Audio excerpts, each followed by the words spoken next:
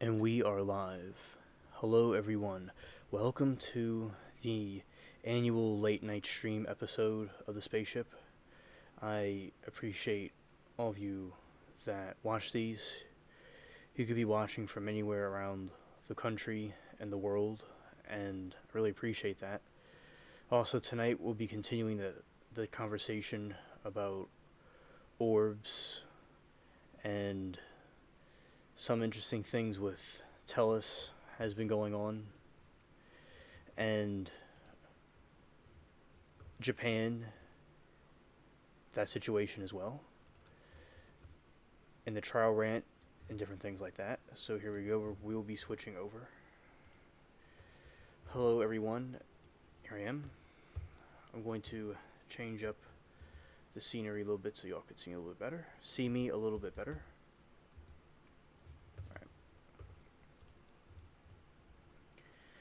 Alright, here we go.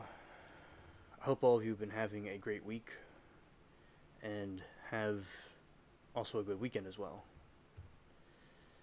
Hello, Mary and Amanda. Welcome. I'm glad that y'all are here. And so basically, I'm about to do the game and talk about the different topics. And then what I'm going to do is I'm going to go and explain the different things that I talk about, such as, for instance, Tellus did an interview in jail through the phone, well, through this call area they have in the jail, and he was proclaiming his innocence, and we have the hurricane going through Japan, and I will continue about orbs and different things like that. Alright, so now the game I'll be launching right now.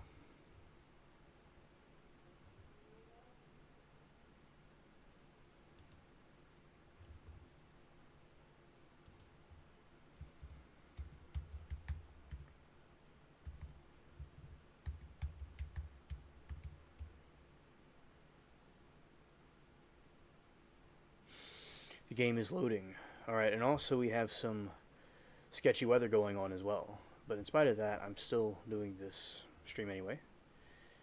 And it was cloudy and kind of rainy throughout the day here and there.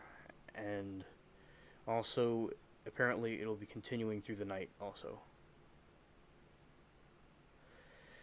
Yeah, and I think with Tellus, he's being ridiculous about the stuff that he's saying. He just won't admit his guilt in the situation, and he's maintaining his innocence. And here's the game. Here we go. Alright, and I play the game in the beginning while I talk about the different topics we will be discussing.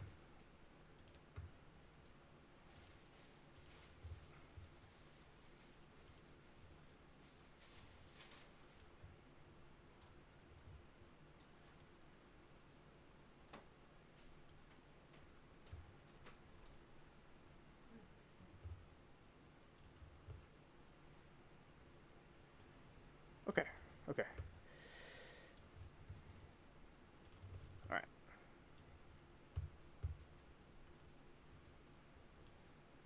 Here we go. Okay. Now we will be doing it. Just have to get this.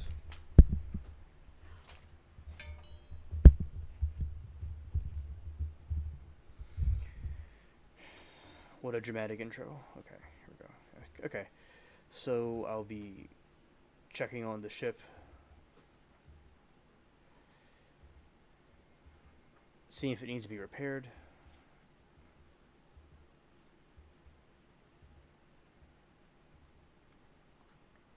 Alright. Now I'll be launching.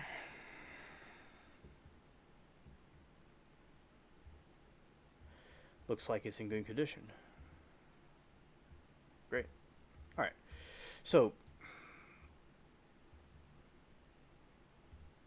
my day was good. There was no trials on today, so there was one way earlier before I woke up, and there was no trials today. I was working on one of the new King Arthur videos I'm doing about Merlin, and I also was watching some mystery stories. I like doing that. Kind of chatting with friends a little bit too. And of course, chatting with cats, most of all.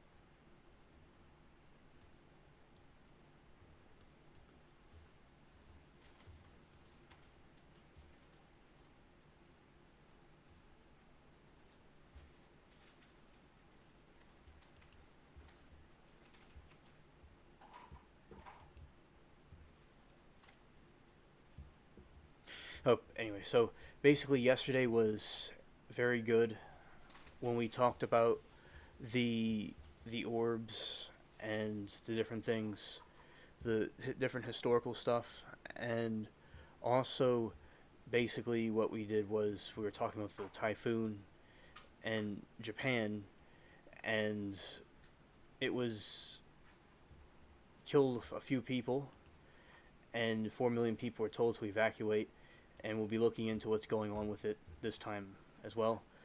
And the orbs, there is some stuff that I didn't even know about, like how you can have these orbs that were crashing into a church, and they crashed into ships on the sea. They don't seem really too nice, and it sounds like a horror movie in itself. Hello, Sarah. Welcome, my friend. Good to see you. Also, Dwayne is went on a he goes on a date with his wife this day, and in the weekend he spends time with his grandkids. So this time he won't be with us, but he'll be with us next week on Thursday. And Sarah, I hope that you're doing well, and I would like to know about how the weather is where you are.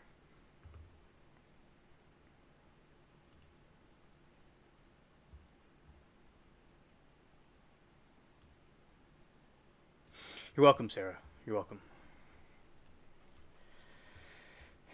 Also, another thing that happened was, so basically these, hearing about those stories, like the ships out that I'm running in this game, that is basically what they saw in the pirates. I mean, they saw those ships, those airships, the orbs. They saw those flying around and acting crazy and crashing into things. And one of the sailors was talking about how this flaming fire came through in the sky, this flaming ball, and then it came down and was striking the ship. I mean, it reminds you of War of the Worlds and stuff. Very extremely sci-fi. And we're going to go back to that, revisit, and we're going to go through the whole article again this time. And yeah, so basically what Tellus, I watched some of it.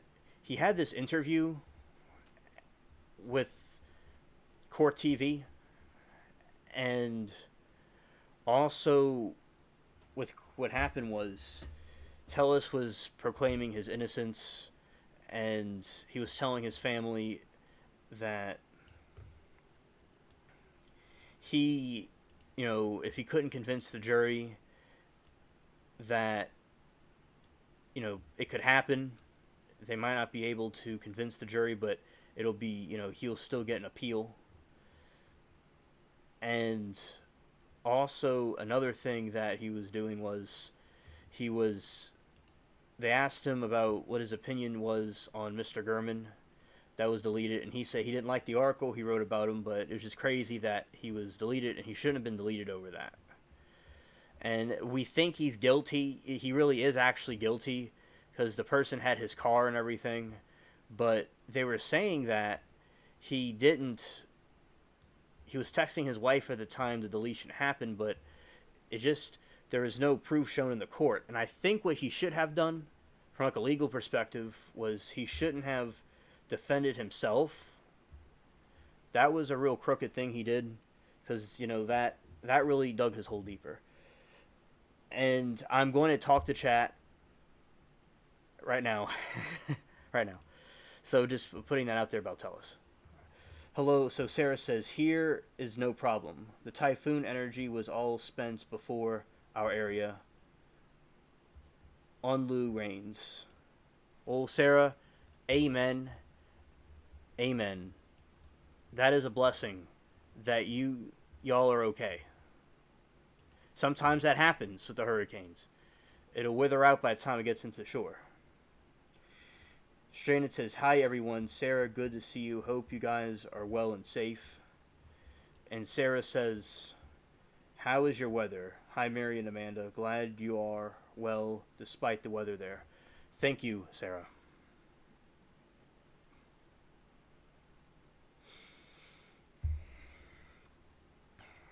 So, basically, what happened, the weather is very stormy. It was raining and storming throughout the day. And around midnight on, so in 30 minutes or so, it's going to get pretty bad in this neck of the woods.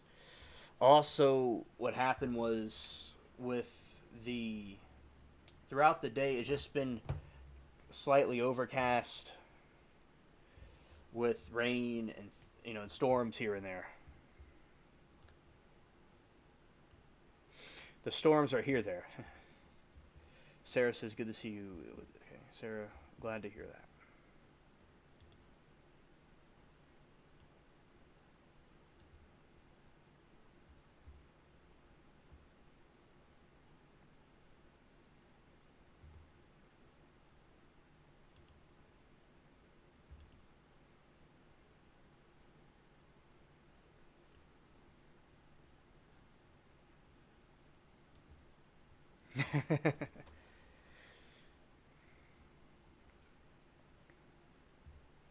All right. So basically, what happened was I. So with Tellus as a strand, one thing I want to say is Stranded. I hope that you're doing well, and I hope that you've been having a good week, and that your weekend goes well too. Also to you too, Sarah. I will sure do that, Stranded. I sure will. Absolutely. All right. So basically, Tellus did an air. So he was found guilty, Stranded, and he was doing his interview from the jail, and he was talking to court TV, and he was like on the phone. It's like a phone thing you talk through, and he was saying that he feels that he's innocent, and he didn't. Although I don't believe him, and he was saying that Mr. Gurman didn't need to be deleted. That wouldn't have been necessary. He didn't like the articles, but it wouldn't have been necessary. And he was texting his wife at the time that the thing happened. And although there's no proof or evidence for that, they were saying in the chat. But as I said, the thing that Tellus did wrong was go on the stand and defend himself. You're not supposed to do that. And the prosecution really twisted around. Not, I believe that Tellus was obviously guilty. I'll say that. To me, that's what it seemed like. But the prosecution was able to completely twist everything in their favor, where they were making it clear that he was guilty. Where if he had his attorneys do their job, I think the outcome would have been more favorable for him. But as I said, people like him need to be locked up for what they do, because it's like he's saying someone else did it, and he was framed, and they're using his vehicle. But as we said, when you defend yourself, you have a fool for a client when you go and do stuff like that. I love the glare on this. They're really improving this game and making it like a metaverse.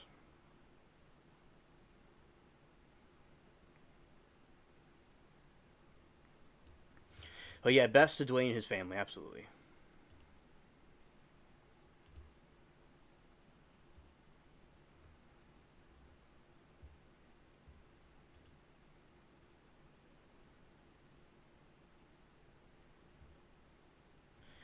Well, there's war going on out here. Wow. Okay. Yeah. So Stranded, Dwayne is. And by the way, I think that, in my opinion, Tellus is guilty. In my opinion, of course, but just make that clear. And yeah. So basically, what happened was with Wade Wilson. Thank you, Sarah. It looks really awesome, and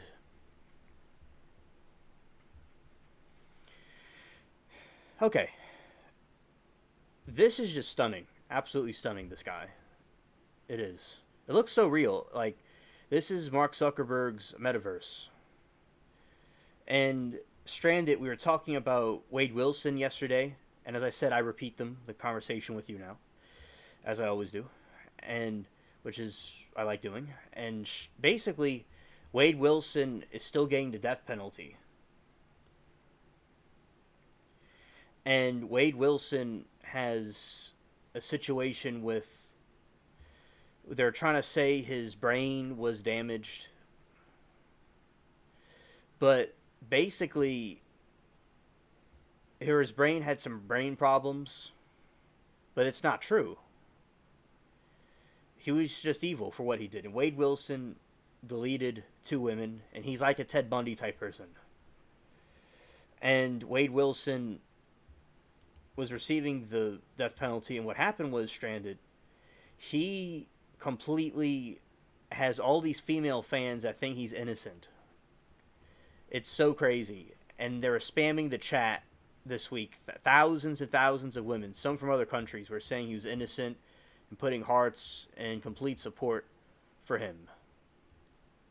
And we were all saying about the psycho creeps they were, and they were, because he was Wade Wilson did it, and he is guilty. And then with Kohberger, the judge can't make a decision about with the trial. The judge can't make a decision on it. And that trial, that thing is going for a long time with that specific trial. And I don't think they should have torn down that house that happened in. And we're talking about how in the law and crime chat, there's a lot of drama going on.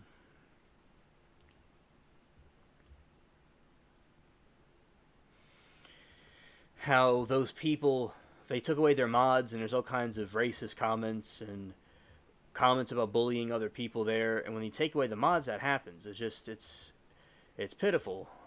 And this week I've been dealing with that, and it's been very troubling seeing my friends go through that. But I've been defending my friends, and we've all been sticking with each other and defending each other. And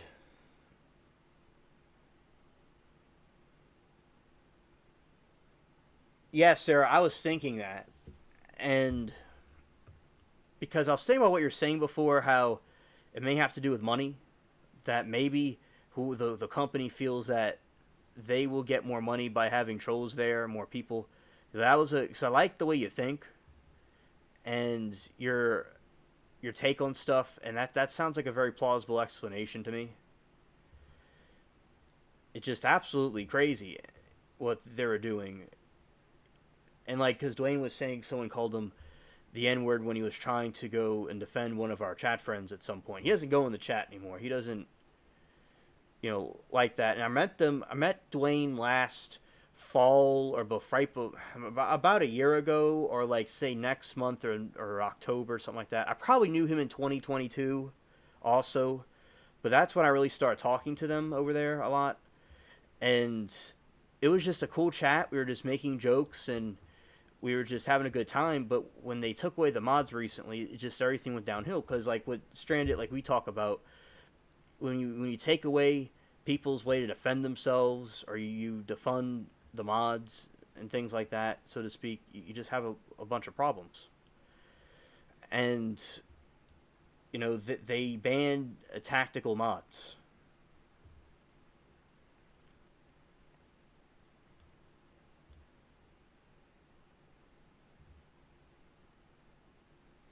So I wonder if it's, the apple doesn't fall from the tree with who's in control of that channel now.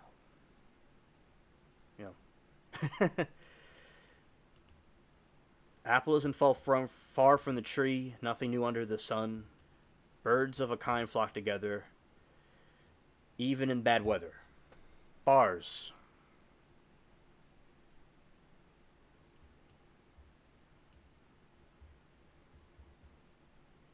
Also, Stranded, I did reflection on Hurricane Katrina and my experience with it, and because I said, because it happened yesterday was the anniversary of it.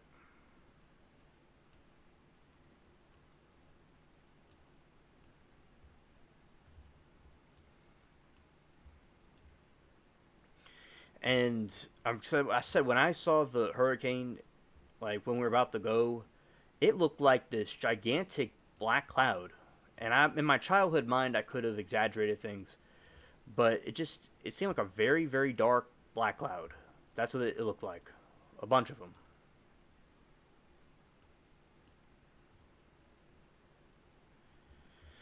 Exactly, Stranded. Exactly. And because I've looked at hurricanes come through, and but I've never saw to this day I've not seen anything like that. It was very dark.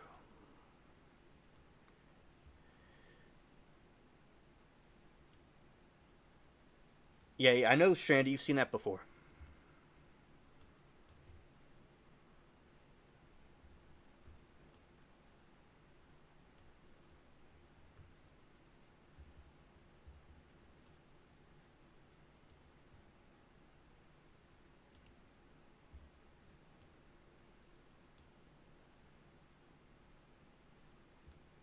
Okay, Amanda.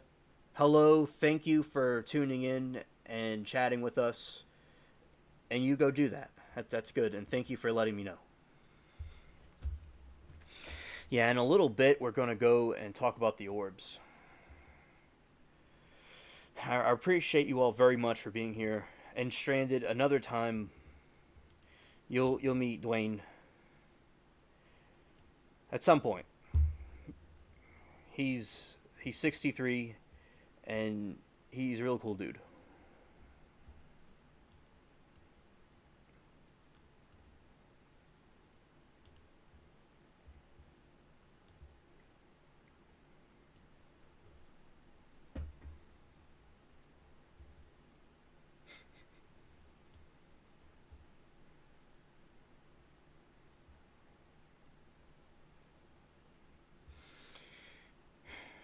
I'm gonna also do a rain dance too,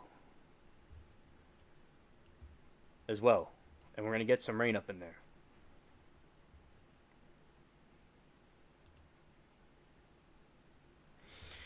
And Stranded, this other thing happened where my friends and I were.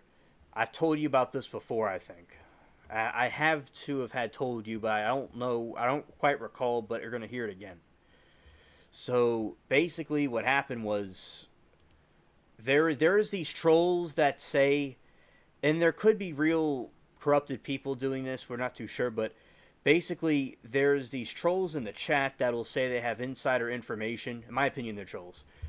Insider information about the jury, and then what happened was they, this one incident with the ballerina trial, someone was saying that they had their sibling in there and they're giving them information with a snuck in phone and they're telling the chat and it seemed accurate. Like when they said something would happen, it happened.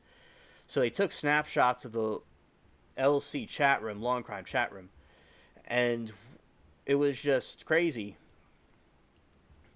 And one of my companions was very upset about it, and we were trying to help her feel better because she wasn't in any kind of trouble because her username was seen in the snapshot, but it wasn't us. It was somebody else that was. No one in chat was in trouble, just the person, the alleged juror, and it would be seen in the excerpt about the mistrial for the Ashley Bayfield one, the ballerina. And so basically, some people were saying in the comment section on one of the videos that it probably was a troll and they've done it before. And yeah, these trolls are just completely untrustworthy.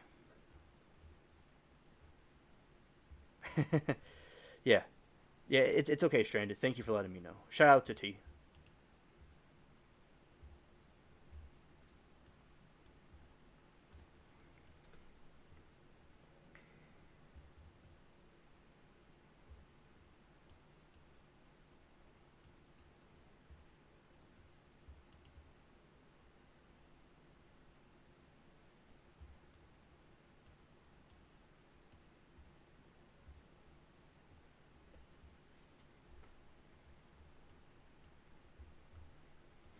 I'm gonna sink all these ships. Yeah, yeah. And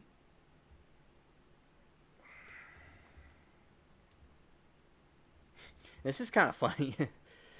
Yeah, so that was some drama that was going on with that chat, and I was telling one of the friend I would be praying for her, and she got a little bit nervous, but I was telling her the whole time that she was okay, and that just trusting God. She's very religious like us, and because that's why I said the praying thing, because she believes in that too. And then, but she understood what I meant, but she was just very giddy, because it's like, are they trying to go after all of us over some moron? And it just, yeah, I can understand why she was freaked out. I would, I knew none of us were in trouble, but it's a very stupid situation where you have these trolls. I think YouTube should make a rule that channels should have mods, to control the chat, and especially things that are racist. Like, there's this one of these YouTubers I know that's in the chat. She's indigenous from Canada, and they were, which is like similar, same. It's another word, same thing I think as Native American, and basically, she was these trolls were saying, like, calling her a redskin and stuff, and it's like, I said, a lot of racist comments, a lot of bullying going on, and I really don't like that. And Stranded, we've seen that before, where the trolls just take over, and the these stupid morons in their basement have nothing better to do. It's like Tom was like, he thought he didn't have a life watching trials, but then he felt corrected when he saw the people trolling a chat with people in a chat room about law and crime.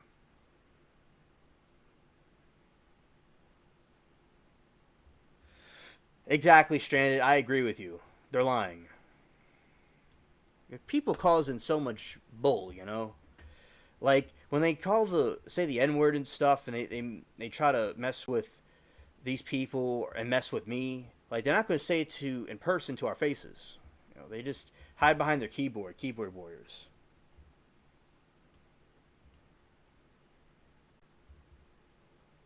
Yes, Yes, Sarah. Thank you. I'm glad that you agree with me with that.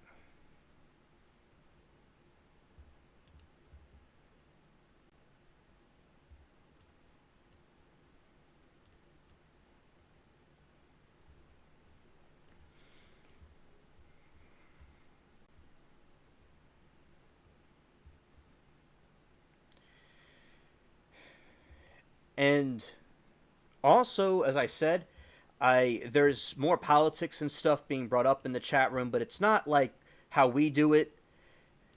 It's not, or anything we've seen. It's people doing it to antagonize people.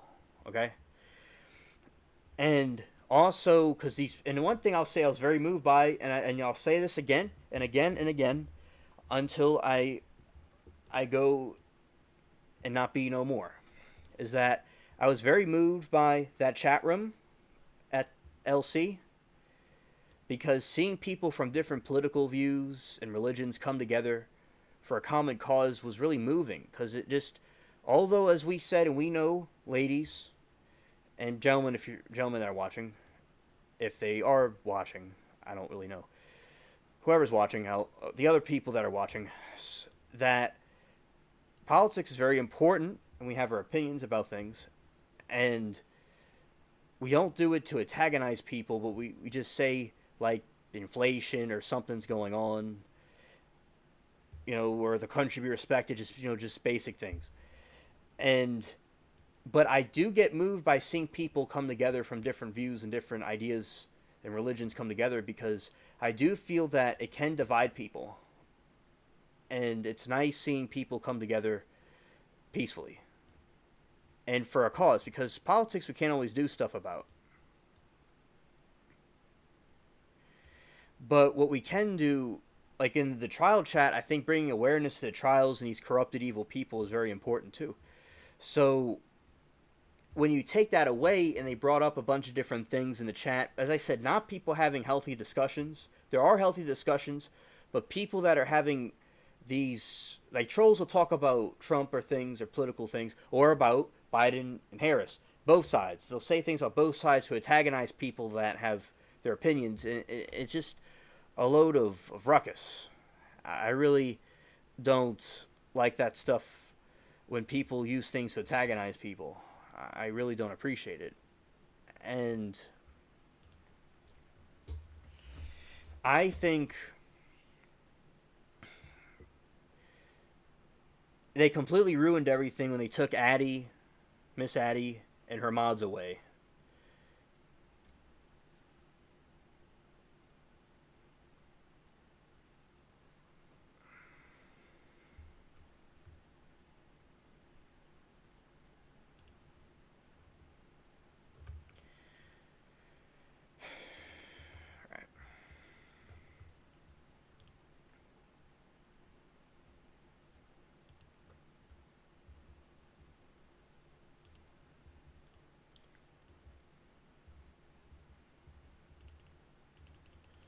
And also, and my friends and I will still try to enforce the rules, but as I said, I see these people.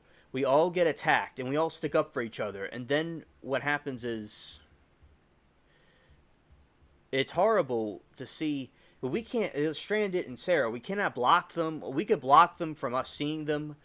We report them.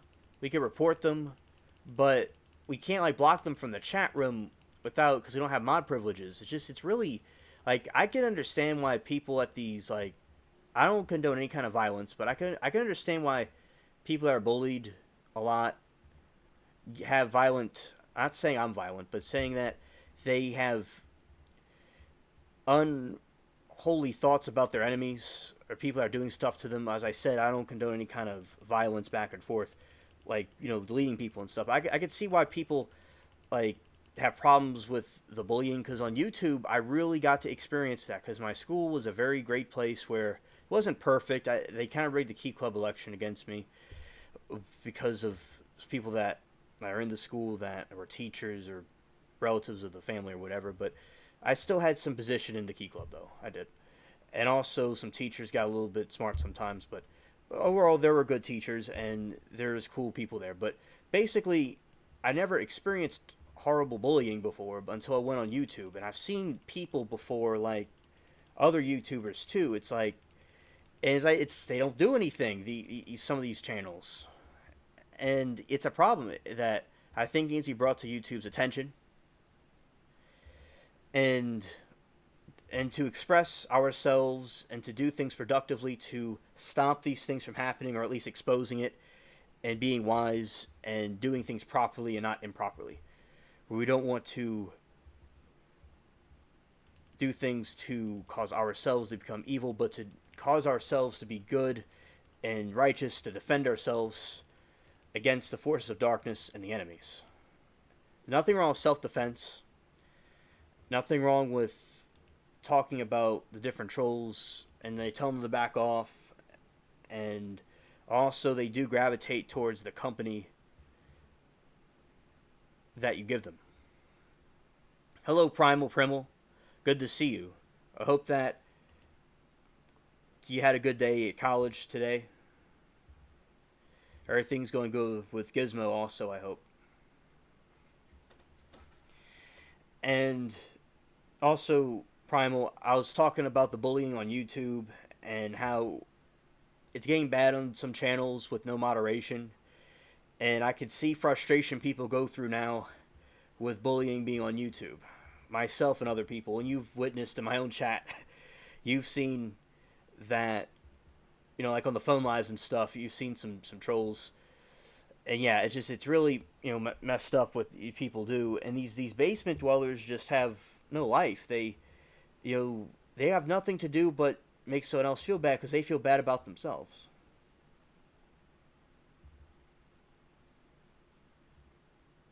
Okay, Primal, I'm glad to hear that, man.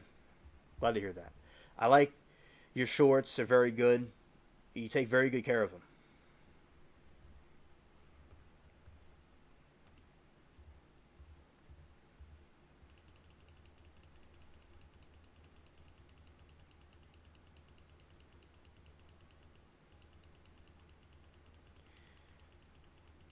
I heard I had to take a mod away.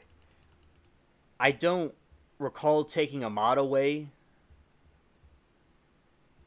I don't recall saying that. I'm not saying I didn't say that, but I don't quite recall. I know there was a situation with one of the friends in the chat had some problems with Amanda one time. I remember that I could have been referring to that. But besides that, I'm not quite sure. But yeah, that incident, yeah, someone's having problems with Amanda and just got a little bit it's just a little bit out of hand, and we can't be doing crazy things in the chat with against other people, against other users and stuff. That's not what we do here. Yeah, so that incident I believe you're referring to, but if it's not, I don't recall on the top of my head. But thank you for bringing that up. Yeah, and yeah, because sometimes people got to go. They got to go. And because we're all friends here, we all get along, and there's Billy, which is turning guns. There's Dwayne. Everybody gets along. Everybody's chilling. But when we think like, say, this user belongs to me, but actually they belong to the mothership, actually. But it's a joke. But we all like we're all friends with each other. And oh yeah, Amanda's okay. This happened last year. As I said, I'm not quite sure. Like I may have mentioned it at some point, maybe to you, but that was a year ago that happened, or about a year ago. Amanda's fine.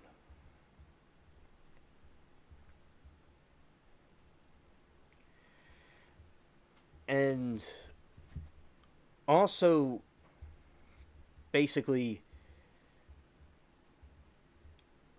so and Primal, I'll kind of update you if you didn't hear it. I'll just repeat myself because I like doing that all the time. Actually, I like YouTube. I was always known to repeat myself all the time, and I'm glad on YouTube I can just repeat myself all the time. It's really nice, and because some people are like, oh, you said that already, but here it's nice to repeat myself. So basically, Primal, yeah, facts stranded. We are one happy crew chilling in space, and also basically there's this situation where on the Law and Crime chat, the LC chat, there's racism going on with there. So I'll kind of go backwards. So there's this lady. Her name's Addie or Miss Addie, and what she did was she helped. She was the one behind helping this company create this YouTube channel, and it has over 6 million subscribers now. And Addie and her team of ladies were they were moderators, and they had some rules like no politics or insulting people about this and that, and everybody's welcomed. And very nice mods. And my friends and I met them during the Johnny Depp trial in 21, and then I was there for Darrell Brooks.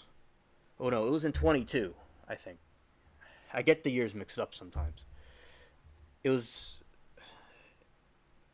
I can't put. Cause I've seen either 21 or 22. I should remember that. I'm not that old. And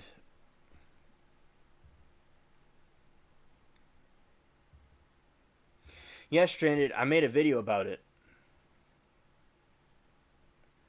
I made a video about it before. Yeah. Actually, I made a video about it recently.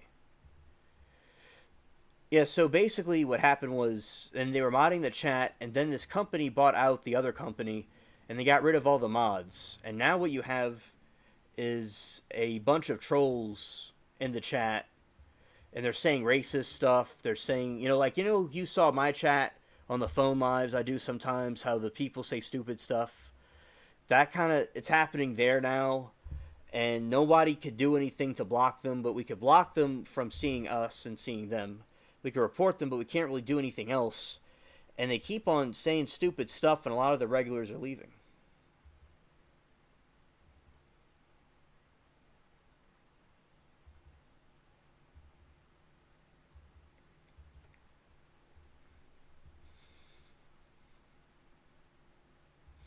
Stranded said, speaking of the spaceships, did you hear Elon Musk is sending his SpaceX rocket to get those astronauts? I think it's going up in a few weeks. Okay, okay. Thank you. He's setting up in a few weeks. I'm glad he's going to do it in a few weeks. I didn't know. I may have not have said the exact date. Okay. Yeah, but okay, Primal. Good night. Good luck. And yeah, so basically, just as I said, they took away these mods, and the whole chat's crazy and stupid now. All right, so that was my point about it. Yeah, thank you, Primal.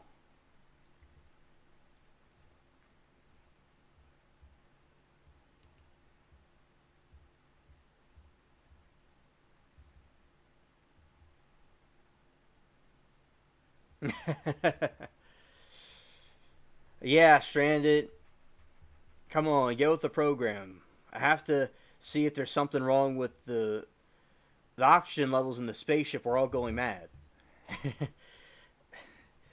I gotta make sure all that's running correctly. Yeah, but basically, and you said good comments on that.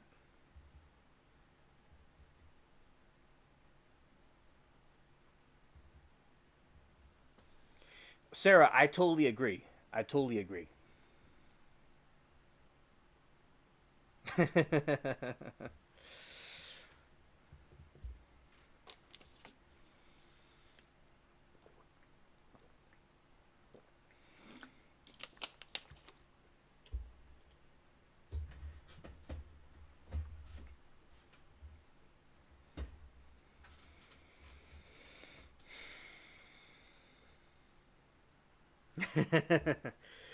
Yes, you are. You get a pass, Stranded. You get a pass. I don't, but you do.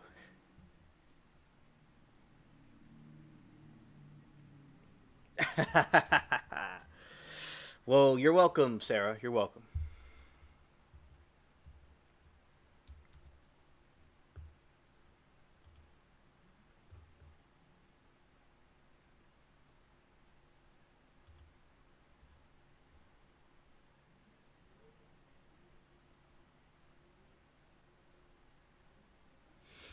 All right. So what I'm going to do now is I'm going to read about the orbs. We're gonna so Sarah, I'm going to finish up about the orbs and give Stranded some background.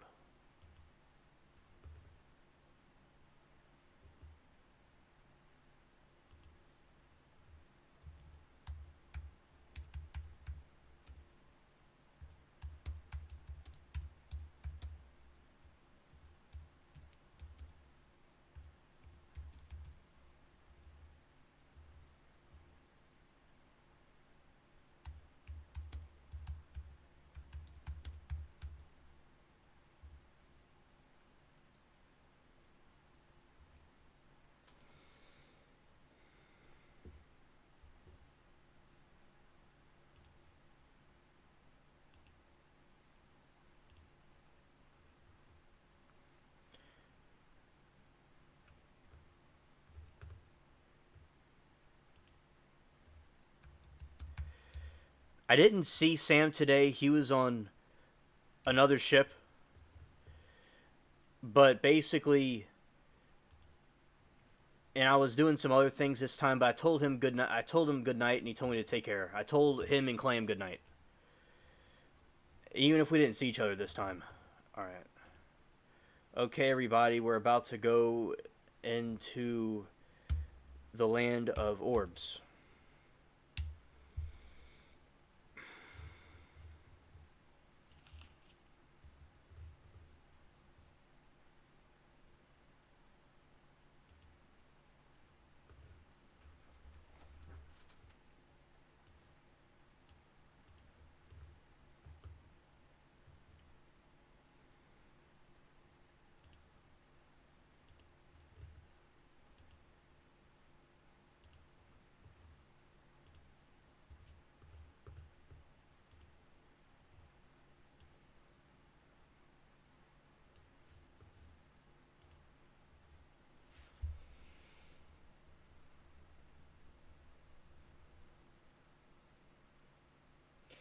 Sarah said, "Hello, me in the kitchen.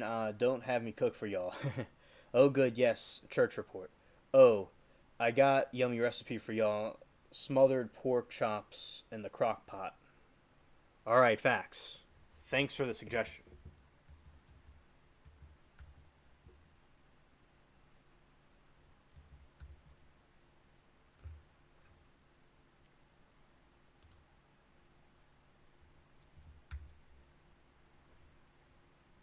Shout out to the spaceship cats.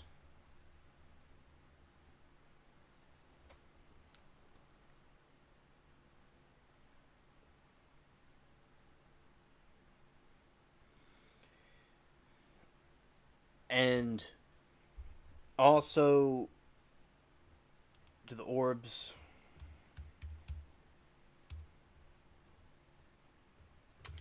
Well, I have it bookmarked, so I don't need to do that. No, ball lightning.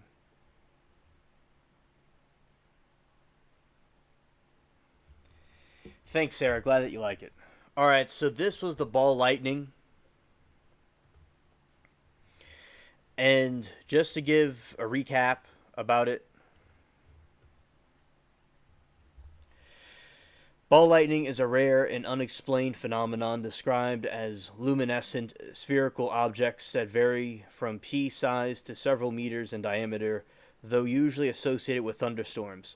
The observed phenomenon is reported to last considerably longer than split-second flash of a lightning bolt, and this is a phenomenon distinct from St. Elmo's fire. Stranded, that means background.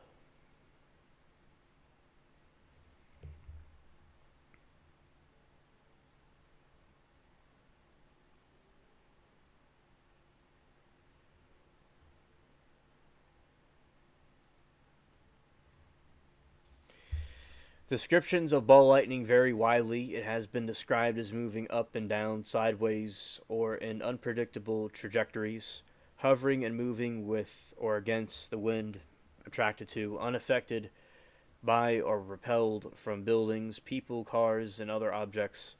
Some accounts describe it as moving through solid masses of wood or metal without effect, while others describe it as destructive and melting or burning those substances.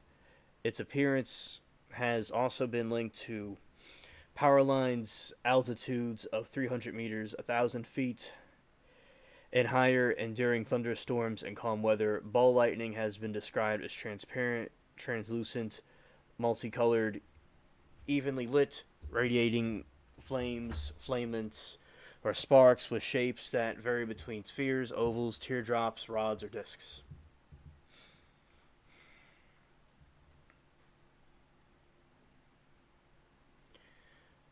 Ball lightning is often erroneously identified as Saint Elmo's fire, and I'm thinking about like Elmo is actually a saint and he's fire. It's like that meme of Elmo with the fire behind him. St. Elmo's fire is a weather phenomenon in which luminous plasma is created by corona discharged from a rod-like objects such as mass, sphere, chimney, or animal horn, an atmospheric electrical field. It has also been observed on leading edges of airplanes as well. Yes, I know.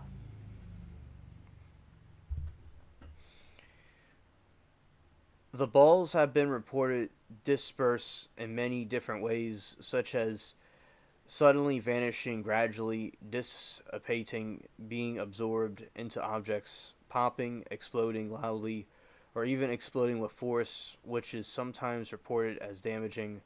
Accounts also vary on their alleged danger to humans, from lethal to harmless.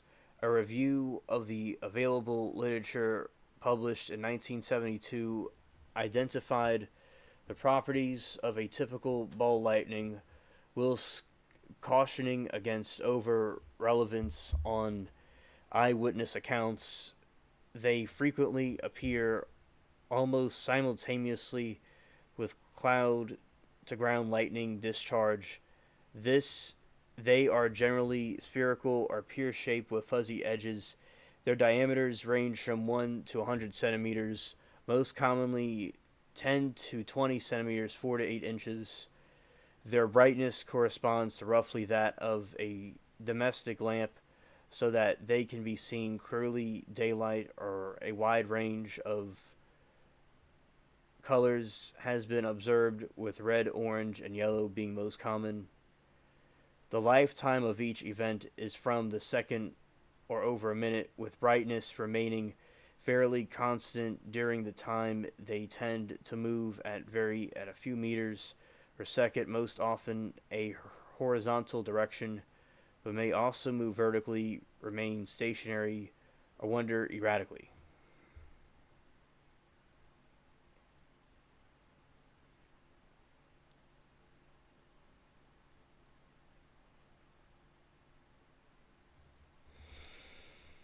The Chronicle of Gervase of Canterbury, an English monk, contains what is possibly the earliest known reference to a ball lightning, dated on 7 June 1195. He states a marvelous sign descended near London, consisting of a dense and dark cloud emanating a wild substance that grew into a spherical shape under the cloud, from which a fiery globe fell towards the river. Physicist emeritus Professor Brain Tanner and historian Gellis Gasper of Durham University identified the Chronicle's entry as probably describing ball lightning, noted its similarity to other accounts. So this coincides with the Bible, how the Jesus was saying in the end times people would see monsters coming from the sky. It translates from Greek, and this is something Sarah sent me one time, that monsters coming from the sky, and that's what Jesus said people would see, and that's what these things are. These, in my opinion, these orbs. And Stranded, you're about to see some interesting things here about what these things are capable of.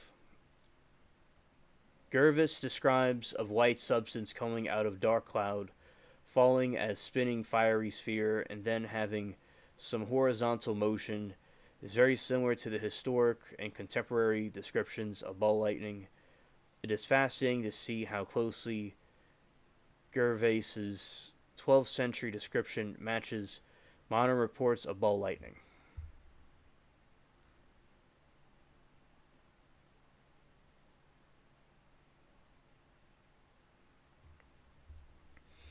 Alright, this is crazy what you're about to hear. One early account reports on the great thunderstorm at a church in Widecombe in the Moor, Devon, in England.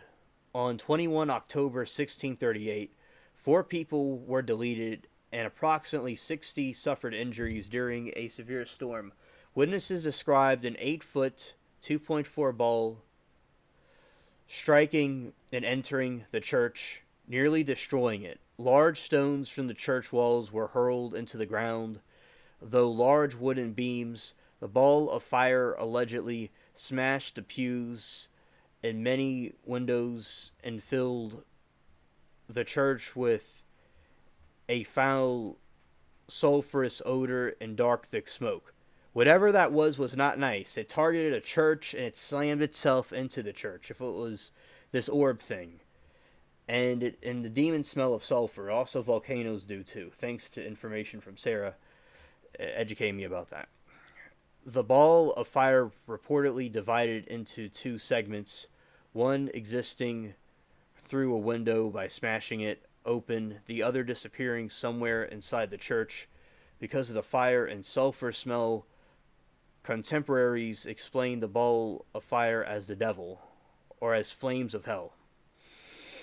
Later, some blamed the entire incident on 2 people who had been playing cards in the pews during the sermon, thereby incurring God's wrath. And in my opinion, I don't think God did this to these people. I think that, there's fallen angels and they're corrupted and they want to go bully people out of church because they don't like Jesus. It's like they appeared as gods and goddesses, but guess what? It didn't work because he came here in human form and died and rose again. It's just he foiled all their plans. You know what? Now they have people to do their bidding for them. There's a lot of people that are corrupted that do their bidding for them, so they don't have to do it themselves anymore.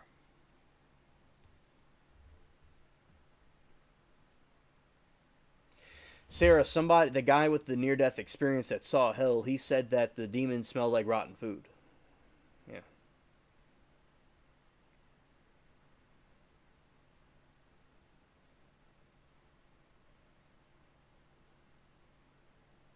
Thank you, chat, and Stranded, and Sarah, thank you. The slope, the sloop. It's like the pirate game. It had these type of ships. It's kind of like it's the smaller ship, the sloop. The sloop, Catherine and Mary. Yep, Sarah, absolutely. So like the guy that went and he saw hell, he was like Jesus told him that what have you done with God's gift? And he had these weird looking keys, and he said he would go to the land that something like I'm paraphrasing it. That is the land of the lost, but it will not be forgotten. And he went through this door and he went into this giant black hole vortex, and he heard and saw these reptilian things, and then and it smelled horrible, like rotten food and sulfur and stuff like that. And he fell out the sky, and then he landed and saw his friends, and then one of his friends changed into another person, and then he was like, you can't do that, and the person had reptile eyes. Then all the people turned into these rotten vegetables and rotten, food and stuff, and they looked hideous. And the creature he saw that he believes was Satan looked kind of like a gray alien, but it was taller, slim, and it was like pinkish purple looking. It looked like beautiful but hideous at the same time. And he was trying to tempt him to be against God in that place. But he called for Jesus there, and he was saved. And obviously, he's alive to tell the tale. And people with the near-death experiences, some people take it literally. Yep, shapeshifters. Yes. Like in the Legends of Merlin, he was a shapeshifter because he, in Legends, had that ability because of his demonic father. You see, because they're able to change into things. And go here. In December 1726, a number of British newspapers printed an extract of letters from John Howell of the sloop of Catherine and Mary. And also, this is the story. As we were coming through the Gulf of Florida on the 29th of August, a large ball of fire fell from the element and split our mast in 10,000 pieces. If it were possible, split our main beam, also 3 planks of the side, underwater, and 3 of the deck. Deleted 1 man, another had his hand carried off, and had it not been for the violent rains, our sails would have been of blast of fire. So one of them came down and crashed itself into a ship. These things are not nice. And it's like, this is like War of the Worlds. This is like those sci-fi movies of alien invasions. I mean, these people weren't kidding, man. These people were not kidding. The HMS Montague. Admiral Chambers on board the Montague 4 November 1749 was taken in observation just before noon. He observed a large ball of blue fire about 3 miles, 5 kilometers distant from them.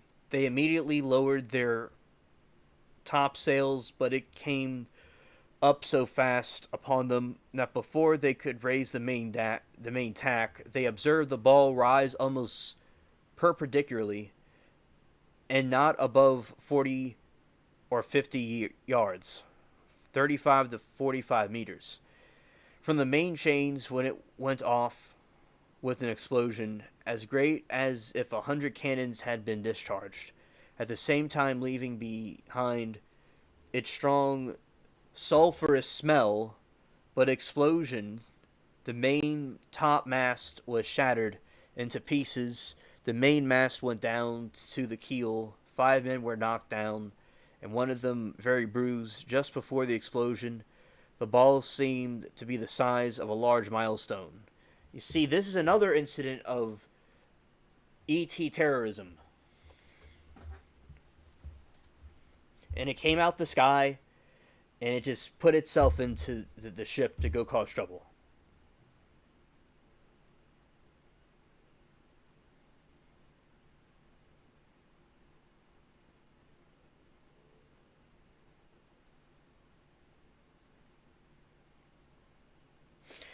Even the Tsar of Russia, the last Tsar of Russia, Tsar Nicholas II, and he was the last Tsar of Russia before the communists took over Russia, and he and his family were deleted by the communists in a basement.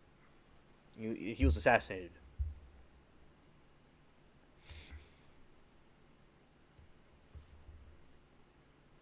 Yes, Tsar Nicholas II, the final Tsar of the Russian Empire, reported witnessing a fiery ball as a child attending church in the company of his grandfather Alexander II. Yes, stranded, absolutely.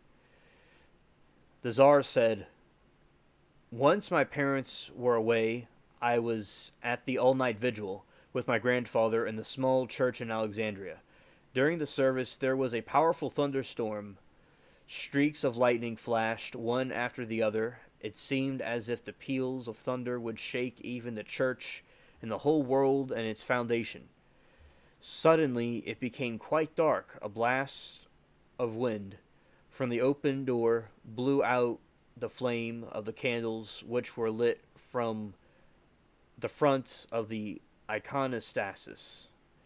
There was a long clap of thunder, louder than before, and I suddenly saw a fiery ball flying from the window straight towards the head of the emperor. The ball, it was of lightning, whirled around the floor, then past the chandelier, and flew out through the door into the park. My heart froze. I glanced at my grandfather.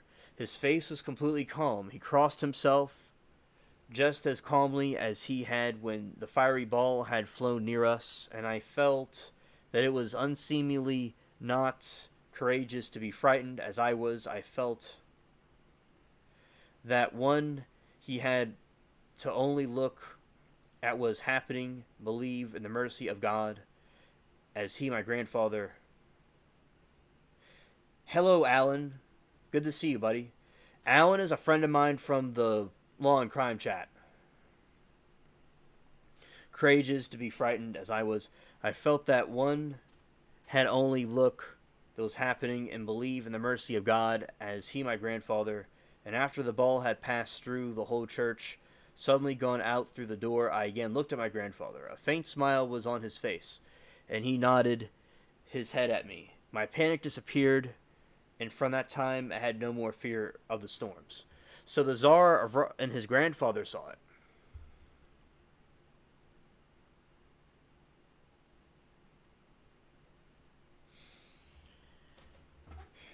Also, Sarah's American, but she's in Japan now with her husband.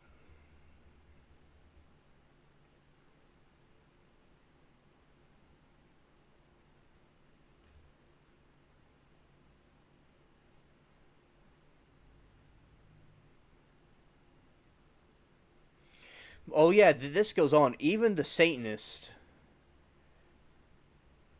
Aleister Crowley, and Aleister Crowley was an evil occultist. Yeah, shout out to chat, and good to see you in chat again, Amanda. So, Aleister Crowley was an evil satanic occultist, and he did evil things I'm not going to talk about because it's too triggering. But he became a Satanist pretty much, and also stranded. He summoned a being from the other realms that looked very similar to another being we know about. It was interesting that he saw one of those things. But Aleister Crowley had an incident where he saw one of these things, and I'll explain it to you. British occultist Aleister Crowley reported witnessing what he referred to as a globular electricity during thunderstorms on Lake Pasquaney in New Hampshire, United States. In 1916, he was sheltered in a small cottage when he, in his own words, noticed with what I can only describe as a calm amazement that a dazzling globe of electric fire, apparently between 6 and 12 inches, 15 and 30 centimeters in diameter, was stationary about 6 inches and 15 centimeters below and the right to my right knee. As I looked at it, it exploded with a sharp report quite impossible to confuse with the continuous turmoil of light, thunder, and hail, or that lashed water and smashed wood which was creating a pandemonium outside the cottage. I felt very slight shock in the middle of my right hand, and one was closer to the globe than any other part of my body.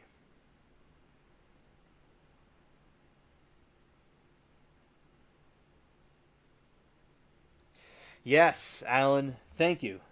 There you go. Aleister Crowley invoked a demon that looked like a gray alien.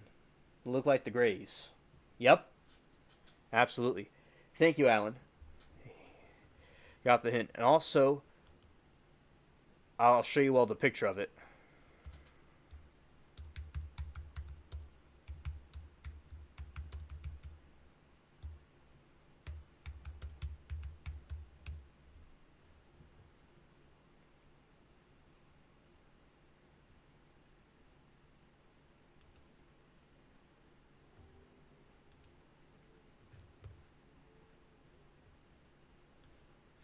Stranded, this is what Aleister Crowley summoned from the other realms. He summoned this demon, and it looks very similar.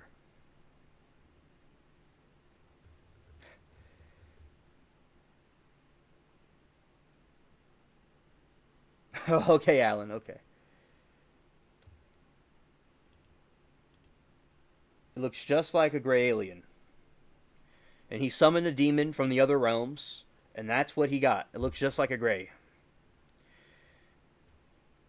And these were the fallen angels, the fallen watchers that betrayed God their Father and became servants of Satan.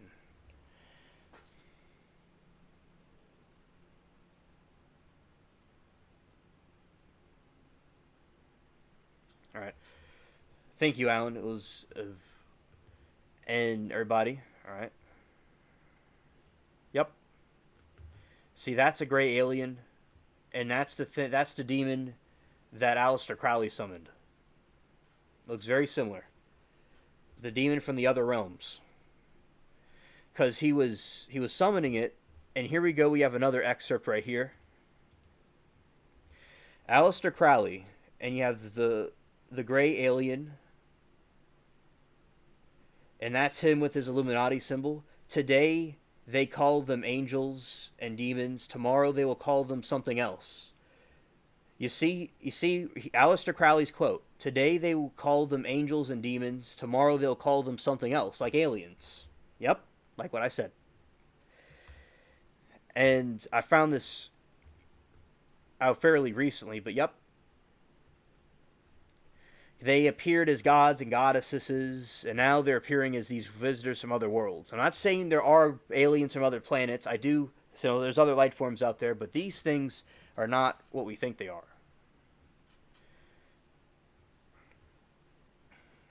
They're supposed to watch over us, but they just chose a different path.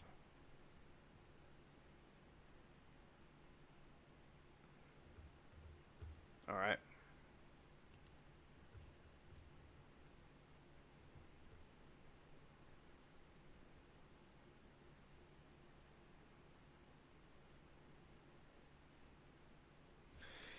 Yes, indeed.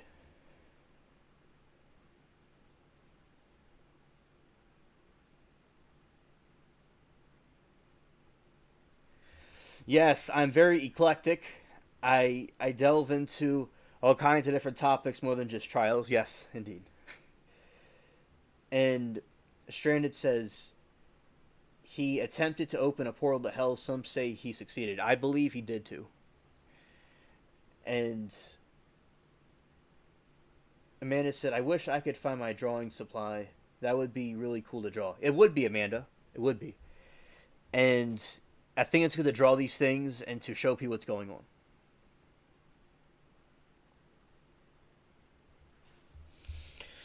Other accounts.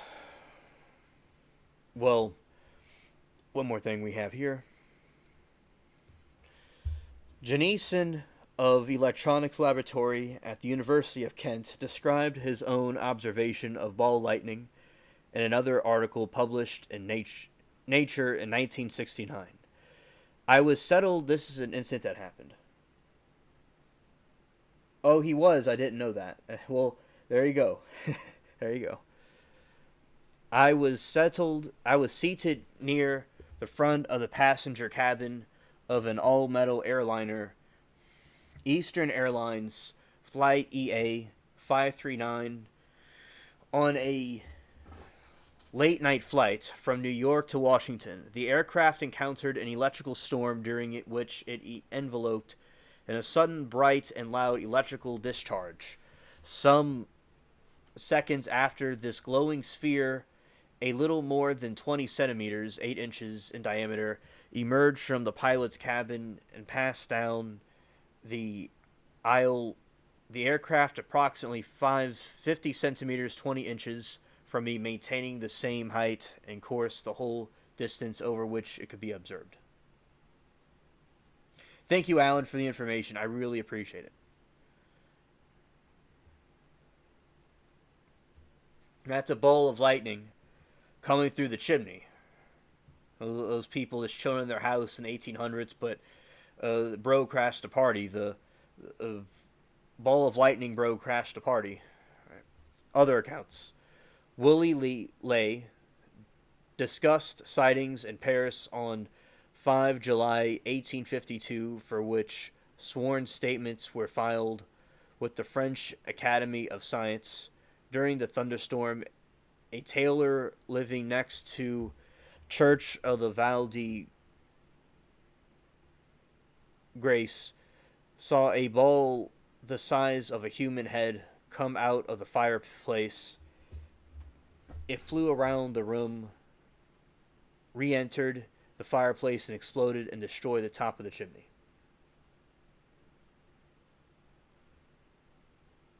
Yeah, Sarah, it's not Santa Claus.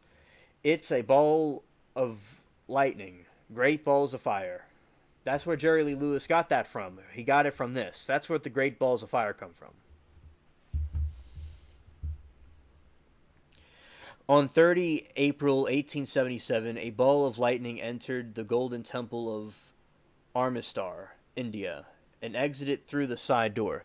Several people observed the ball, and the incident is described on the front wall of the Darshani Diari.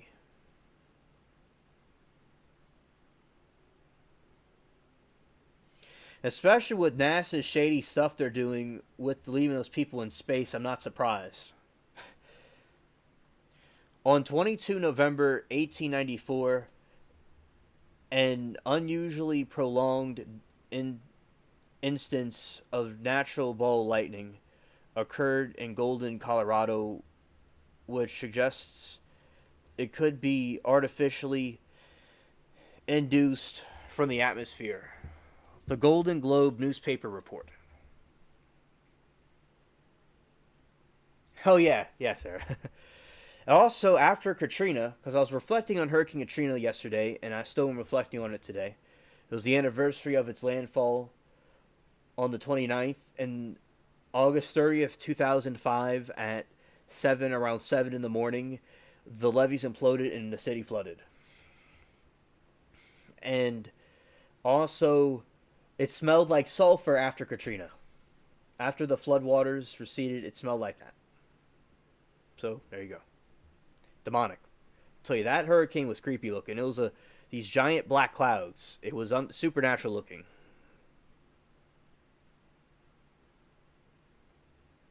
Yep, Sarah, exactly.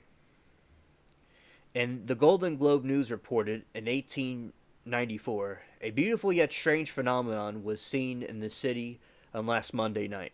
The wind was high, and the air seemed to be full of electricity in front of, above, and around the new Hall of Engineering of the school mines.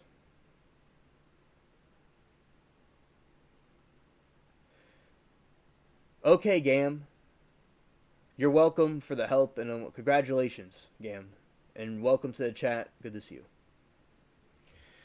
The wind was high, and the air seemed to be full of electricity in front of, above, and around the new Hall of Engineering of the School of Mines. Balls of fire played tag for a half an hour, to the wonder and amazement of all those who display in the building is situated the dynamos, an electrical apparatus of perhaps the finest electrical plant of its size and state. There was probably a visiting delegation from the clouds of captives of dynamos on last Monday night, and they certainly had a fine visit and a roistering game of romp.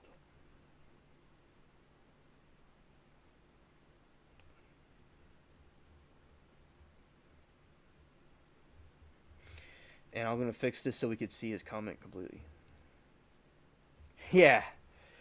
Alan says this is his second time cashing our boy Alien Spaceships live. He's cool. Yeah, thank you, Alan, for the shout out. Thank you, bro. All right. Shout out to all of you. Thank you all. I'm glad that you are watching, engaging in the chat. I really appreciate it.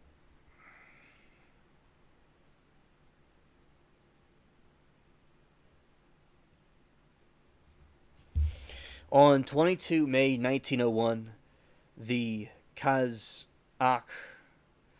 city of Oralsk in the Russian Empire, now Oral Kazakhstan, a dazzling, brilliant ball of fire descending gradually from the sky as Jesus prophesied that there would be, in the end times, these monsters coming from the sky during a thunderstorm.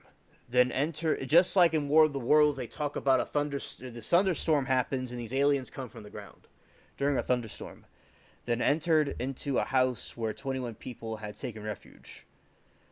Wreaked havoc with the apartment, broke through the wall into a stove in the adjoining room, smashed the stove pipe, and carried it off with such violence that it was dashed against the opposite wall and went out through the broken window. The incident was reported in the Bulletin de la Société Astronomique de France the following year.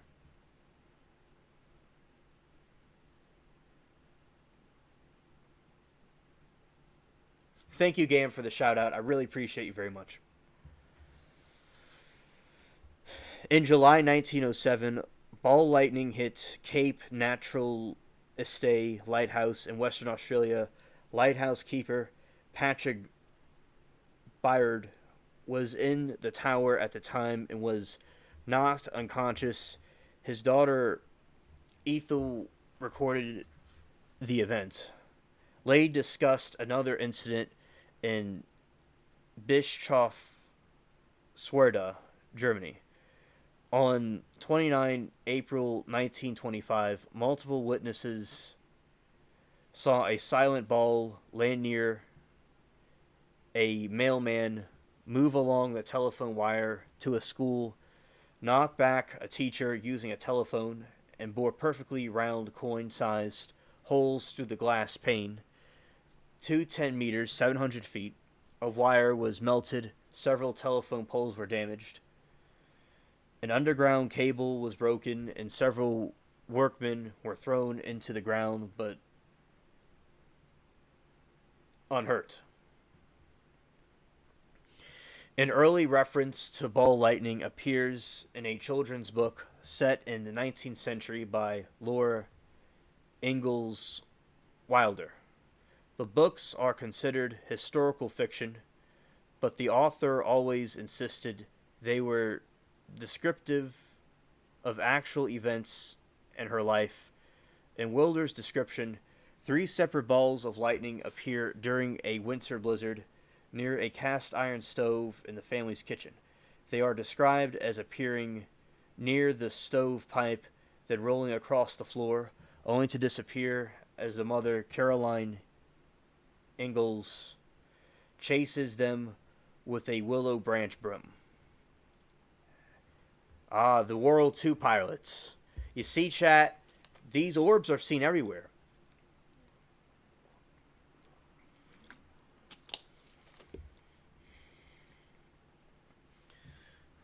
Pilots in World War II, 1939 to 1945, described an unusual phenomenon for which ball lightning has been suggested as an explanation. The pilots saw small balls of light, moving in strange trajectories, which came to be referred to as Foo Fighters. Submarines in World War II gave the most frequent and consistent accounts of small ball lightning in the confined submarine. Atmosphere. There are repeated accounts of inadvertent production of floating explosive balls when the battery banks were switched in or out, especially if misswitched or when the highly inducive electrical motors were misconnected or disconnected. An attempt later to duplicate those balls with a surplus submarine battery resulted in several failures and an explosion. That is wild what they did back then. They're even attacking the planes in the Second World War. Alan says, Laura is that chick from Little House on the Prairie TV show. Yeah. Yeah, thank you. Thank you for that. I remember that show. I've seen reruns of it. In 2005, an incident occurred in Grusony where an apparent lightning strike on an aircraft led to multiple fireball sightings on the ground. On 10 July 2011, during a powerful thunderstorm, a ball of lightning with 2 meter 6'7" tail went through a window to the control room of local emergency services in Le Bourg, in the Czech Republic. The ball bounced from window to ceiling, then to the floor and back, where it rolled along 2 of the 3 meters.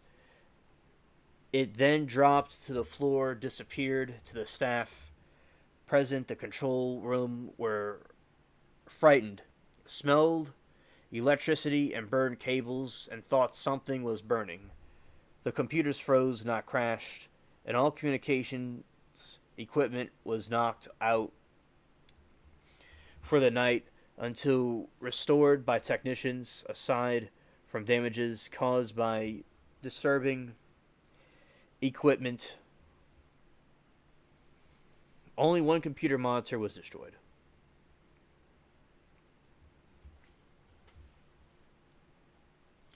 Caused by disrupting equipment, only 1 computer monitor was destroyed.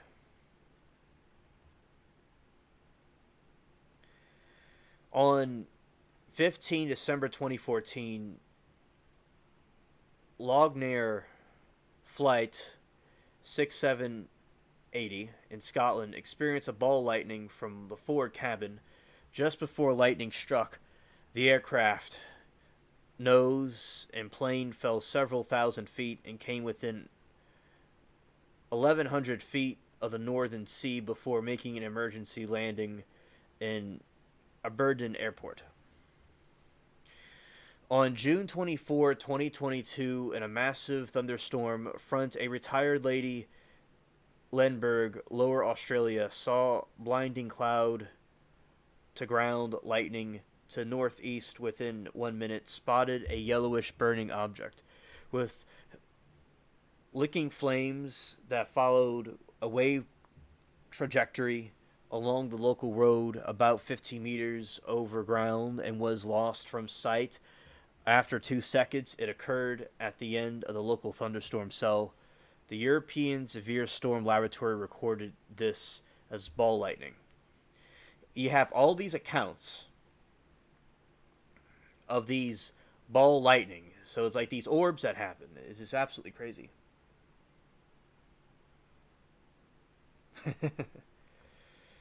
And I will say it's very interesting that we're seeing a lot of sightings about this. These people are saying that they're seeing.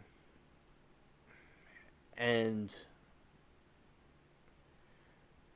also, I have seen, and I took a video, it's on my channel, about basically, I saw the orbs. And on my channel, I have a video about one that I saw that was hovering over. And also, there's a lot of videos on YouTube, on the internet, about these orbs being seen in the sky that people have taken. There's sightings of them all over the place.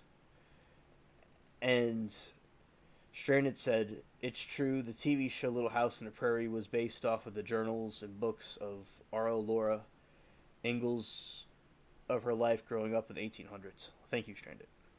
Gam says, "Some if you run fast and wear pants are too tight, I get ball of lightning too." That's funny, chat. Alright.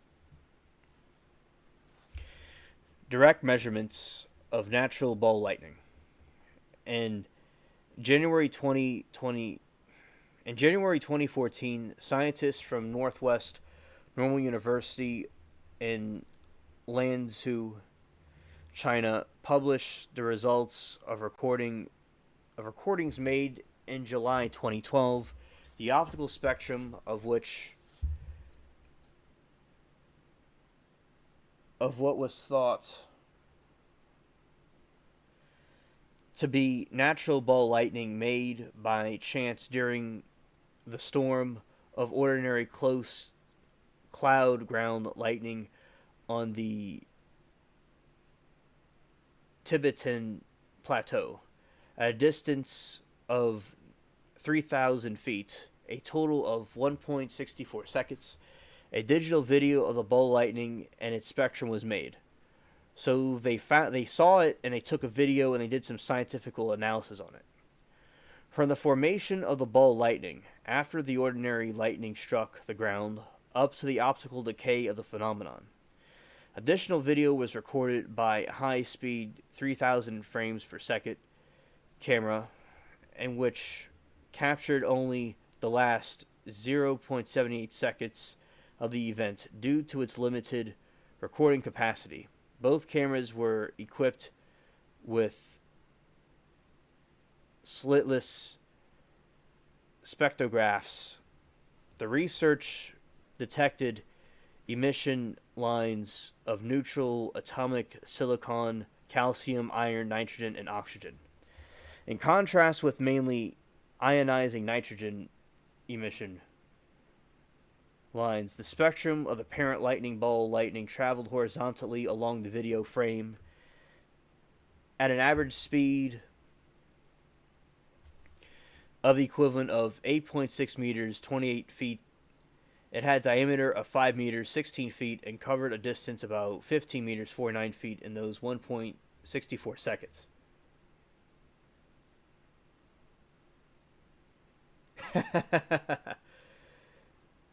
That's funny, Stranded.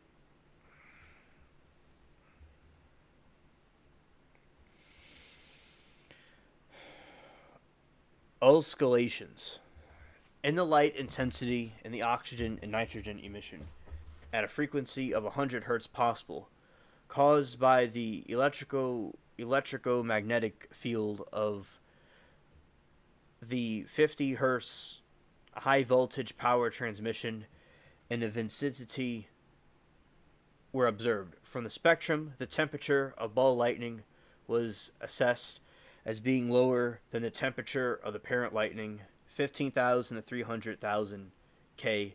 They observed data are consistent with vaporization of soil as well as ball lightning's sensitivity to electric fields. So that's some scientific analysis about these phenomenons. Laboratory experiments. Scientists have long attempted to produce ball lightning in laboratory experiments, while some experiments have produced effects that are visually similar to reports of natural ball lightning. It has not yet been determined whether there is any relation. Nikola Tesla, by the way, very brilliant man, reportedly cloud artificially produced. I gotta read that again. That was wild.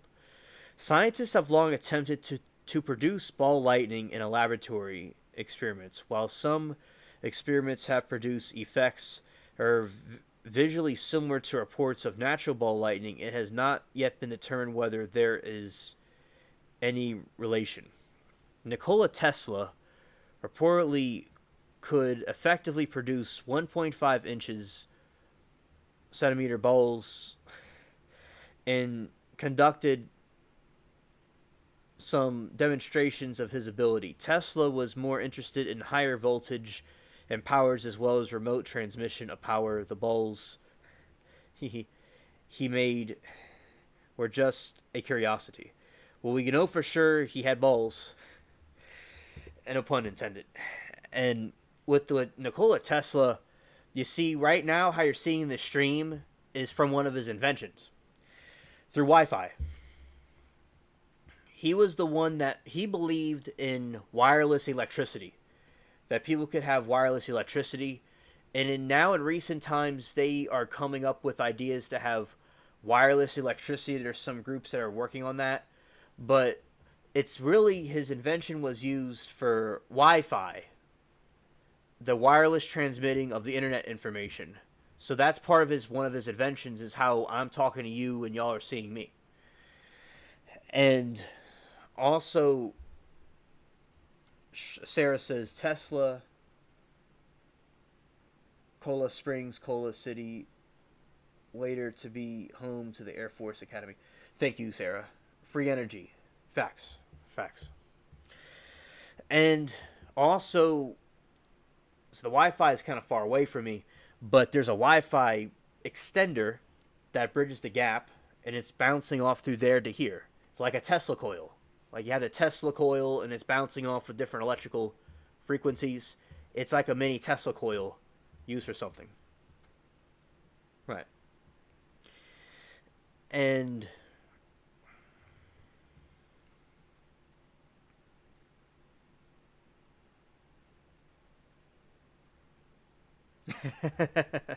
it's wild. It's wild. Exactly, Alan. Yesterday, Dwayne Harris was here, and he was staying up really late, and he said he kept dropping his phone watching it. And yeah, because I just go through all these different things. This goes through my mind all the time, but I just put it out on the internet for the whole world to see, and everybody seems to like what I have to say, which I appreciate that. But yeah, like I just like talk to myself about all these things in the art at night. But now I'm doing it with y'all right here. But yeah, thank you, Alan, for the shout out. And yeah, Sarah's watching it during the daytime over there. She's a lucky duck. And Shana said, if Edison didn't pay off politicians to discredit Tesla, we would have free electric.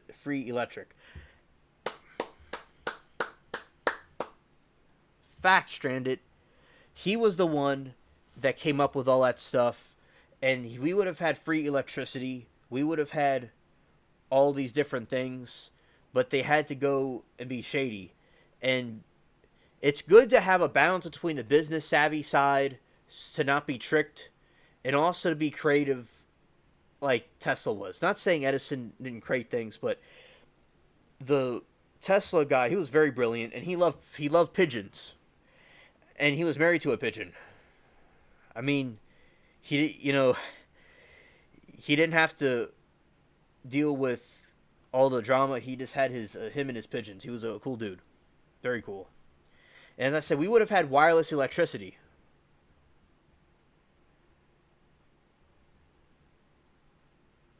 Yeah, Dwayne was up 23 hours. And, like, he was staying up, and he was going to stay up till the entire night. And I'm like, and I got to finish the stuff, and I'm glad he got to get some sleep. And I appreciate him here.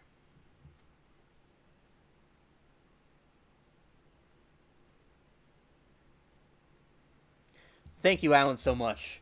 He said, Gam says Edison and JP Morgan. I'm not surprised. I'm not surprised at all. Alan said, you have much more knowledge about not just trials, but about so many things. I'm pretty much impressed, buddy. Thank you, Alan. Thank you so much. I remember I used to watch the History Channel all the time, and I like Pawn Stars, and I like those TV shows, but, basically, they used to have more shows about all kinds of things from history, eclectic stuff, like all kinds of different things, and I watched that, and I learned about Tesla and all kinds of different things from history from the History Channel. So I learned a lot of stuff from there and just doing my own studies about it.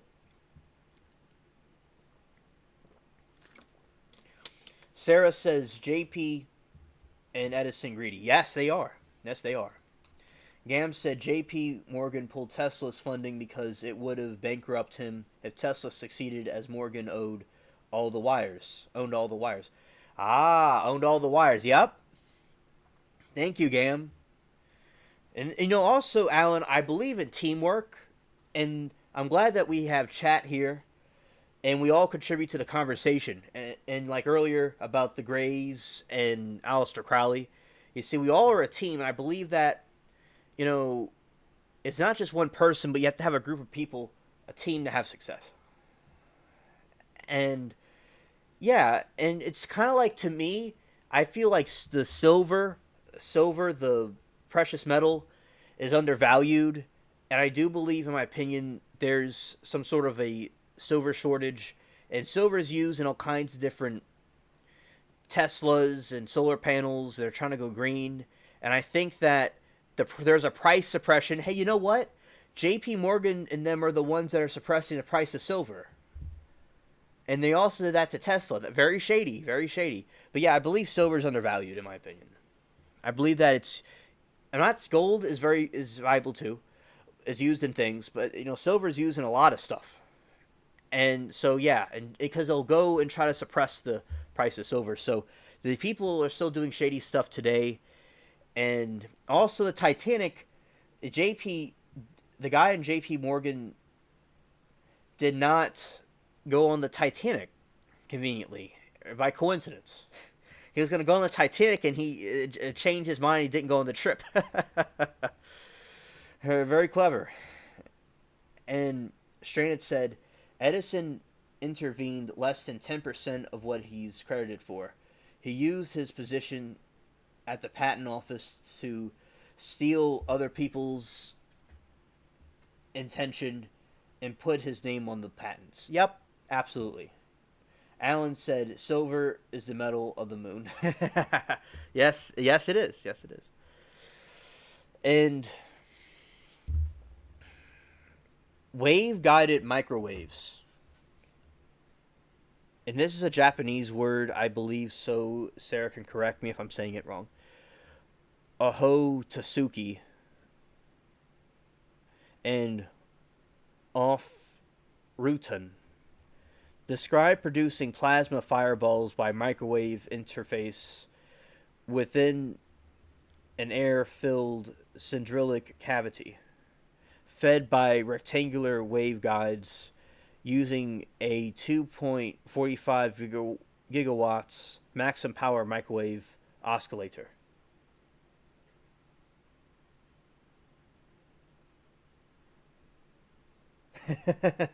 Thanks, Alan. Thank you.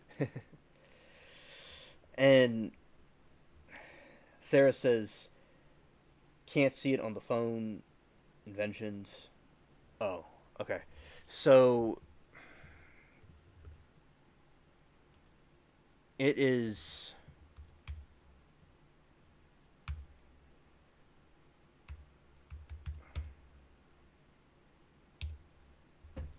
That's the word, Otsutsuki. Water discharge experiments. Some scientific groups, including the Max Planck Institute, have reportedly produced a ball lightning type effect by discharging a high voltage capacitor in a tank of water. And you see on the right side of the stream right here, we have this thing.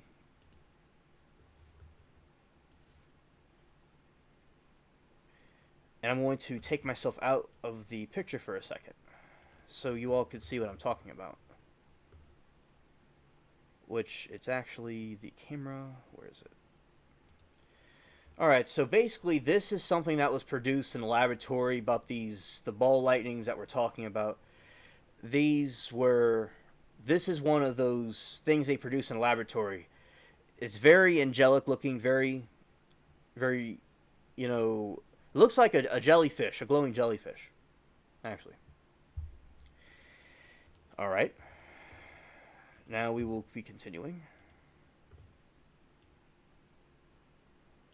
Thank you, Sarah. Thank you.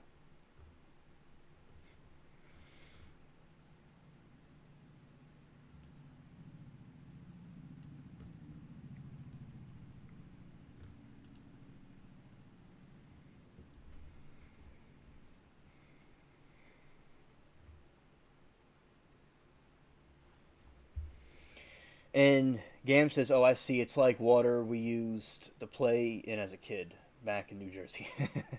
Yep. Not seen that before. Okay, thank you, chat. Thank you, chat. How home microwave oven experiments. Many modern experiments involve using a microwave oven to produce small rising glowing balls, often referred to as plasma balls. Generally, the experiments are conducted by placing a lit or recently extinguished match or other small object in a microwave oven. The burnt portion of the object flares up into a large ball of fire while plasma floats near the oven chamber ceiling. Some experiments described covering the match with an inverted glass jar which contains both the flame and the balls so that they do not damage the chamber walls. A glass jar, however, eventually explodes rather than simply causing charred paint or melting metal, as happens to the inside of a microwave. Experiments by Elie Gerby and Vladimir Decatyar in Israel. Yes, many roads leading to the backwater. Exactly, Sarah. Revealed that microwave plasma balls are made of nanoparticles with an average radius of 25 nm, 9.8 times 10 negative 7 inches. The Israeli team demonstrated the phenomenon with copper salts and water and carbon. Now, the diagram on the right, it looks like, see, a story about Katrina. The pennies became corroded, and they became like, there's pennies. The pennies became green and blue looking, and they're all corroded. And that is interesting. You're talking about copper, because that looks like the color that the copper turned into after it encountered the salt water. Just like with a meteorite, there's all kinds of metals and stuff in there. That's how precious metals came to Earth, through the asteroids crashing into the Earth, and because it's all from space. Also, with the meteors, it has different stuff like copper and silver and different things in there, and gold and zinc and stuff like that. So it has a lot of things in there like that. Yes, yes. Stranded says Tesla also invented technology used in today's Bluetooth. Yep. With like when I'm watching the trials, when I'm moving around, sometimes I'll flip over to the wireless headphones, and I usually wear these, but then I flip over to the wireless headphones and walk around and do what I got to do. And basically, what we do is thanking Tesla for that, because it's the same thing with the Wi-Fi extender from the machine that over there that comes over here. it just bounces off. And same thing with the wireless headphones. It bounces off. The same thing at Bluetooth. Exactly, Stranded. He was a genius, and I give him every credit that he needs, and because he was the one that helped contribute to what we have today, and I don't think he was appreciated enough. I think evil, shady people discredit his name, but shout out to Nikola Tesla. He was responsible for what we have today. Because people could be shady and do things, but we all reap what we sow in the end, like what Christ said. And we have Tesla glorified for what he did. Silicon experiments. Experiments in 2007 involved shocking silicon wafers with electricity, which vaporizes the silicon, induces oxidation in the vapors. The visual effects can be described as a small, glowing, sparkling orbs that roll around the surface. Two Brazilian scientists, Antonio Pavo and Gresson Paiva of the Federal University of Pernambuco, have reportedly consistently made small, long-lasting balls using this method. This experiment stemmed from the theory that ball lightning actually oxidized silicon vapors. Vaporized silicon hypothesis.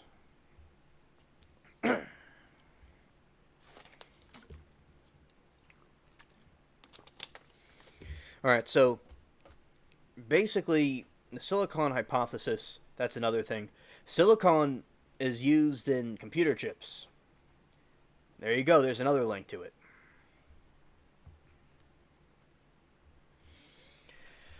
Proposed scientific explanations. There is at present no widely accepted explanations for ball lightning. Several hypotheses have been advanced since the phenomenon was brought into the scientific realm by the English physician and electrical researcher William Snow Harris in 1843 and French Academy scientist Franciscus Arago in 1855. Vaporized silicon hypothesis. All right.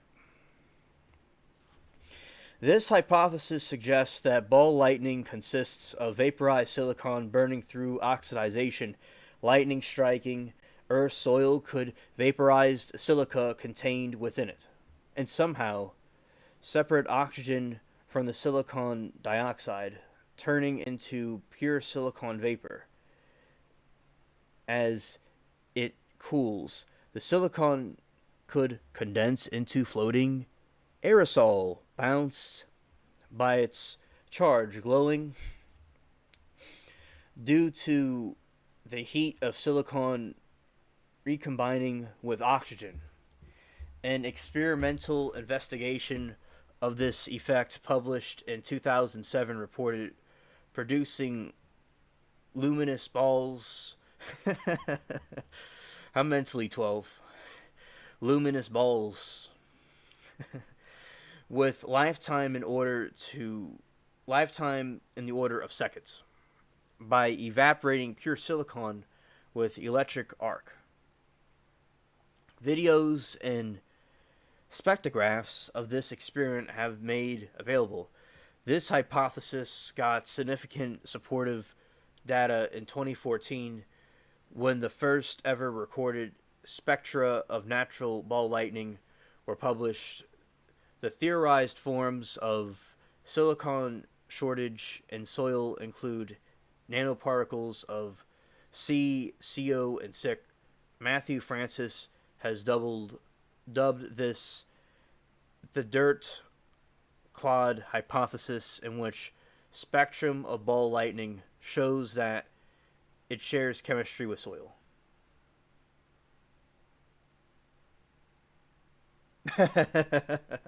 That's funny, Alan. That's funny. I like to see Thor's theory of lightning as he F's up Asgrad. Yes, yes, indeed. Yes, indeed. And that was funny. I remember because yeah, Thor. I have a Thor hammer over there. I have like a Thor necklace because I'm interested in Norse mythology, and okay, I'm part Nordic because of the Vikings that went to Britain. Like your name, Anderson, the son part of the name, that's from the Viking origin. I'm related to different last names like that from my family in England, and yeah, it's certain. I'm related to some of the Vikings that went there. You are too, and I was interested in that part of the history. And yeah, Thor in the mythology, he uses Thor's hammer, his hammer, and he would cause the lightning, and he would be hitting sometimes the like the veil where hitting the anvil, not veil but anvil with the swords, like making swords and stuff, and he would be causing the lightning with his hammer. And I would like to see Thor's theory too as well. Electrically charged solid core model. In this model, ball lightning is assumed to have a solid positively charged core. According to the underlying assumption, the core is surrounded by a thin electron layer with a charge nearly equal in a magnitude to that of the core. A vacuum exists between the core and the electron layer, containing an intense electromagnetic field, which is reflected guide by the electron layer. The microwave EM field applies a pod rheomotive force, radiation pressure, to the electrons prevailing from the falling into the core. That's very interesting about these different theories.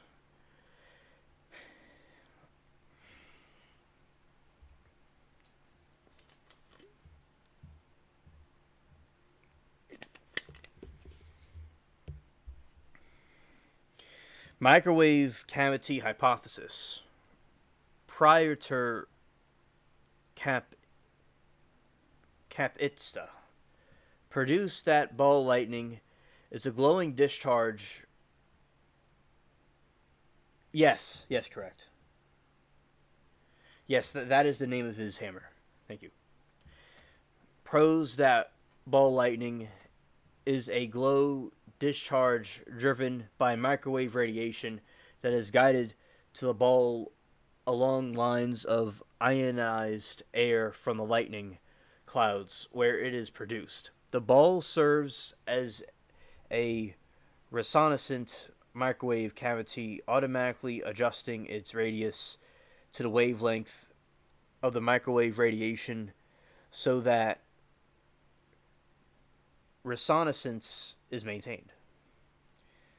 The Handel Maser Soliton theory, another theory of ball lightning, hypothesizes that energy source generating the ball lightning is a large several cubic kilometers atmospheric masser. The ball lightning appears as a plasma cavitation at the antidodal plane of the microwave radiation from the masser. In 2017, researchers from Zhejiang,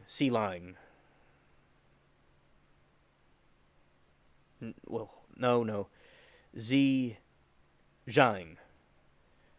University in Hangzhou, China, proposed that bright glow of lightning balls is created when microwaves become trapped inside of a plasma bubble at the top of a lightning stroke, reaching the ground. A relativistic electron bunch can be produced when, in a contact with microwave radiation, the later ionizes the local air and radiation pressure, evacuates the resulting plasma, forming a spherical plasma bubble that stably traps the radiation. Microwaves trapped inside of the ball continue to generate plasma for a moment to maintain the bright flashes described in observer accounts. The ball eventually fades as radiation held within the bubble starts to decay and microwave are discharged from the sphere.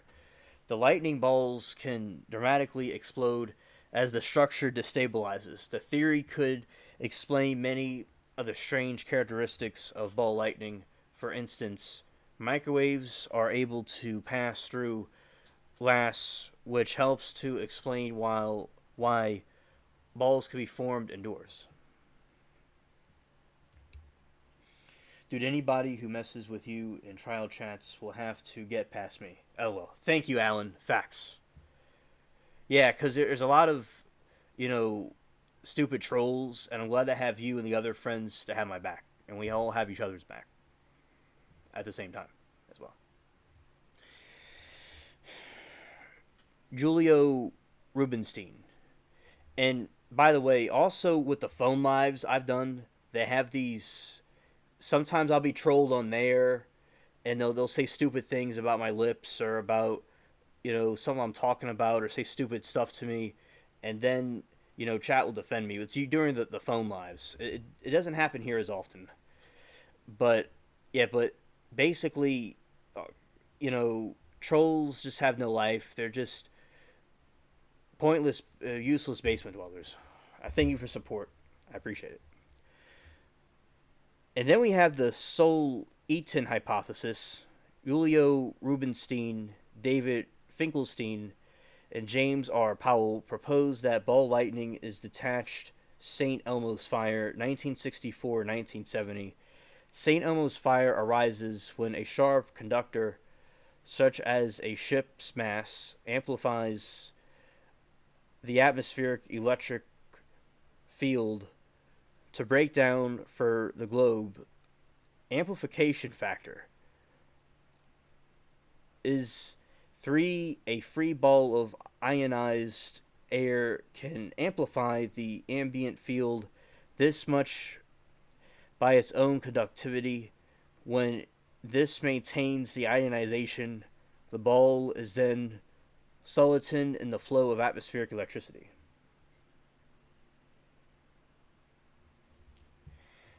Yes, facts. Thank you, Alan.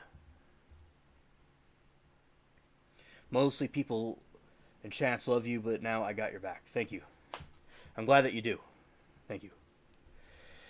Powell's kinetic theory calculation found the ball size is set by the second Townsend coefficient, the mean free path conduction electrons near the breakdown. Wandering glow discharges are found to occur with certain industrial microwave ovens and continue to glow for several seconds after the power is shut off. Acers drawn from the high power low voltage microwave generators also are found to exhibit afterglow. Powell measured their spectra and found that the afterglow comes mostly from metastable no ions, which are long-lived. At low temperatures, it occurred in air and nitrous oxide, which possesses such a metastoppable ions, and not in atmospheres of argon and carbon dioxide or helium, which do not. And also, definitely doesn't happen here, Alien. Got a whole crew that has his back. Nobody messes with our captain. Facts, Stranded. And Sarah, facts. Facts. Shout out to the spaceship crew. The Soliton model of a ball lightning was further developed.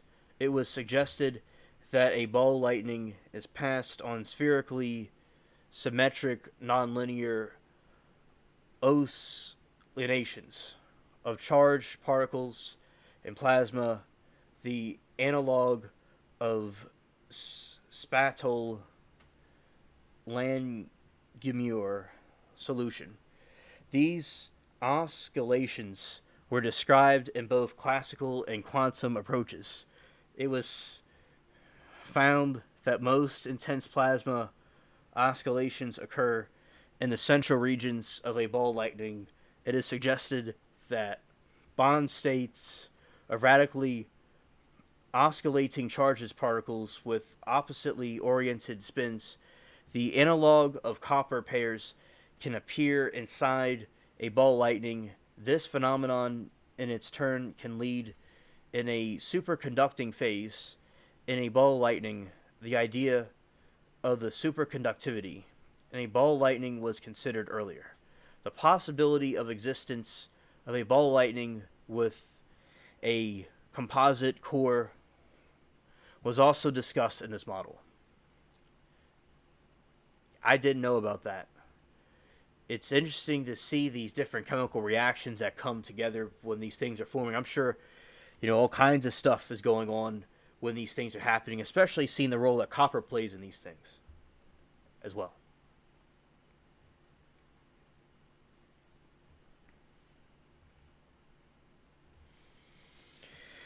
Hydrodynamic vortex ring antisymmetry.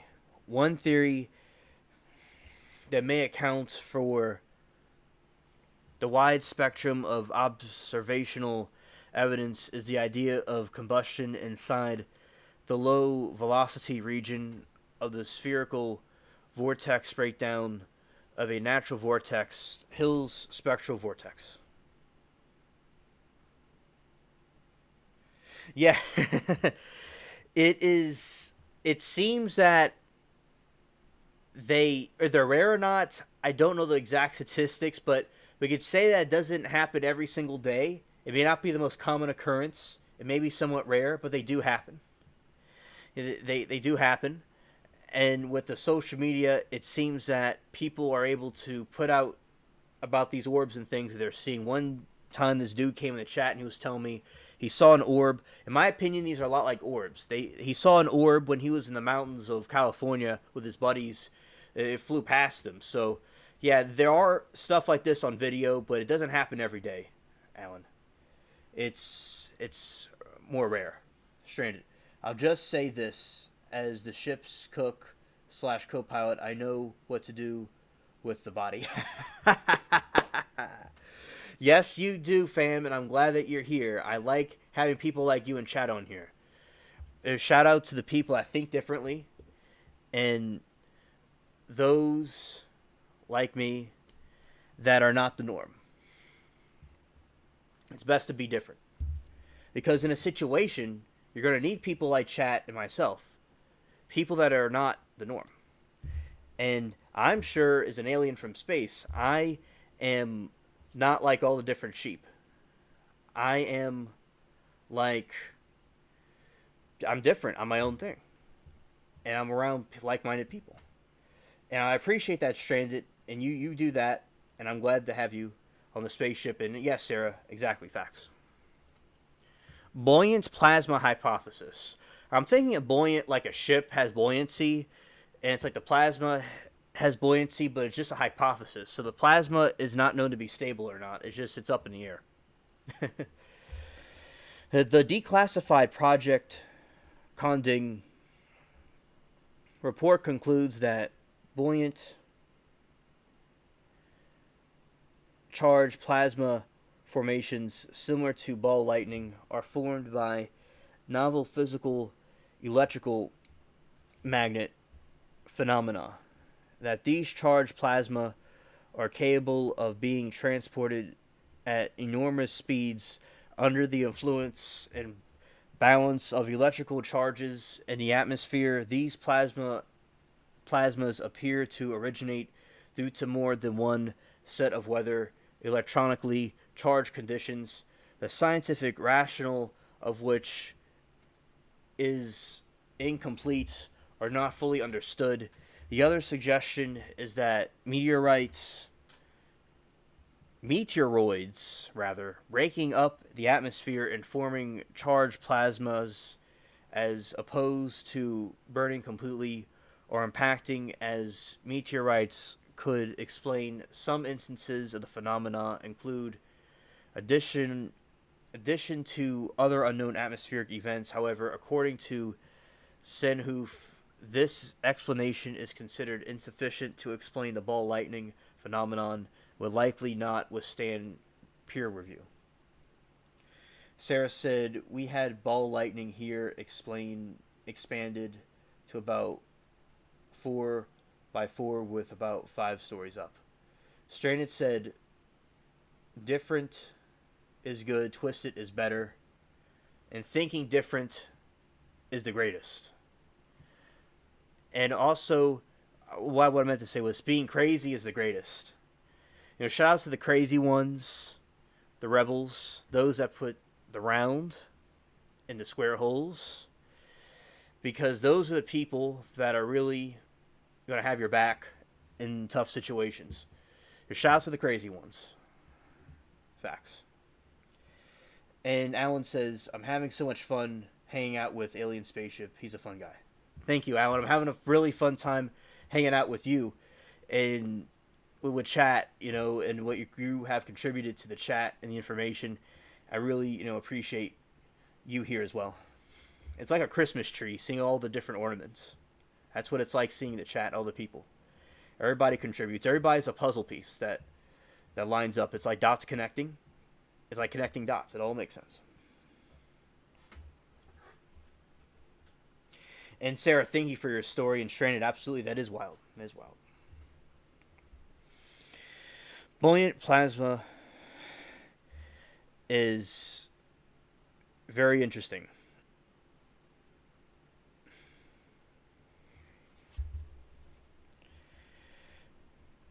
Corey and Corey 2008 stated that the features of hallucinations experienced by patents having epileptic seizures. Okay, Corey, it's really Corey 2008. So this is transcranial magnetic stimulation.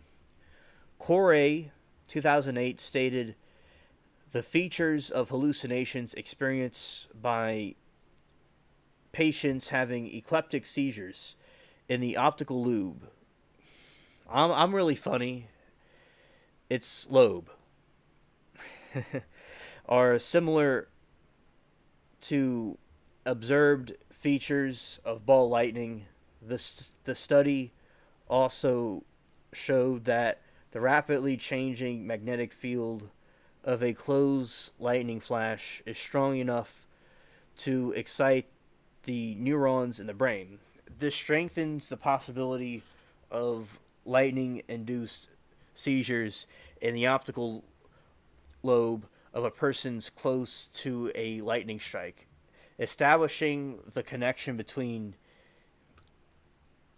epileptic hallucinations mimicking the ball lightning thunderstorms.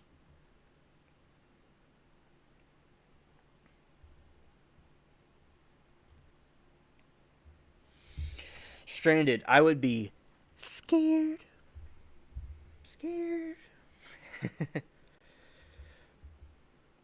More recent research of transcranial magnetic stimulation has been shown to give the same hallucination results in laboratory in magnetic morphosynthese in the conditions having been shown to occur in nature near the lightning strikes. This hypothesis fails to explain observed physical damage caused by ball lightning or simultaneous observation by multiple witnesses. Least observations would differ substantially.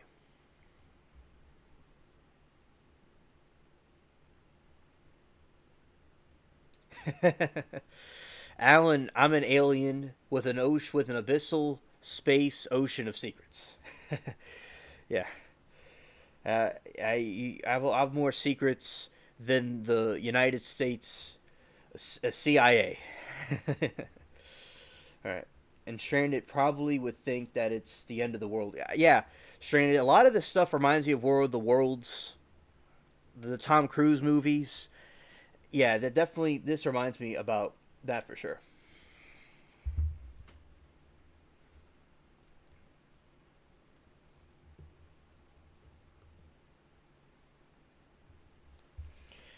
Rydberg matter concept.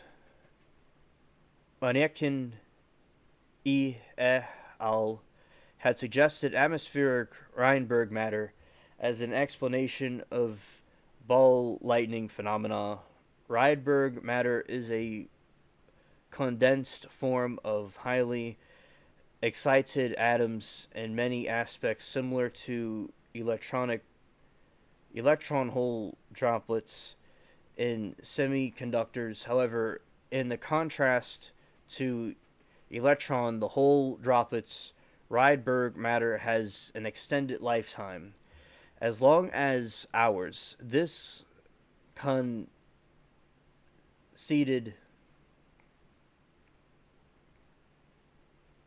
concerned excited state of matter.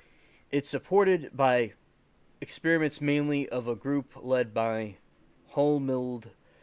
It is similar to the liquid or solid state of matter, which extremely low gas-like density lumps of atmospheric Rydberg matter can result from condensation of highly excited atoms that form by atmospheric electronical phenomena, mainly from linear lightning simulated. I'll say something funny. Simulated by decay of Rydberg matter clouds can, however, take from an avalanche and so appear as an explosion. Hallucinations or inside reveal. Yep. Stranded. And Sarah says, "Wow, great story. Thank you."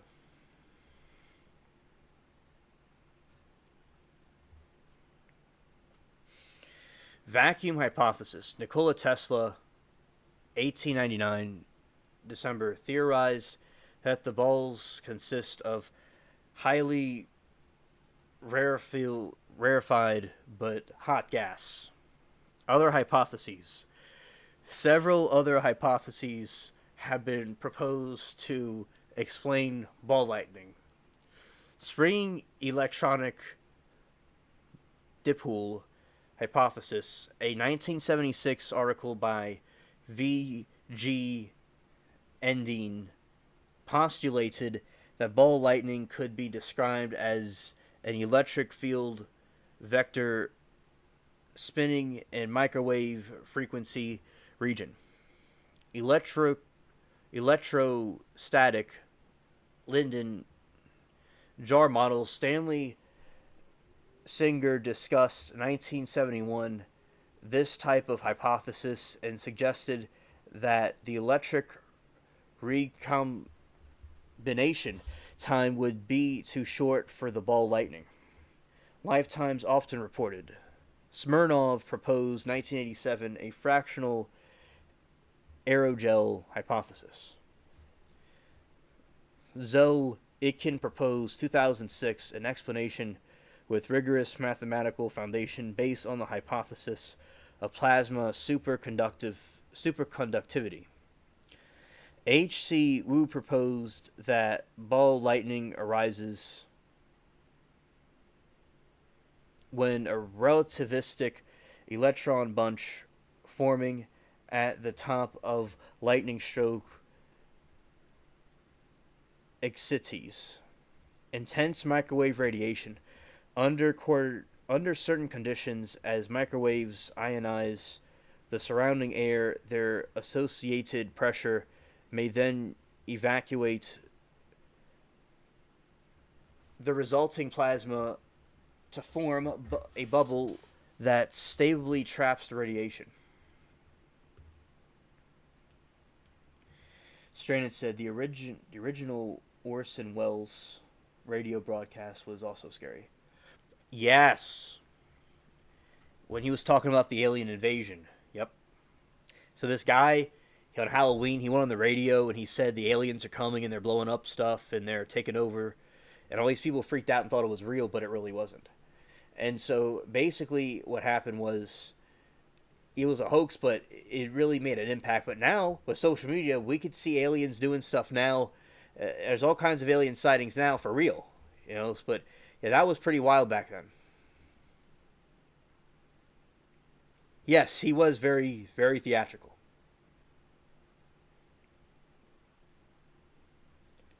Yes, Sarah, people believed it was happening. Yeah, yeah, it was very, yeah, very convincing. There wasn't Snoops or the fact checkers on social media back then.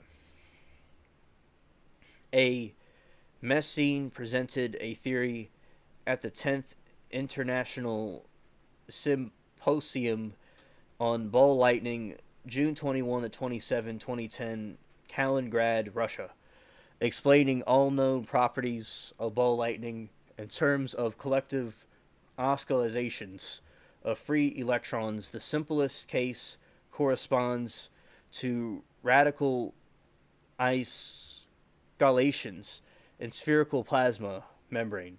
These isolations are sustained by parametric amplification resulting from regular inhalation of charged particles that are presented at lower intensities in the ambient air. Ball lightning vanishes thus by silent extinction when the available density of the charged particles is too low, while it disappears with loud and sometimes very violent explosion when this density is too high. Electronic oscillations are also possible as stationary waves in plasma, ball or thick plasma membrane. This yields a concentric luminous bubbles.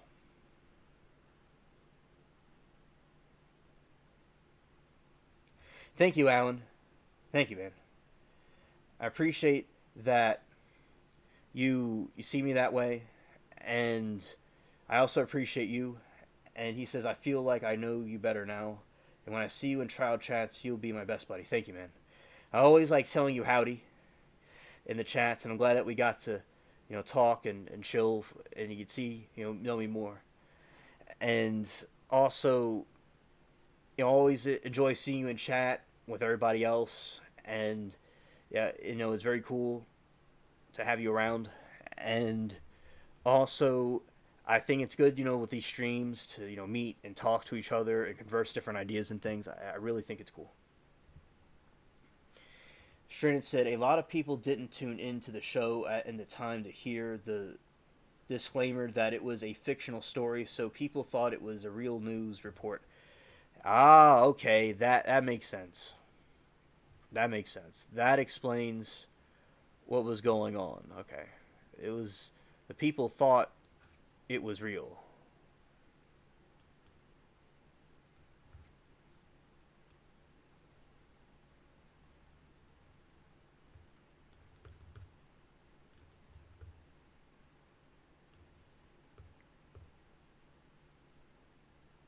All right, we've reached the end.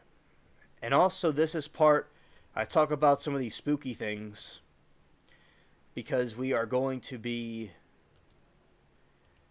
getting into Halloween, and through September and October, I talk about spooky topics.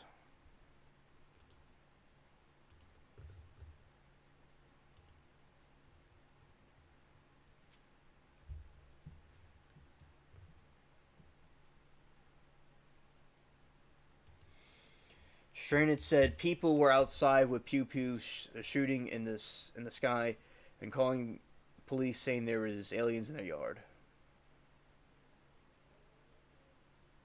Stranded said, when did the studio finally realize what was happening?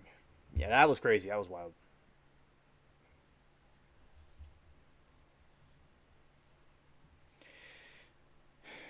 May do Oyuro, Mother of Gold, is a Brazilian mythological figure, primarily known as a folklore interior of Brazilian southeast, northeast, and center west regions. Depending on the region, this figure takes the form of either a beautiful blonde woman that wears silk dresses or a fireball that has ability to transform itself into the former. Her appearance is said to indicate areas where gold and precious minerals should be exploited.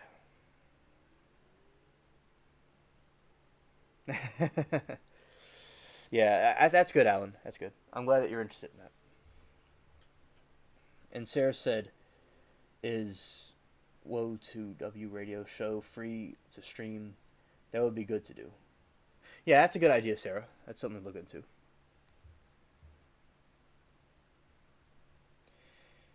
Stranded says Sarah, the studio knew it was a story. Just listeners who didn't tune in the beginning thought it was real. Sarah says, Dad had the show on album. We used to play it during Halloween. I had to sneak watch the original movie as a little girl.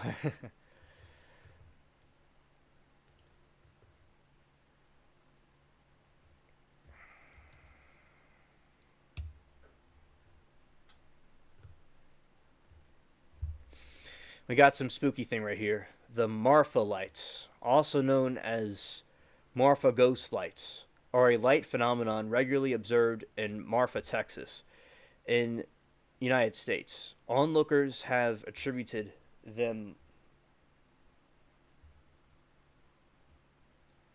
have attributed them to a number of paranormal phenomena, including ghosts, UFOs, and flying dinosaurs. Among other things, they are most often seen with from viewing area nearby. Many of the lights there have been determined to be atmospherically distorted versions of headlights on nearby Route 67 by some lights also of 2017, including those which move backwards, dance around, or disappear.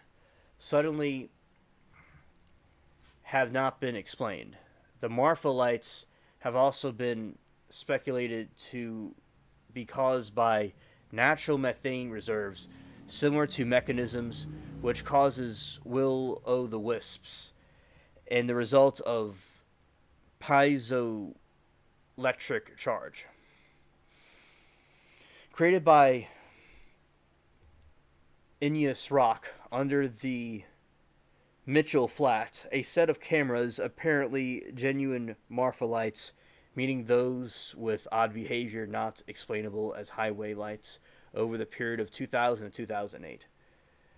So those are some other phenomenons that are being seen.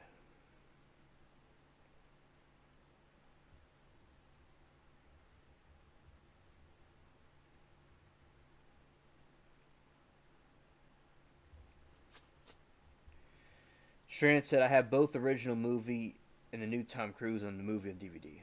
Oh, awesome. Awesome. I remember War of the World. Now, I wasn't there, of course, but I saw the original War of the Worlds. I saw the original one on television.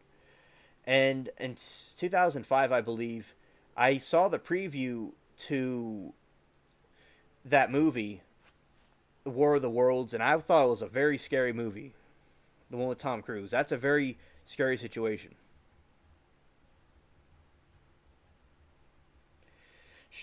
Stranded said, I also have both original and new movies. The Day the Earth Stood Still.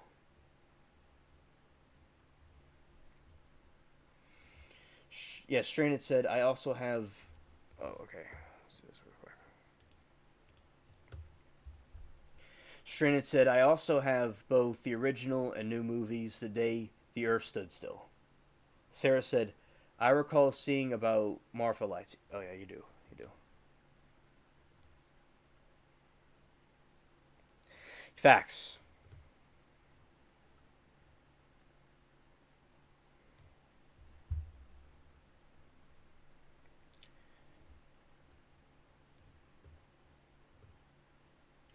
Also, reminder, we have some weather that's kind of sketchy.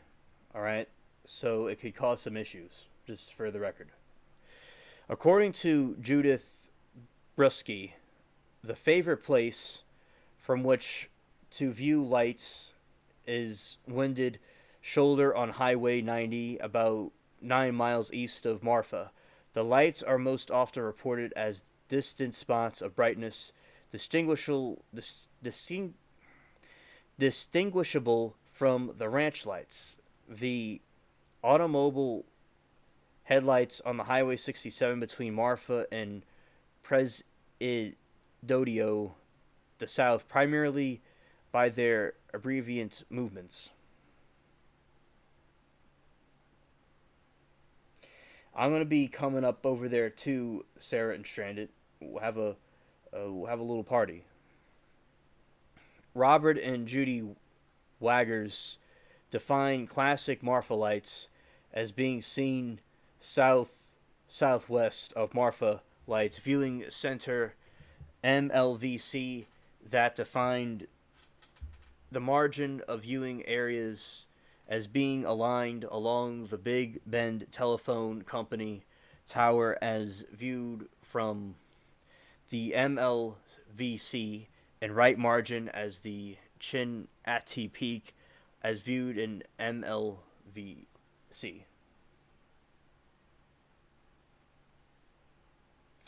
Oh, Stranded got the stash. Stranded said, plus, I just scored the full collection of Ghostbusters. I'm doing a marathon for my Labor Day weekend. Well, Stranded, you're gonna have some people coming over to have a party with you. Yeah, the telephone tower. Yeah, exactly. Yeah. See, Sarah, how those things are connected.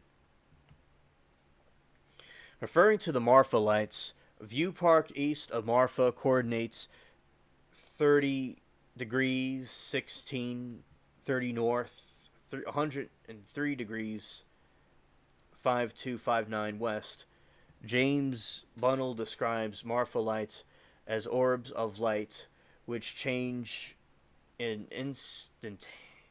intensity and color, which can be moved, remain stationary, splitting, or merging. He describes the lights as being usually yellow, orange, but also occasionally other hues, including green, blue, red. He states that they usually fly above the desert vegetation, but below the mesas in the background. Yes, Sarah, we will pick them up. Eclectic universe world. The eclectic universe that triumphs the world.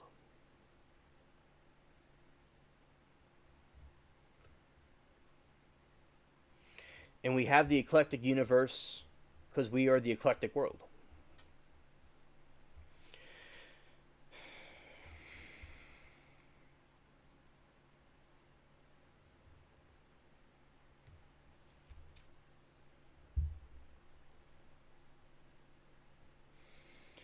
The first historic record of Marfa lights was in 1883 when a young cowhand, Robert Reed Ellison, saw a flickering light while he was driving cattle through Paisano Pass, wondered if it was campfire or the Apache.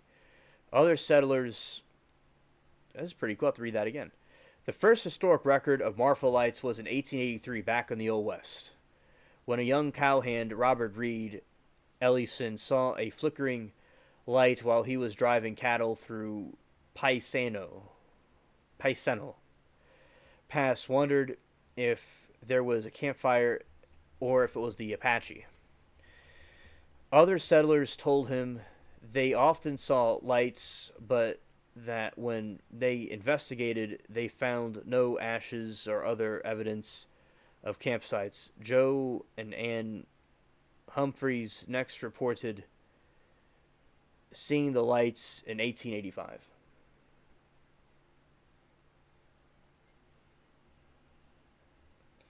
We're going to get them too, Stranded. We're going to get the entire spaceship crew. Sarah says 100%, 1883. Yep. I know. That's a long time ago.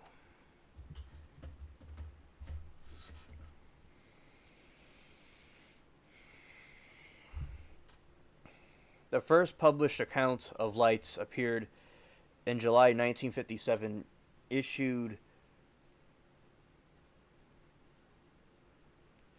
Courant magazine. In 1976, Elton Miles' tales of the Big Bend included stories dating from the 19th century and photograph of the Marfa lights by local ranchers. Bono lists the 94 Marfa lights sightings from 94 through 2008. Monitoring stations were put in place starting in 2003. He has identified an average of 9.5 miles on 5.25 nights per year, but believes that the monitoring stations may only be finding half of the Marfa lights in the Mitchell Flat. Yes, Sarah, correct. Atmospheric phenomena.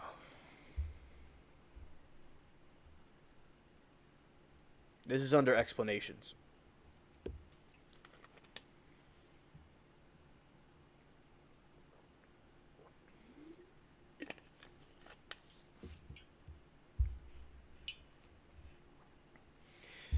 Skeptic Brian Dunning notes that designated view park for lights a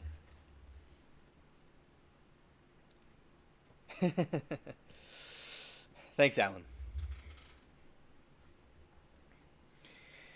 And yeah, I just my face is just too mesmerizing. Yes. Atmospheric phenomena. Skeptic Brian Dunning notes that the designated view park of the lights roadside park on the south side of U.S. Route 90, about 9 miles 14 kilometers east Marfa, is at the site of Marfa Army Airfield, where tens of thousands of personnel were stationed between 1942 and 1947, training American and Allied pilots. This massive field was then used for years as regional airport with daily airline service. Since Marfa AAF and its satellite fields are each consistently patrolled by sentries, they consider it unlikely that any unusual phenomena would remain unobserved and unmentioned. According to Dunning, the likeliest explanation is that the lights are a sort of mirage caused by a sharp temperature gradient between cold and warm layers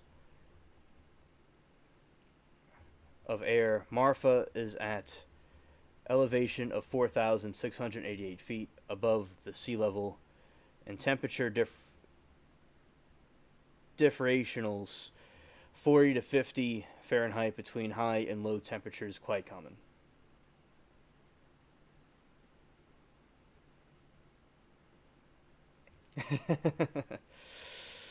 I am certainly hypnotic. And I'm just being at school. I used to cause distractions when I used to talk to people in class and stuff, and it looks like I'm doing the same thing now, and it looks like I'm foiling my own streams. And also, I think that I remember when I talked in the class to people, and they would tell me the teacher in the front of the classroom would yell at me, and my girlfriend to stop talking, but I just have a habit of just distracting people, and I'm distracting people here from what I'm doing. So, but unfortunately, I'm going to keep smiling, and it is just the thorn that will be in your side, Alan.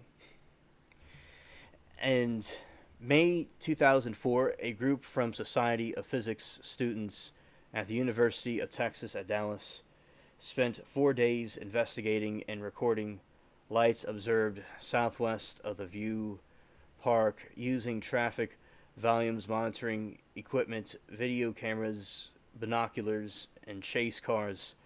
Their report made the following conclusions. U.S. Highway 67 is visible from Marfa Light's view location. The frequency of lights southwest of the view park correlates with the frequencies of vehicle traffic on the US 67. The motion of the observation lights was in a straight line corresponding with US 67.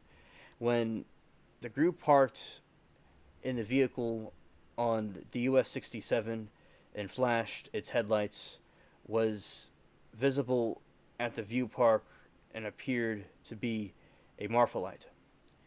A car passing the parked vehicle appeared as one Marfa light passed another at the view park.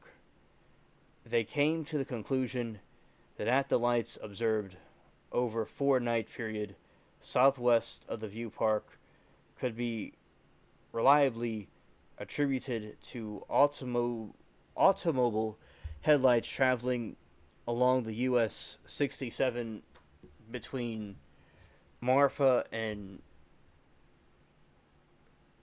Presidio, Texas.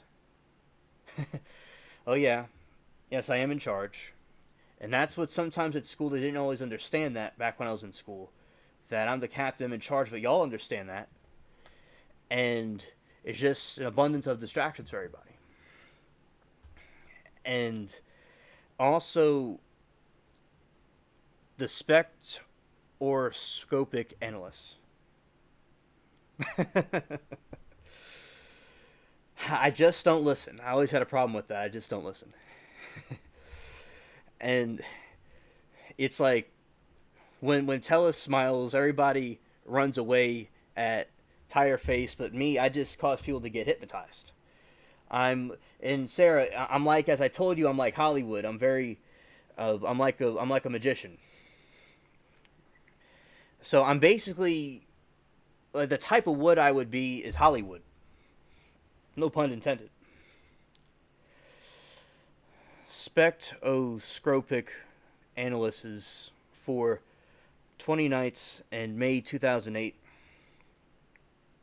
Scientists from Texas State University spectroscopy equipment to observe lights from the Marfa Light's viewing station. They recorded a number of lights that could have been mistaken for lights of unknown origin, but in each case the movements of the lights and the data from their equipment could be easily explained as automobile headlights or small fires. They concluded that due to ratified observation of genuine Marfa lights, those with behavior not explainable as car lights, more research was necessary to determine their nature. Alright, so we have in popular media. They're even talking about the Marfa lights in popular media. We're going to kind of switch over here a little bit. Okay, here we go. In popular media, the lights have been featured and mentioned in various media, including the television show Unsolved Mysteries and an episode of King of the Hill of Mice and Little Green Men, and an episode of Disney Channel original series. So Weird, a book of David Morrell in 2009's Shimmer, was inspired by lights. Rolling Stones mentioned the lights of Marfa in the song No Spare Parts from the 2011 release of their 1978 album. Some Girls. Country music artist Paul Cawthon wrote Marfa Lights, a love song inspired by lights, for his 2016 album My Gospel. In 2019 Simpsons episode Mad About Toy, The family visits Marfa. Lisa tries to explain the lights, but prevented by Marge. The Union Trade had a song called Marfa Lights in 2015 album A Place for Long Years.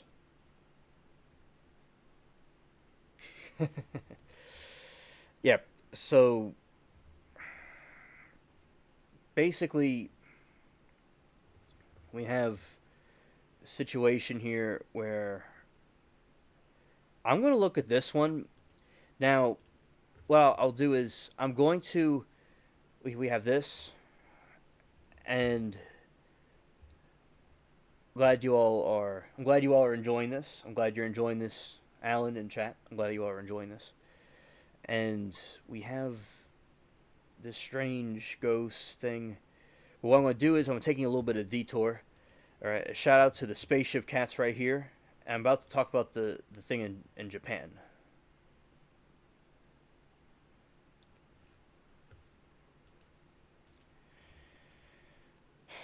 All right.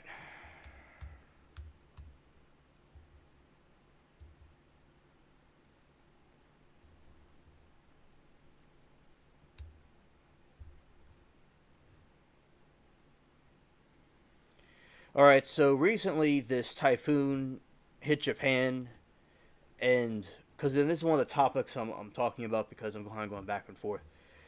So we talked about the orbs and some things related to them, and we talked about Tellus, how he did an interview with a phone interview he called in. So like the court TV. Yeah, I'm sure it is, Alan, and I'm going to go right into it. So basically, what happened was this situation where you have the Tellus. He did this interview, Alan, with Court TV from jail, and he was calling through a phone, and it was like you could see the two screens. It was like his screen and the other screen, and they're like talking through the wall. And Tellus was retaining his innocence, and that Gurman, Gurman slandered him. He feels, or talked bad about him and exposed him, but he feels that he shouldn't have been deleted, which means killed, and that he thinks it's crazy what happened. And he said he was texting his wife when the deletion happened, when the murder happened. And then what happened was he was being told, when he did his trial, a mistake Tellus made was defending himself. Another thing that happened was with Tellus was that he, all this stuff. If he wouldn't have defended himself, in that moment, I think it would have gone better for him. And with Tellus, he was talking about he's innocent, and he was telling his family, preparing them that he may be found guilty by the jury if he can't convince them. And then he said that he would, that some of the assassin was taking his vehicle and did the thing, or a vehicle like his. And yeah, he was just, talking about his thoughts about the situation. And everybody's like, he's such a joke, just making up stuff and not taking responsibility for what he did. Because like it's the same vehicle and everything. It really points that he did it, in my opinion. Yeah, so that was the news on Tellus. And Wade Wilson, he and his female fans couldn't save Wade Wilson from the electric chair because that other group. There's all these Alan. There's all these women in the chat that were talking about how he was innocent and how much they loved him, sending him hearts and stuff. And it's like, and that guy clearly did that to those women. And what they're saying, wasn't really true. And also, basically, now in Japan, part of the stream we talk about Japan, is that there's a typhoon coming, and Sarah said that the storm has dissipated. It's not a threat anymore, but it has caused a lot of damage, and it deleted some people. And, that's a picture of it right there on the side of the screen. I think that is the same one. Okay, Alan said he didn't watch any of the Tellus trial except for the first day. Okay. All right. So understood. And yeah, it was a lot of people were grossed out by Tellus, and everyone thought he was cringe. It was like people were constantly roasting him left and right.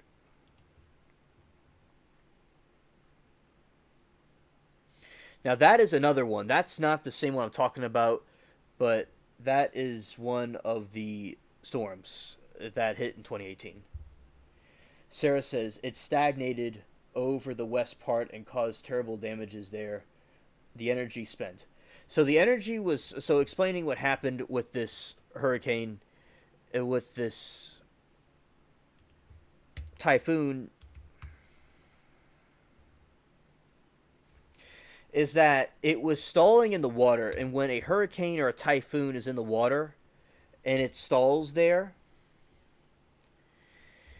that causes it to expand and get bigger and bigger and worse and worse. And she said it stagnated over the western part. And it caused terrible damage there, and the energy was spent, but as it went more inland, it dissipated. And Sarah says, we got in 2018. In 2018, they had a horrible hurricane that caused them a lot of problems back then.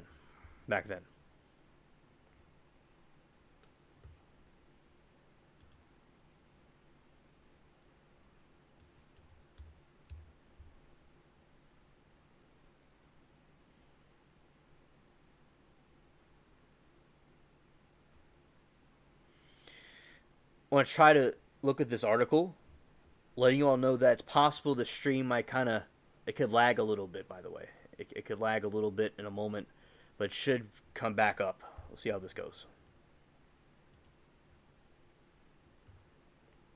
At least 6 dead in Japanese typhoon as Shanshan grinds on.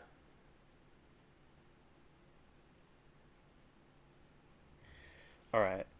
And Sarah says 2018, Jebby was awful. Why they took precautions this time. It stagnated over 3 days. That's quite a while. Non-stop, Sarah says. And Alan says, it's been cool hanging out with you outside of the trials. There's so much more to you. If you want to talk about more, I'm down for that. Thank you, Alan.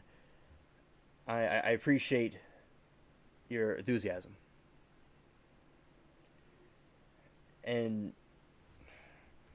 Sarah says, sorry, keep hitting the send button. Always. Yeah. It's all good, and I appreciate you, Alan.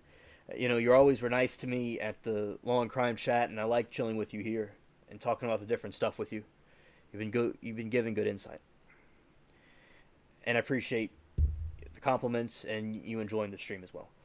And also, Sarah said, "Sorry, keep hitting the send button."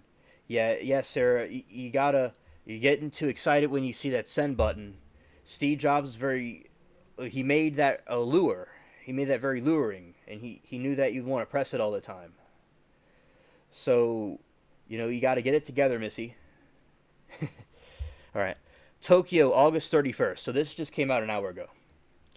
At least 6 people were dead as Typhoon Shanshan crept eastward through Japan on Saturday, drenching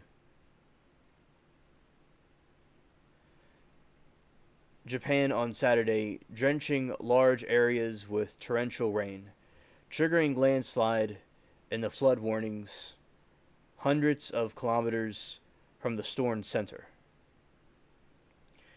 Footage on national broadcast NHK showed homes with roofs partially shredded off while cars drove wheels deep on flooded roads in the country's southwest. The storm made landfall in Kyushu on Thursday, bringing record levels of rainfall.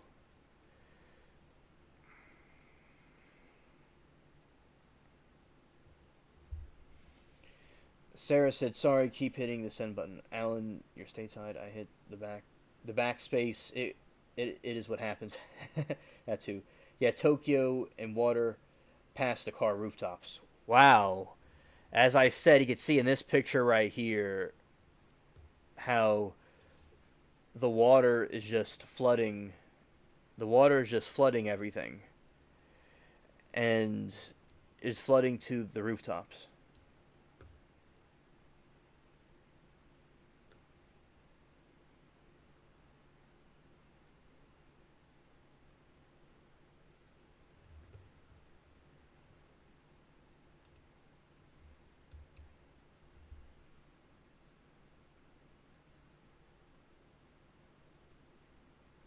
Oh, okay, Alan. Facts. I appreciate because Alan here we're very eclectic. We yes, yeah, we spoke of that before.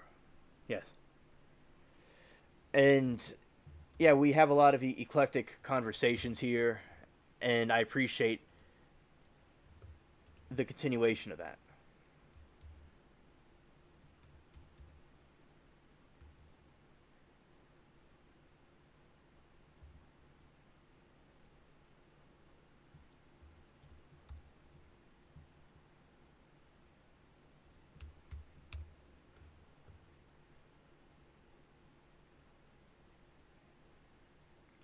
Yeah, and one person was missing. More than 100 have been injured, said Japan's Fire Disaster Management Agency.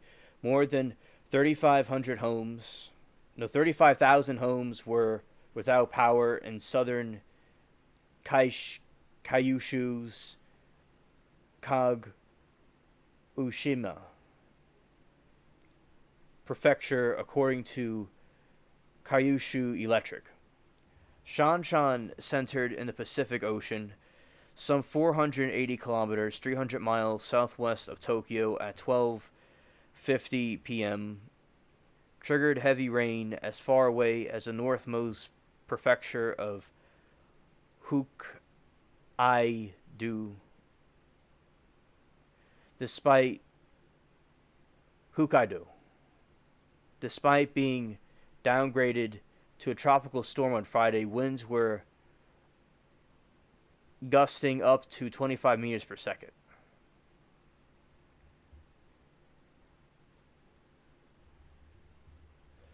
Okay, Alan. Yeah, right on.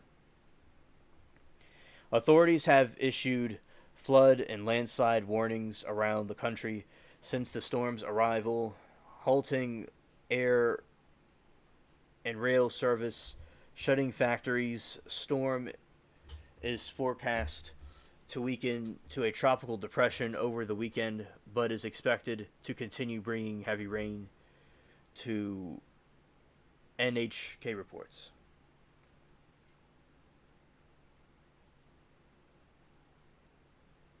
Yeah, Sarah, I said it right the second time. Hokkaido. Yeah, that's how you say it. I said it right the second time.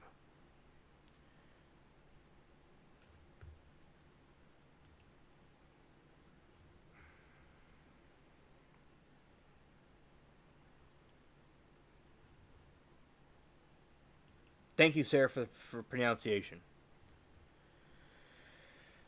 All right, this is from yesterday. Japan urges 4 million to evacuate as lumbering typhoon Shanshan threatens south with up to a meter of rain. This is from yesterday. And that's the flooding it did. Wow, it did a lot of catastrophic damage like Katrina. Wow. Yes, absolutely, Sarah. Yes, absolutely. I agree with the metal wrap. Yes. Tokyo CNN. Almost 4 million people in southern Japan were urged to evacuate as Typhoon Shanshan made landfall Thursday, leaving thousands of residents without power and lashing Kyushu Island with hurricane force winds, torrential rain, and dangerous storm surges. The Japan Meteorological, all right, we're gonna have to take this out. Japan Meteorological Agency issued a rare emergency warning for the slow-moving storm, saying it was expected to bring damaging flooding, landslides to most of the Kyushu, the country's southernmost main island, with record rainfall expected. Hundreds of flights have been canceled, bullet train services suspended, and major companies like automaker Toyota have closed factories. And Sarah has windows that are taped.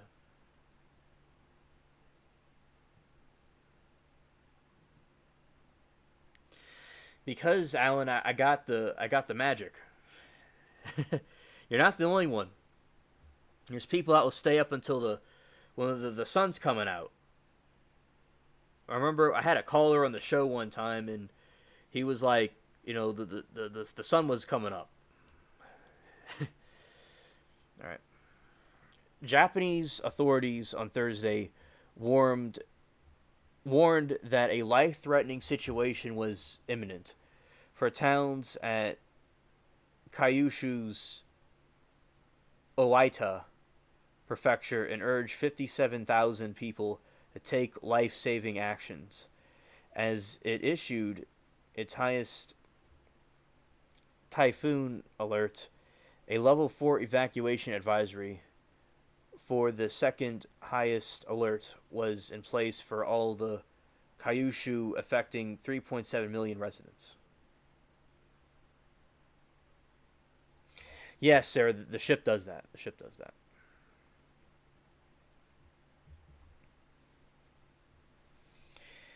At least one person is missing and dozens of people have been injured across the island as of Thursday morning, according to local government offices. Earlier this week, 3 people were killed in a landslide triggered by Shanshan's destructive wind and rains. Typhoon Shanshan weekend as it slowly moved north through Kyushu as equivalent of a Category 1 Atlantic hurricane, according to Joint Typhoon Warning Center. By Friday, Shanshan had weakened into a tropical storm with its center almost stationary over the northeast Kyushu, packing winds up to 70 kph or 45 miles per hour after hitting the mainland, with widespread up to 1.85 to 115 miles per hour. Yeah, Alan, you're not alone on that one, including all the other people in chat. They got addicted to the alien drug. You're not the only one. Dwayne Harris kept being here, and he kept dropping his phone because he kept falling asleep and waking up, and he couldn't stop watching either. Video from, I'm gonna say the word. I paused for a second because I was thinking of something, and Sarah could help me with. It was wicked fast. It was wicked fast. Yes, with the pronunciations, if I get this wrong, because I'm still learning Japanese. Video from the Miyazaki, close to where the storm made landfall, showed down the electricity pylons and roads strewn with tree branches and other debris.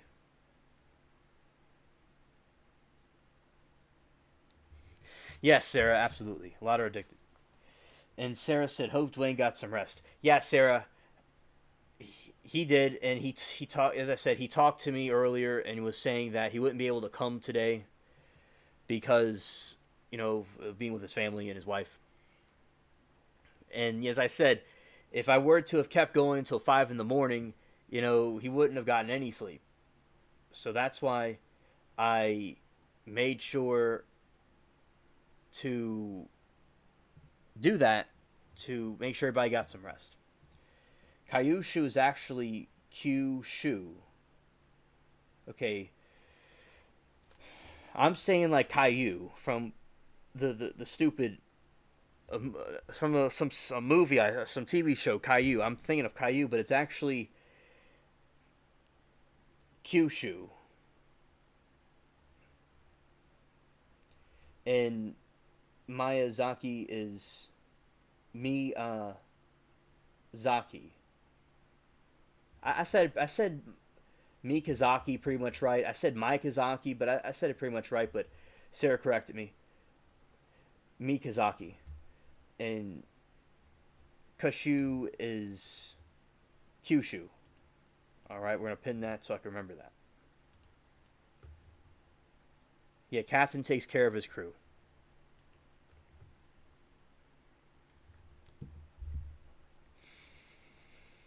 Areas in Japan further away from the typhoon have also been affected by its bands of stationary heavy rains. In central, another word, Aichi prefecture, a family of 5 were buried, not buried, but buried's probably the right pronunciation for it. Were buried. We usually say down here we say it buried in a landslide when it destroyed their house. Late Tuesday, according to Gamma Gori, city's crisis management division, 3 people, a couple in their 70s and 30-year-old man were deleted in the incident. Rest in peace. 2 women in their 40s were pulled out of the debris and survived, one with severe injuries. Wow, that's really messed up what happened.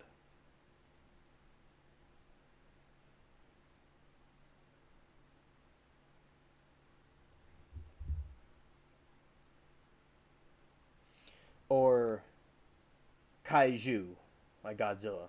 I remember Godzilla. Yeah, Sarah, the pronunciations are hell. I appreciate your patience with me, Sarah, with the words. Okay, I appreciate your patience. You know, when you learn something, it takes sometimes it takes a couple of tries to get it right. But I appreciate your patience. I ask for your patience. I really appreciate that.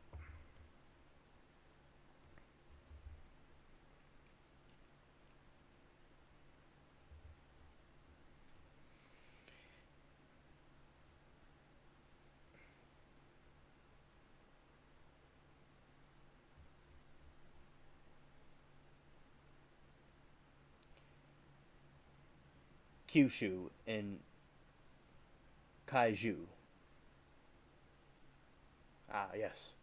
So sad, and mudslides always the worst during heavy rains. Oh yeah, the mudslides that's horrible. Absolutely. You know, for people, it happens all unexpectedly.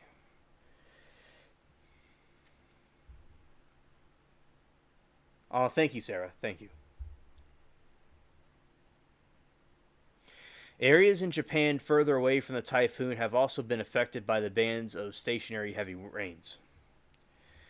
In central Aichi prefecture, a family of 5 were buried. I said that before. I just said this. Okay, what I meant to say was on Thursday, Shanshan was moving at 10 kps or 7 miles per hour, dumping huge amounts of rain onto the island. Slower storms can be more destructive, with strong gusts of rainstorms that pound the same areas for hours a day.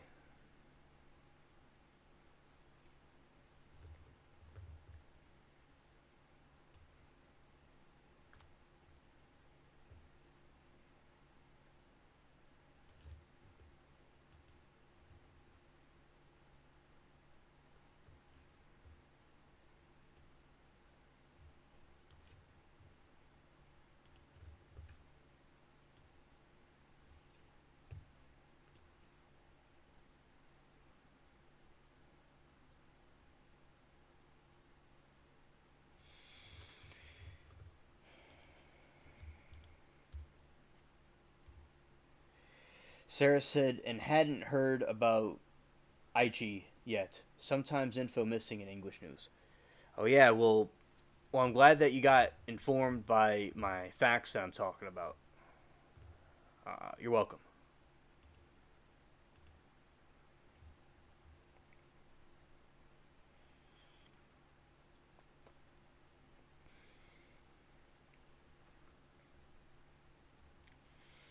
Well, I'm glad that y'all are doing better, Sarah. I'm glad that y'all are doing well with that. And let's see.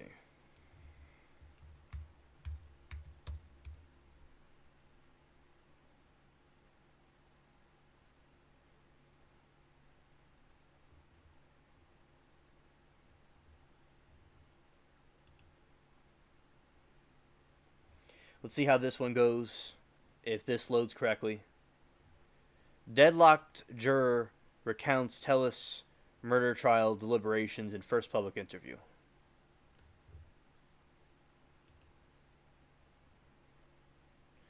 All right, let's see how this goes. With the stream. All right. Las Vegas, the jury Robert Telus murder trial told the district court judge presiding over the case that it was deadlocked at crucial points in its deliberations. You're welcome. A juror told the 8 News Now investigators in the exclusive interview Friday, we informed that the judge it was 11-1 where a hung jury and marshal came back and informed us the judge said was to keep working, the juror said. Juror number 6, who deliberated with 11 others for the better part of 3 days. It was a long time. We all thought that would tell us it was going to be quick, but it took 3 days. People were tripping. We were all tripping. Juror number 6, who deliberated with 11 others the better part of 3 days after the 8 days of testimony surrounding the brutal stabbing death of Las Vegas Review-Journal investigative reporter Jeff German, provided tremendous insights to the private deliberations that at times had several of its members leaning toward voting not guilty. I was not aware of this. She detailed how the trial changed when Telus took the stand for narrative testimony. Quote, "It is interesting he would go this route because he had more of a story to tell than to tell the truth and wanted to control the information that came out," she said. "My presumption was he wasn't going to tell the truth. He was telling us a version of the truth." And today, on his interview with Court TV that he had in jail, he still is saying he's innocent. But he clearly did it. You see how I told you him defending himself caused his trial to go downhill. She called Telus, claimed that the first time he discovered the way German was deleted was from the medical examiner's testimony during the trial, a blatant lie.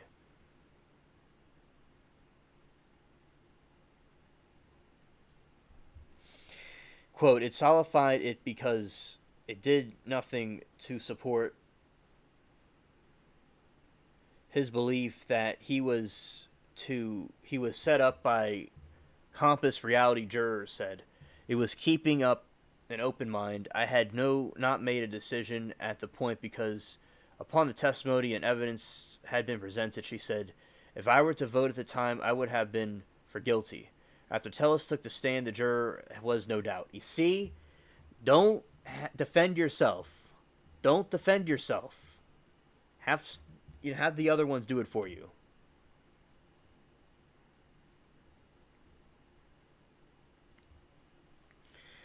Quote, "I really tried to go into this with an open mind and not come in with my feelings because I wasn't clueless," she said, adding that she had watched news reports when German was killed. I had a base of knowledge about the case, so I was looking to her about the evidence. So it was presented. It became very clear that Metro detectives did a thorough job focusing on the crime scene.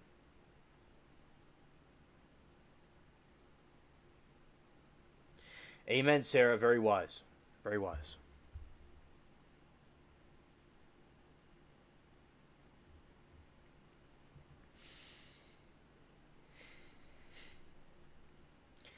She cited the number of surveillance camera videos available and the ability to track the suspect, the video as one of the most compelling pieces of digital evidence. 8 News Now investigator Kyle G. Payne discussed the case with the juror who detailed her thought process through the trial and beyond. And as I said earlier and during this stream, Tellis did an interview with Court TV, and he was asking him questions. The guy was asking Tellis questions, and also what he was saying was basically that he prepared his family. He is saying he's innocent still, but is clearly he's guilty. And he said that it's crazy what happened to Gurman. He shouldn't have been killed, but he wasn't the one that did it, he's saying, and that he was texting his wife at the time.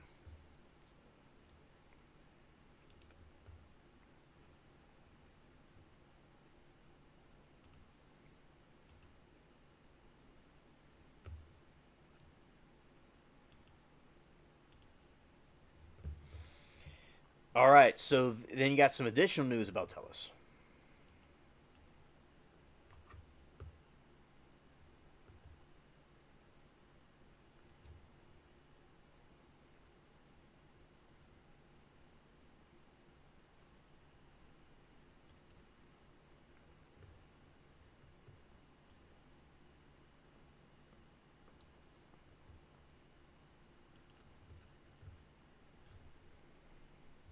Yeah, shout out to the Spaceship Cats, by the way.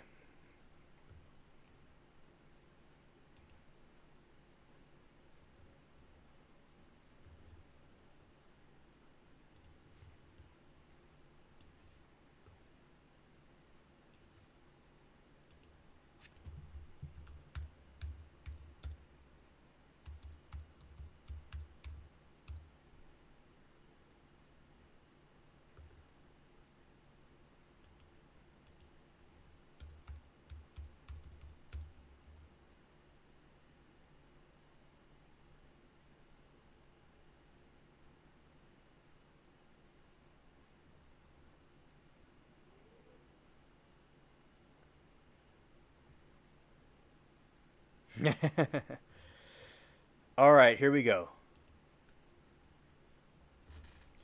All right, so this Tellis doubles down on theory of vast conspiracy in first interview after murder conviction. Crazy story. Here we go.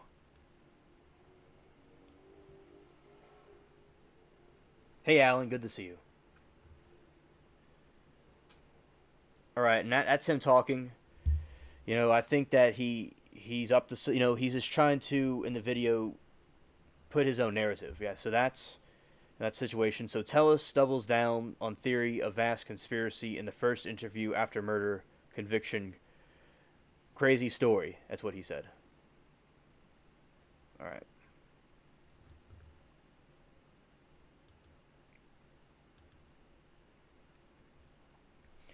All right. Welcome back, Alan. Las Vegas. 2 days after Robert Tellis was convicted of murder of Las Vegas Review, Journal investigative reporter Jeff Gurman, the former politician, spoke about his trial in his first interview from the jail with 8 News Now investigators. Also, he talked to Court TV as well, still proclaiming his innocence and defending his theory of a vast conspiracy that led to his conviction.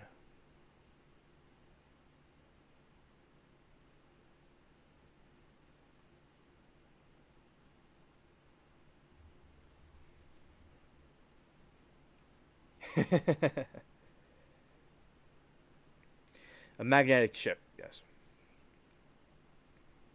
Gurman was stabbed 7 times in his neck and torso in a brutal attack, according to surveillance video. Took several minutes and left the reporter deleted outside of his Las Vegas home, where he remained for days until his neighbors discovered his body. Violent images of Gurman's remains were displayed for the court to see, alongside a video that was determined to be Tellis wearing a bright orange suit, a wide-brimmed hat, it looked like a spacesuit, and shoes.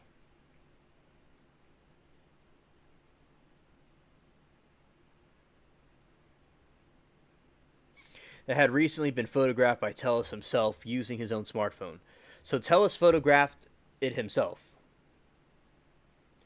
wearing an orange shirt, wide-brimmed hat, and shoes that had recently been photographed by Tellis himself using his smartphone, walking to Gurman's residence before the murder, partially silenced up remnants of the hat and one of the shoes alongside a complete shoe were found hidden in Tellis's home. Additionally, Tellis DNA was found under Gurman's fingernails. Joining the dialogue, a damning forensics and digital evidence that presented to the jury, all falsified according to Tellis.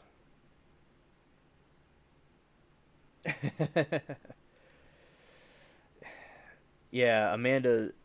Yeah, Amanda's out there.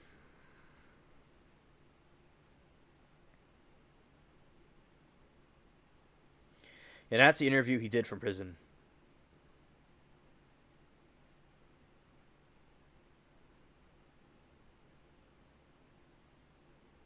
Exactly, evidence.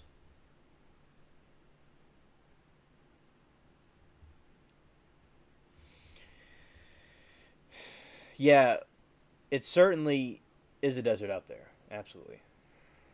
Quote, the other alleged evidence, which I had nothing to do with, that was all planted, Tellis said, clad in his blue jail garb, speaking through a telephone and camera to 8 News Now investigator Vanessa Murphy, quote, I think there was evidence to prove that I didn't do it.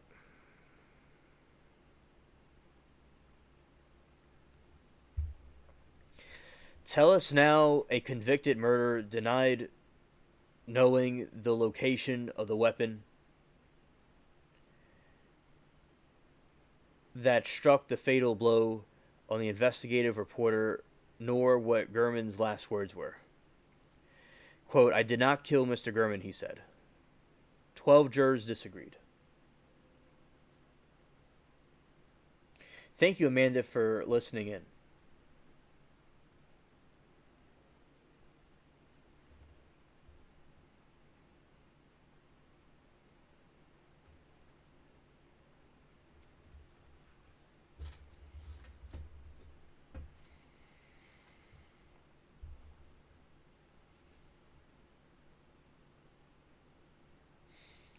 Tellis famously took the stand to testify by narrative or without questions provided by his defense attorney. That can happen when a lawyer feels uncomfortable or concerned about the defendant's testimony. The former Clark County public administrator said he did not regret telling his story.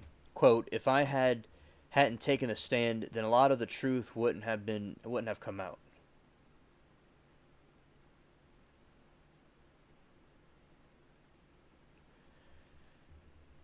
Tellis said, quote, the whole story didn't just get out, but some did.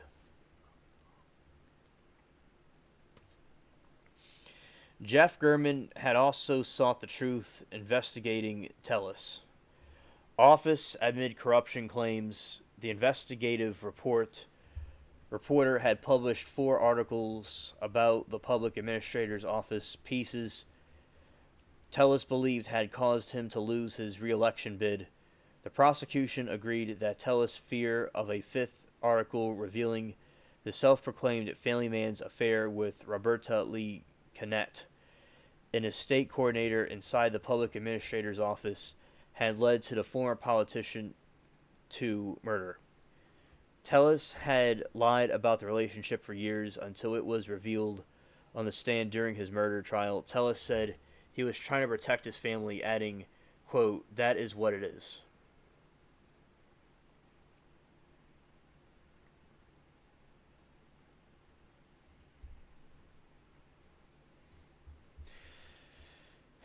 I like Kentucky. I went to Kentucky back in when I was a kid. I went to my aunt and uncle's place up there. Very nice in Kentucky. I have not been out west. While on the stand, prosecuting attorney Chris cross-examined Tellis, often questioning the former politician aggressively. Tellis admitted he was not a fan of Hamner's style. And that's the prosecutor right there.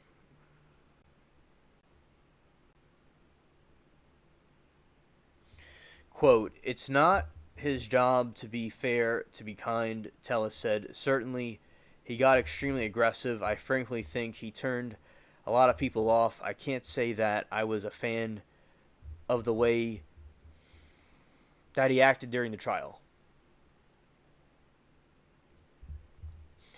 The convicted killer said he is optimistic about the future, saying that he believed his forthcoming appeal would get him out of prison early. Tellis was sentenced to life in prison without the possibility of parole after 20 years. However, enchantment due to Gurman's age have yet to be considered. Still, Tellis showed no remorse and maintained innocence.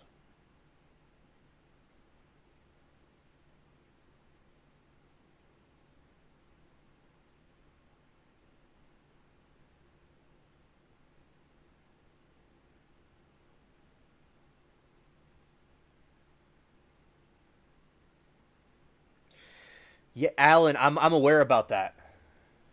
I'll Google it, but I'm aware about that. When they were up there, they somebody before them they found a tomahawk from an Indian buried in the ground, and they put it over the fireplace because there's like arrowheads and stuff over there. Yeah, the Indians were up there. Yeah, or we could say now they say Native American or indigenous. Now they have some different words now for it, but yeah, but basically, yeah, I know about that. Yeah, Native American, indigenous, and also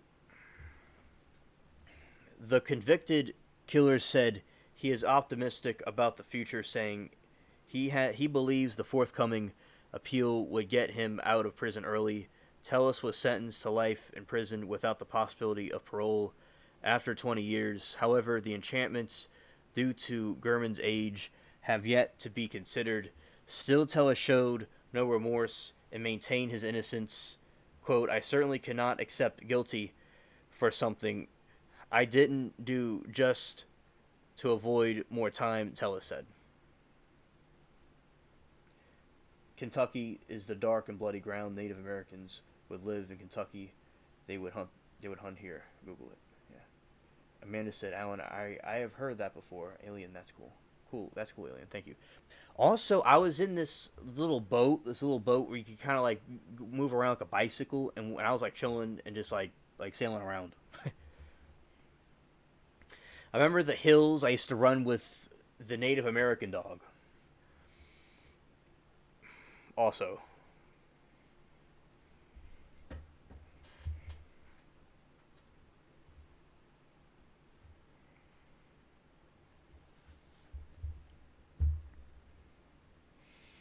the convicted killer said he is optimistic about the future, saying that he believed his forthcoming appeal would get him out of prison early. And Tellis was sentenced to life in prison without the possibility of parole after 20 years. However, enhancements due to Gurman's age has yet to be considered. Still, Tellis showed no remorse and maintained his innocence.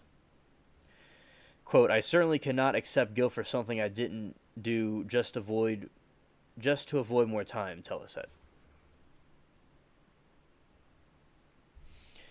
Tellis, who first showed emotion on the stand when photos of his home began being searched were shown, maintained that the display was not performative.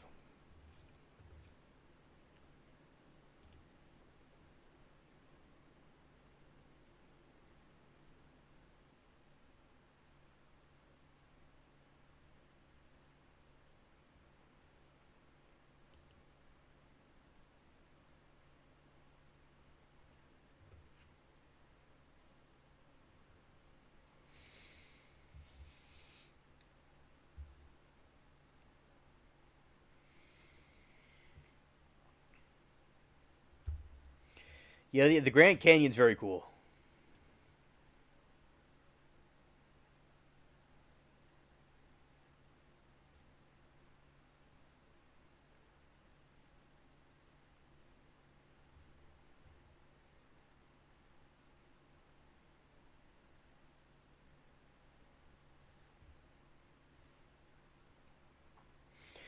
Yeah, and Alan said Kentucky's the dark and bloody ground. Native Americans wouldn't live in Kentucky because they would hunt here.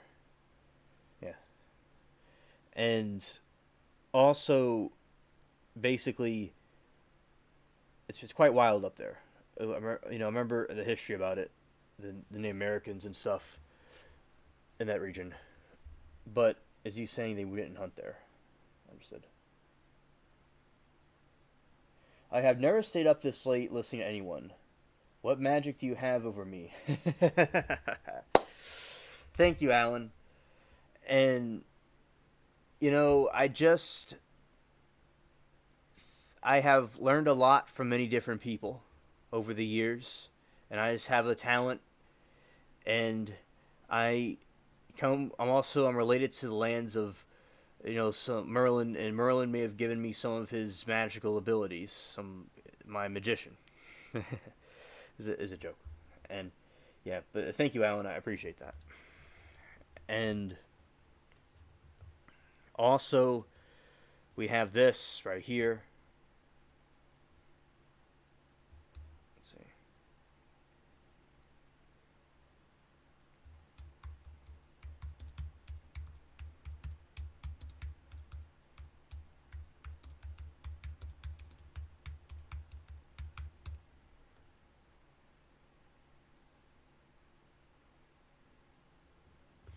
Yep.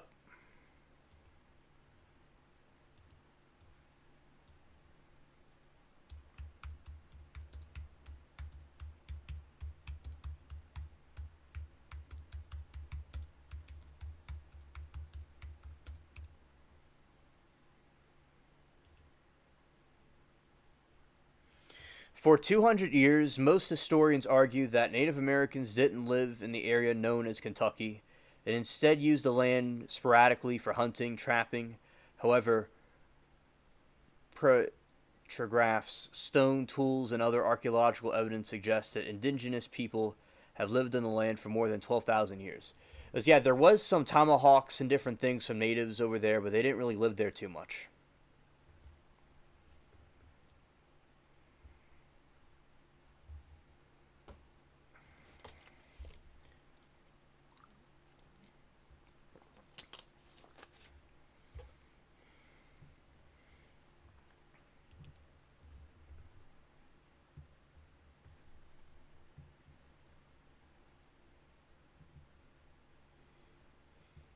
Amanda says, Alan, I haven't been to the Grand Canyon.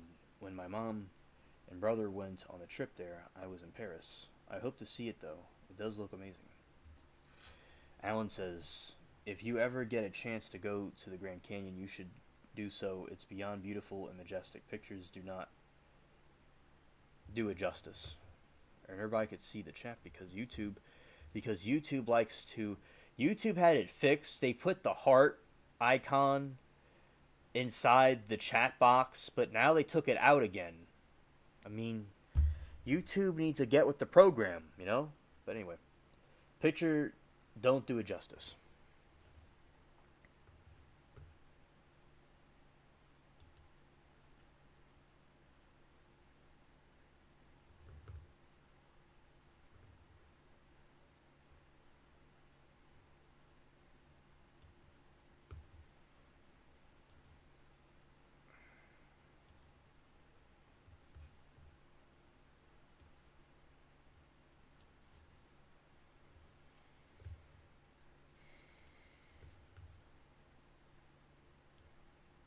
All right. I'm going to we'll be talking about a spooky thing right here. Willow the Wisp. I think we talked about this before. Sarah, this is similar to like fairies and stuff.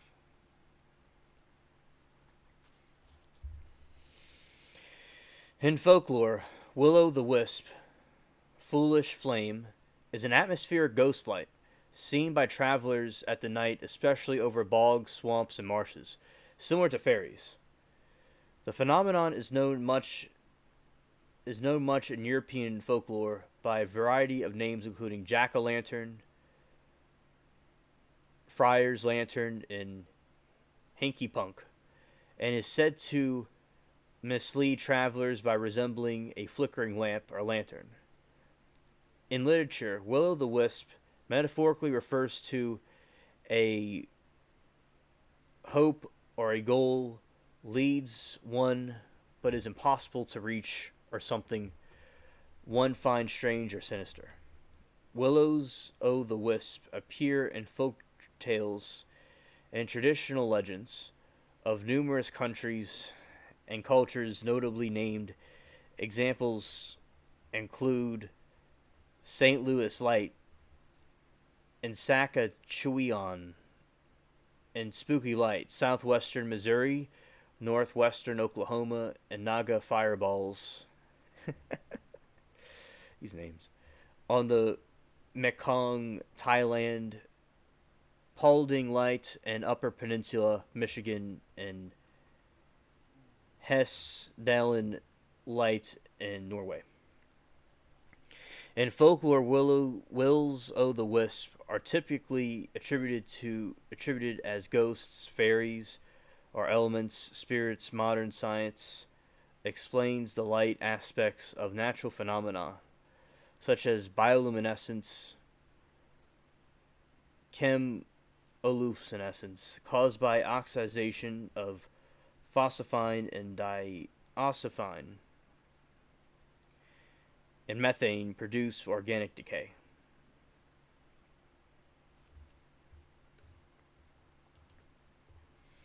And that's them goofing around right there.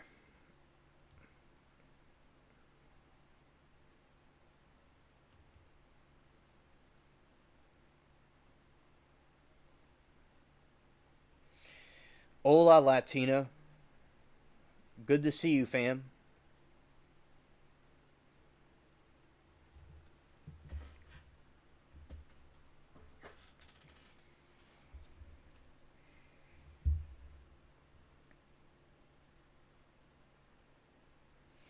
Etymology. The term will-o'-the-wisp comes from wisp, a bundle of sticks, a paper sometimes used as a torch, and name will, thus meaning will of the torch. Term jack-o'-lantern originally referred to a will-o'-the-wisp in the United States. They are often called spook lights, ghost lights, or orbs by folklorists. So this still has to do with orbs. The Latin name Ingus Fatus is composed of ignis, meaning fire, and fatus, an adjective meaning foolish. And Latina says hello to Sarah. Silly or simple. It can thus be literally translated into English as foolish fire, or more idiomatically, a giddy flame. Despite its Latin origins, the term ignis fatuus is not attested in antiquity. The name for will-o'-the-wisp used in ancient Romans is uncertain. The term is not attested in the Middle Ages either. Instead, the Latin ignis fatuus is documented no earlier than the 16th century in Germany, where it was coined by German humanists and appears to be a free transition into the long existence of German name Irrlich. Wandering light.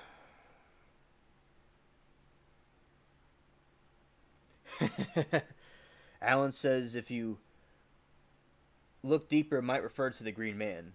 Also, jack-o'-lantern. Yes. Yes.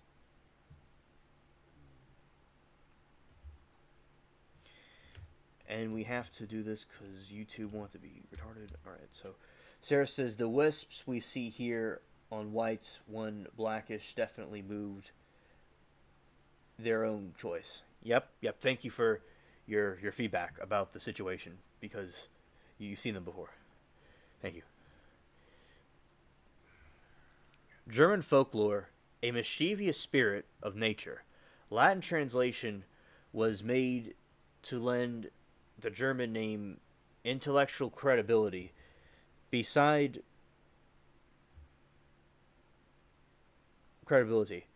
Beside Ehrlich, Willow the Wisp has been called Earwish, where the Welsh translated it to wisp, as found in Martin Luther's, the Protestant founder, not Martin Luther King, but the one from Germany, Martin Luther's writings of the same 16th century.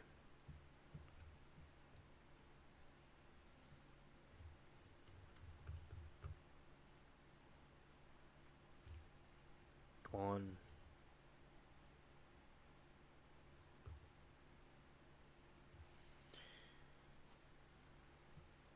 folk beliefs attributed phenomenon, especially in the term hobby lanterns, found in the 19th century Denham tracts in her book A Dictionary of Fairies. K. M. Briggs provides an extensive list of other names for the same phenomenon through the place where they are observed. Graveyard bogs influences the naming considerably. When observed in the graveyard, they are known as ghost candles, also term from the Denham tracts. And yeah, Sarah, yeah, no, I didn't know that either. I didn't know that either. Yeah, this is a depiction. This is a depiction of the wisp right here. They have, that's, see these interdimensional beings, and the sun's either setting or rising, and that they're seeing one of those things there.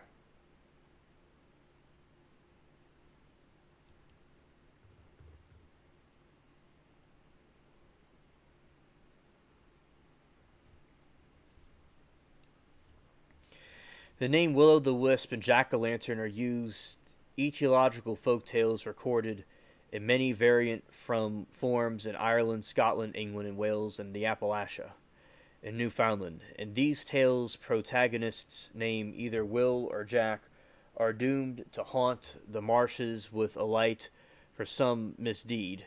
One version from Shropshire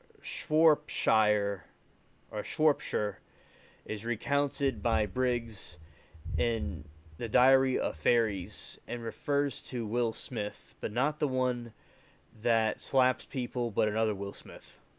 Will is a wicked blacksmith who is given a second chance by St. Peter at the gates of heaven, but leads such a bad life that he ends up being doomed to wander the earth.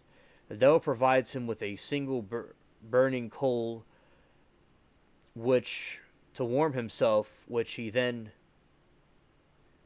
uses to lure foolish travelers into the marshes.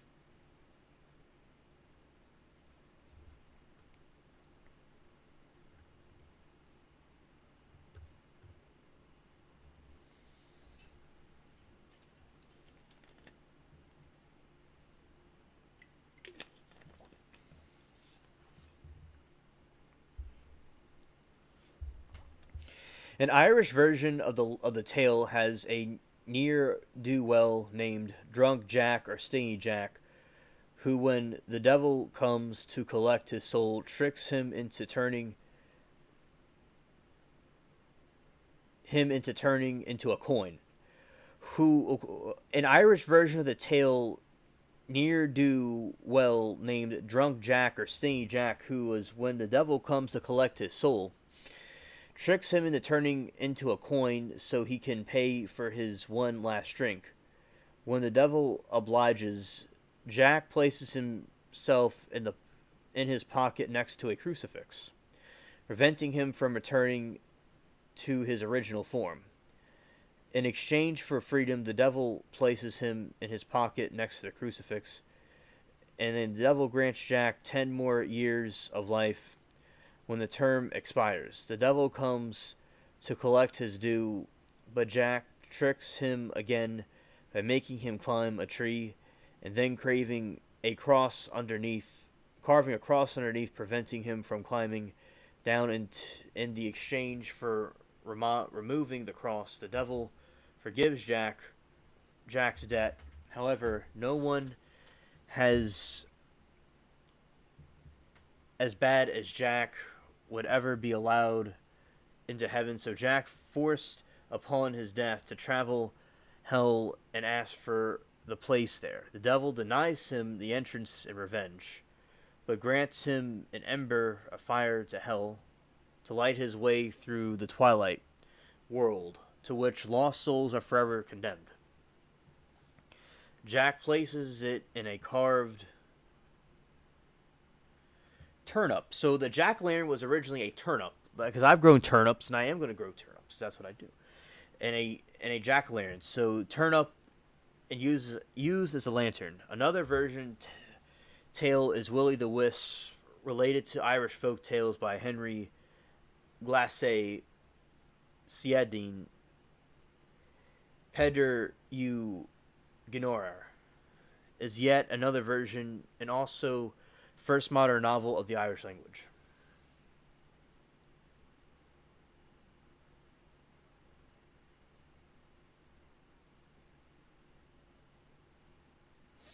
Latina, okay.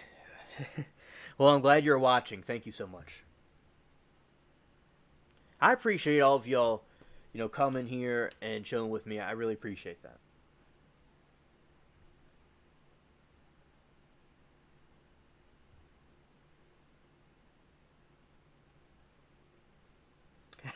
Yeah, right on, Sarah.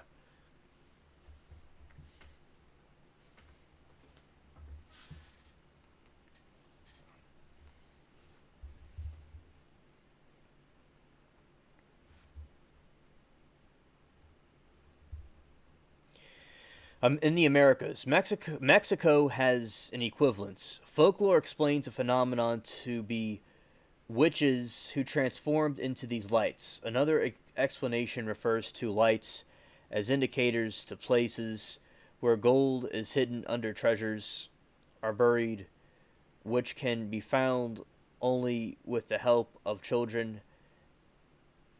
In this one, they are called luces del dinero, money lights, or lucas del tesoro, treasure lights.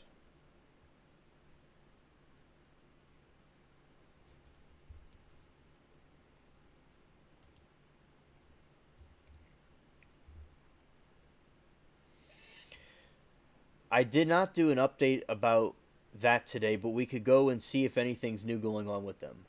But I think Stranded said earlier that the astronauts, they're going to launch in a week. Okay, Latina, in a week they're going to be launching the spacecraft up there to get them back. SpaceX said, but I'll go look to see if there's anything new going on. Scared.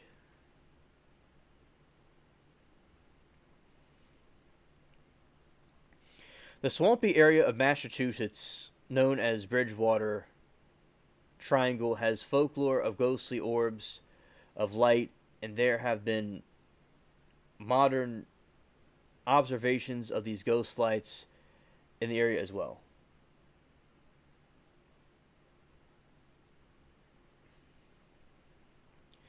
The fifulant or fufulent of Louisiana derives from the French. The legend says that the fifulant is a soul sent back from the dead to do God's penance, but instead attacks people for vengeance, while it mostly takes part in the harmless, mischievous acts of Philophant, sometimes sucked the blood of children. Some legends say it was the soul of a child who died in baptism.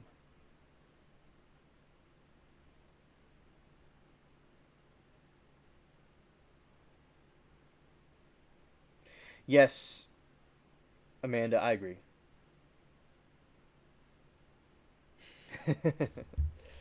Chat's funny.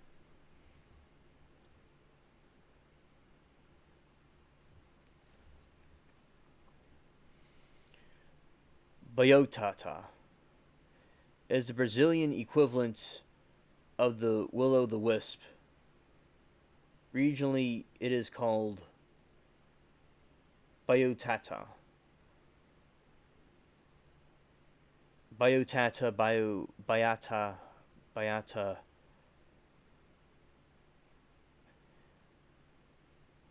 The name comes from the old Lupi language, means fiery serpent. Its great fiery eyes leave it almost blindly by day, but by night it can see everything according to legend.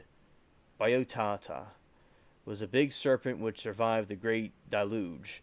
You see these giant serpents, Sarah, these like interdimensional like fallen angel beings. Left its cave after the dialogue, and dark went through the fields, preying on the animals and corpses, eating exclusively its favorite morsel, eyes, and collected light from the eaten eyes, a fiery gaze, not dragon, but the giant snake. Alright, and Latina, so basically my friend Alan, he's a friend of mine from the trial chat I go on, and he's a very good friend of mine, and he's been enjoying the stream. And earlier we were talking about Aleister Crowley, and he summoned a gray alien looking creature, and I was giving a hint about it, and Alan knew exactly what it was, and how basically the demon that he summoned was a gray alien looking thing. So yeah, so I'm just that's a friend of mine from another stream, and he's been giving good insight with the chat. In World of Warcraft, actually, I played it one time when I was much younger, when I was a kid. But my friend from school, he liked playing it more than I did. And yes, Sarah said yes, and through a culture of a millennium. A Latina, that sounds very tasty.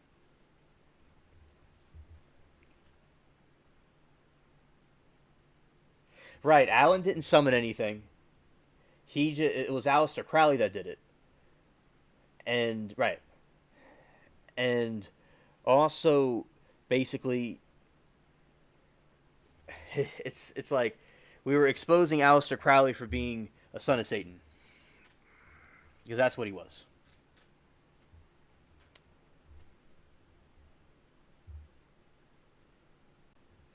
My sister's into that type of witchcraft, Alan. She's into Wicca, and she was saying like, that my reaction to it, but it's like people.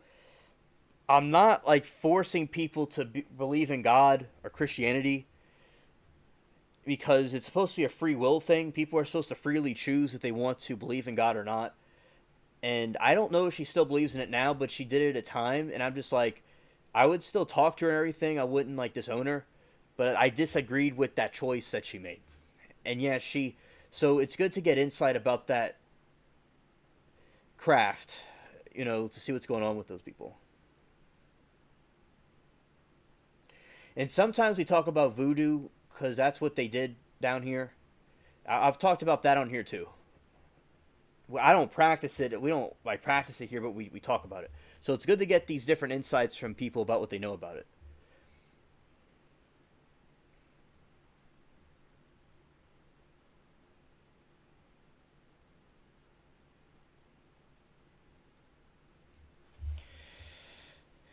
Continuing. In Colombia, la Boliflingo in Candelilla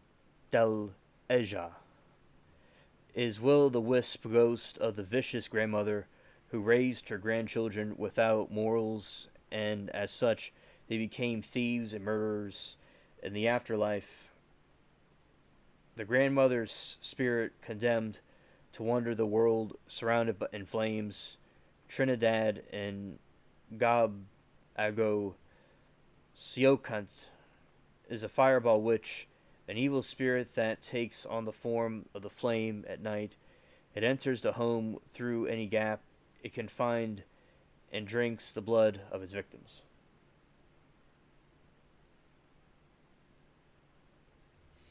Latina says, I know that mainstream media and music industry is wicked, magic, those that are partaken lustfully. Yeah, Latina, I agree with that, and that's certainly something that's going on because a lot of magic and a lot of like dark magic and stuff in the media and in the music and the music industry. I do agree with that, Latina.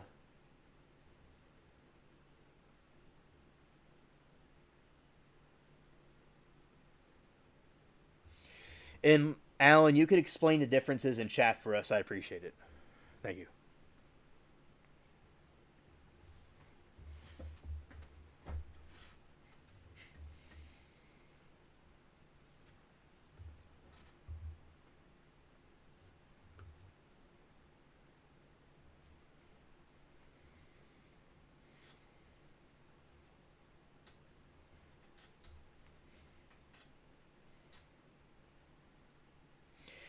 Asia, Aliyah, marsh ghostlight is the name given to a strange phenomenon occurring over the marshes and observing by Bangladesh, especially fishermen in Bangladesh. This marsh light is attributed to some kind of marsh gas apparatus that confuse fishermen and make them lose their bearings and may even lead to drowning if one decided to follow them moving over the marshes. Local communities in the region believe that these strange hovering marsh lights are in fact ghost lights representing the ghosts of fishermen who died fishing. Sometimes they confuse the fishermen, and sometimes they help them avoid future danger. Churbati, ghost light. Also spelled Churbati, or Chirbati, is a dancing light phenomenon occurring on the dark nights reported in Bani grasslands. Its seasonal marshy wetlands in the adjoining desert and the marshy salt flats of the Rannan of the Kutch and various and sources of ghosts. Ghost lights appear in folklore across India, including Kalve Pay and Talmul, Nadu and Karatanka, Kludi, and many variants described in Northeast Asia. Thank you, Alan. I appreciate that.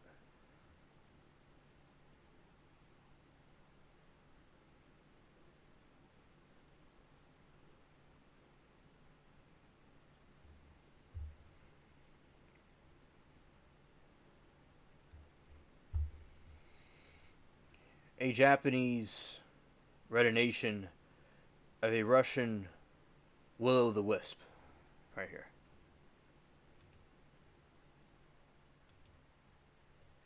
All right, this is a Japanese version of it.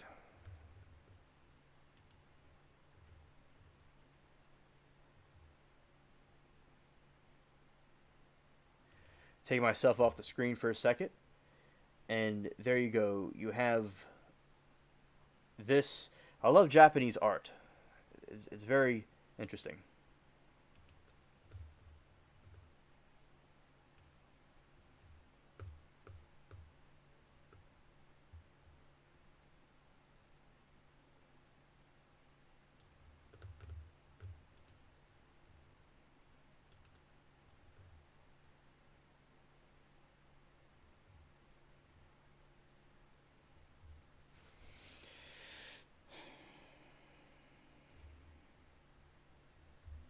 Okay, I'm continuing. Similar phenomena are described in Japanese folklore, including Hitodama, literally human soul, as a ball of energy. Hai no Tama, ball of flame. Yes, it is indeed, Amanda. Abra Gei. I may be saying some words wrong here. Just bear with me. And Koi Monabi.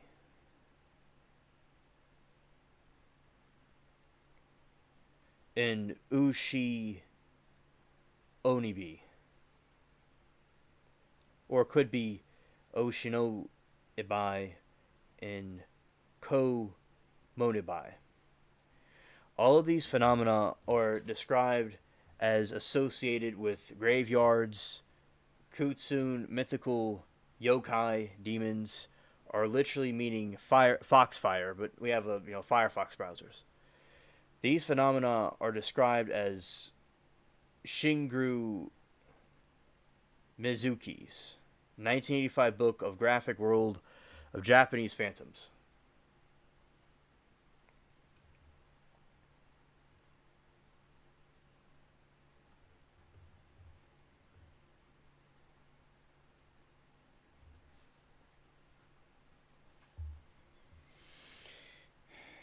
In Korea, the lights are associated with rice paddies, old trees, mountains, or even in some houses, and were called Dokubi Bull, Hangul, meaning goblin fire or goblin light. It reminds you of the fire goblin from the stream.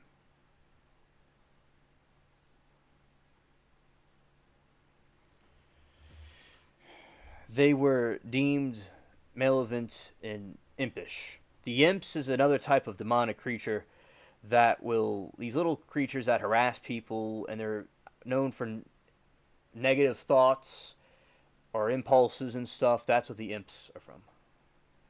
As they confuse and lured passerby to lose their way to fall into the pits at night. The image is like a stylized image of a yin yang. You have the negative and the positive working against each other, yet working with each other. Am I misinterpreting the imagery? That is not a misinterpretation, Alan. That probably is what it symbolizes. Because of this creature, yes. Of this cryptid.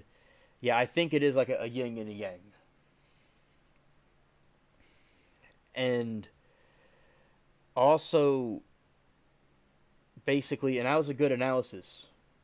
That's a good analysis that you have there, Alan. And so I know about the yin yang. My girlfriend told me about it, how it works. One can't be without the other. It's kind of like my zodiac is a Pisces, and that's kind of like a yin yang with the between the two fish. So you have very good analysis.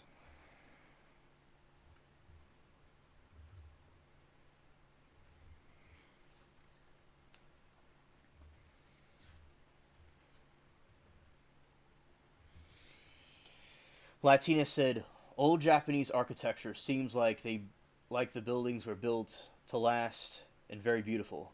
My calendar has pictures of, I'm going to butcher this probably, Senso-ji, Tokyo, Japan." Oh, Latina, thank you so much. I'm glad that you admire Japanese culture like Sarah and I do, and the rest of chat. And that's really cool you have that, Latina. My mom always took me to Japanese restaurants when I was a kid, and she loves Japan.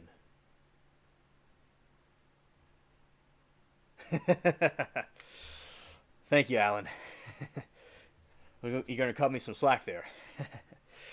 So, yeah, so basically what happened was, yeah, I love Japanese culture. It's amazing. And also continuing. The earliest Chinese references to the A will o' the wisp. One thing I want to point out here, you see these cryptids all over the world. They're in Sarah's Japan. They're over here. They're in Europe. These things appeared everywhere. The earliest Chinese reference to a will-o'-the-wisp appears to be the Chinese character Lin attested as far back as Shang Dynasty oracle bones depicting a human-like figure surrounded by dots presumably representing the glowing lights of the will-o'-the-wisp, to which feet such as those under the Wu dance were added in bronze script before the Han Dynasty. The top had evolved or been corrupted to represent fire, latter further corruption representing the Mi rice, as a small seal script graph in Showuin Jizi, or more like GC rather. compiled in Han Dynasty, shows although no longer in use alone, Lin is the character Lin Prosperous, Phosphorus, an element involved in scientific explanations of will-o'-the-wisp phenomenon, and is also phonetic component and other common characters with the same pronunciation. Chinese polymath Xing Gaiyua may have recorded such phenomenon in the Book of Dreams, stating, quote, "In the middle of the region empire Jiayu at Yanzu Yu."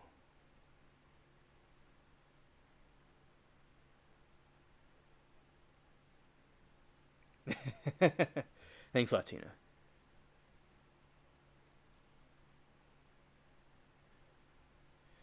In the Jiang, Jiangsu province, an enormous pearl was seen especially in gloomy weather.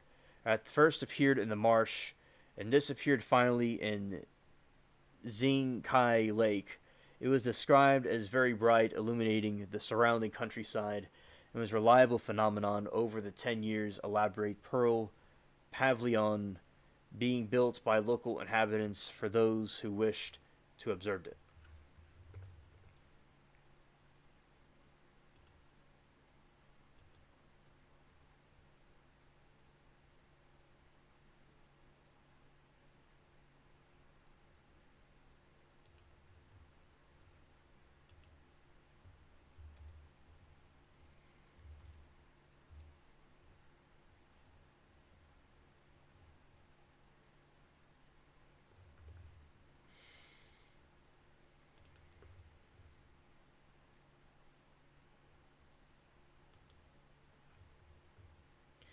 All right, continuing.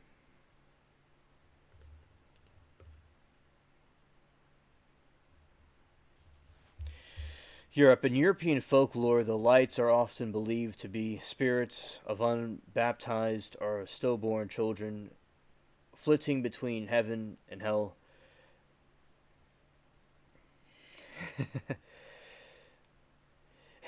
Yeah, Latina. In Swedish, Will o' the Wisp represents the soul of unbaptized person trying to lead travelers to water, hoping to be baptized. All right, and I want to give an update to Latina about the astronauts. Shout out to the spaceship cats, by the way.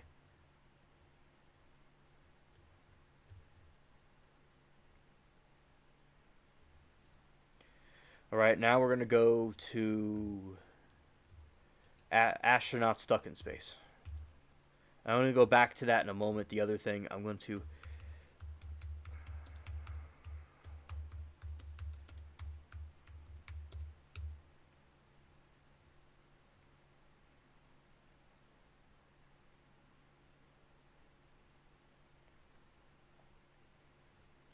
Right, we got some update. All right. NASA cuts from next SpaceX flight to make room for astronauts stuck in space station.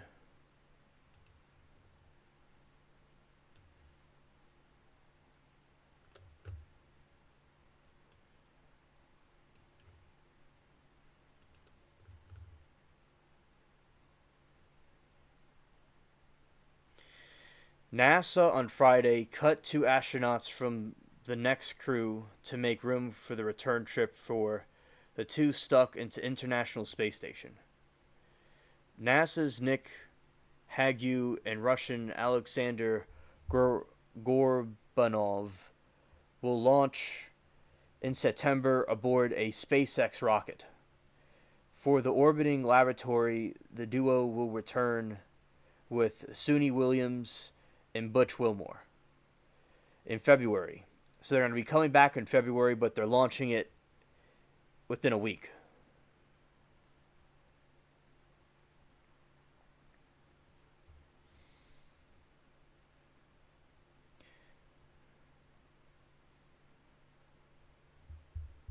The fly home in February. NASA decided it's too risky for Williams and Wilmore to fly home in the Boeing Starliner capsule, marred by Thursday troubles and helium leaks.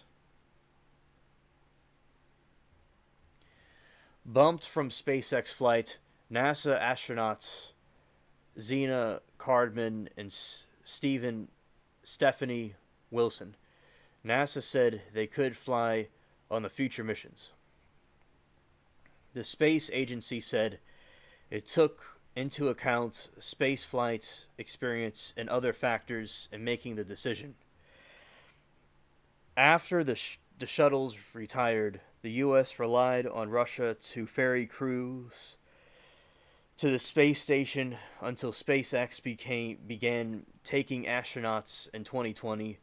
The two countries have continued to trade seats. Next month, NASA's Don Petit will be launching the space station, while NASA's Tracy Dyson will be returning Earth the Russian capsule.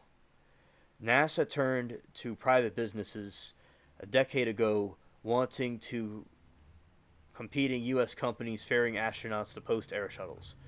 So Latina, they're bringing them back. They're going to start it next week. Alan says, Amanda, a coven is a group of people who are connected on a spiritual level. They can be family or they can be unrelated, but they are connected by common belief or faith. Alan, thank you so much for the information. I am interested to learn about these things. Thank you for telling us about it. I remember the coven from American Horror Story. My man, DeLeon, auto detailing. My dude. Shout out to DeLeon. It's been so long, my friend. It's good to see you, buddy. I have been very busy lately. I've been dealing with some stupid trolls in one of the other chat rooms, in the Law and Crime chat room. And DeLeon, it's called LC, kind of like Learning Center. It has the same abbreviation. So, but it's not the same LC from school, but that we went to. By the way, DeLeon is a friend of mine from school. I knew since first grade. And also, basically, what happened was we have a situation where they took away the mods DeLeon out of the chat. The mods. No, Alan, I'm glad that you answered the question. I'm not against you doing that. I'm also curious myself about what that was. I have no problem with what you did. Thank you. I'm glad to. I was being serious. I'm glad that I learned about it. It's okay. Yeah, so basically, DeLeon, in this other trial chat, they go and they troll people. They're being racist. They're being racist against like everybody, and they're being mad to everybody. And I defend my friends, and they defend me, and we all are in a group that are defending each other. And I have to stick up for this one of the ladies, Princess. She's from Canada. She's indigenous, and some people are trying to pick on her. There's another guy here, not right now, DeLeon. Another one of my friends named Dwayne Harris. They're calling him the N-word. I mean, they were trying to mess with me with the alien stuff. It was absolutely crazy what they're doing over there. But because they took away the mods because a company bought another company, which is crazy. Yeah, and Alan, it's okay to chat here. Talk about whatever y'all want to talk about. It's okay. I think it's fine. And because I was always in chat rooms. Oh, that's how I met all of you people, except DeLeon. All met you all in chat rooms.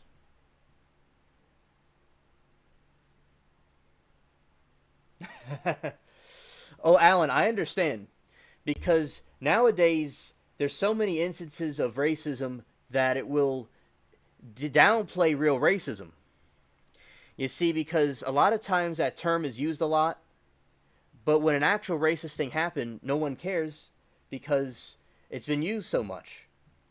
And thank you for pointing that out. And it's a shame when there's actual discrimination or racism and nobody's going to do anything because of the stuff that's been going on. They're discrediting real events. Because I think that other group, They wanted more racist stuff to happen, and that's why they acted like that, because they wanted to downplay real racist things that happen. But yeah, Alan, thank you for pointing that out. And yeah, so DeLeon, I've been doing a lot of stuff with the channel. I've been doing stuff with cats. I've been helping different streamers and different shows and stuff I'm on. I've been watching different verdicts, and I'll show you this dude, this weird dude right here. His name's Tellus. Also, DeLeon, I hope that you're doing well.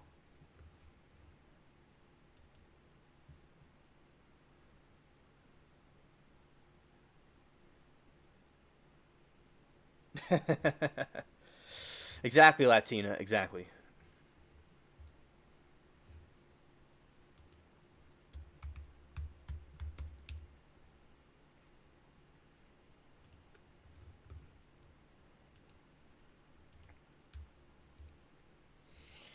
Latina said Jesse Lee Peterson said racism doesn't exist anymore, though there are bigots and prejudices, though.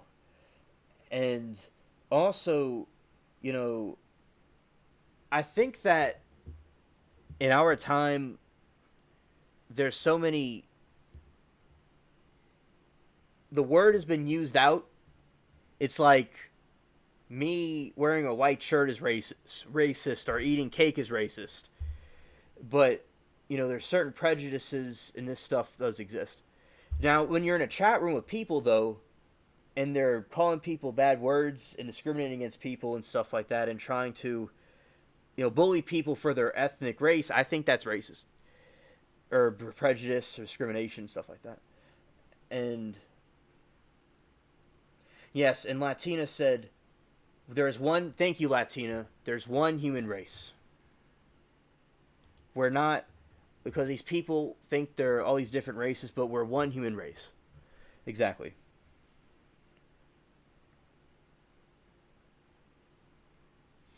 Thank you, DeLeon, and I'm glad that business is going good for you. That's awesome. And yeah, so basically that's what I've been doing, and like I was roasting the people, like they're talking about my friends, and I was telling them about I'm talking to my friends like, these people are basement dwellers and they're waiting for their chicken nuggets to be ready, and then they go and attack me because that's what I set a trap for them. I had them come and attack me. Sometimes the trolls, they just craving attention constantly and craving attention constantly. They're absolutely cringe. And then, DeLeon, something happened where in one of the trial chat rooms, there was a troll saying they knew someone in the chat room that was giving them information. And it seemed like it was coinciding with what was going on at the trial. So then they're snapshotting parts of the trial chat that had to do with it. And what happened was, with the trial chat, one of my friends, DeLeon, was very worried because she thought she was in trouble, and we had to calm her down. Kathy, one of my friends, Kathy, and we had to calm her down. And in another chat room after the show was over, and she was very nervous. We got her, talked her through it, and she was doing better. And then I was talking to a new lady on there, and I'm like, she heard a lot about me and thought it was real funny and all, and I made her laugh and stuff, and and we're talking, but it was my friend with another name. And then she changed her name back, but with an 8 on the end, because she wasn't able to completely change it back because of the situation, because somebody else took her name. Yeah. So I've been having a lot of crazy stuff going on, but in a good way. I'm doing good. I'm doing great. And Manda says, DeLeon, today was not my day. I've been pretty good, though. It's always great to be here with you. Do you have plans for the weekend? Alan says, the song White Christmas is racist because it says white. I know, Alan, that is racist. Yeah, I get what you're saying. Yeah, I know. It's like Thanksgiving's racist. Everything's racist.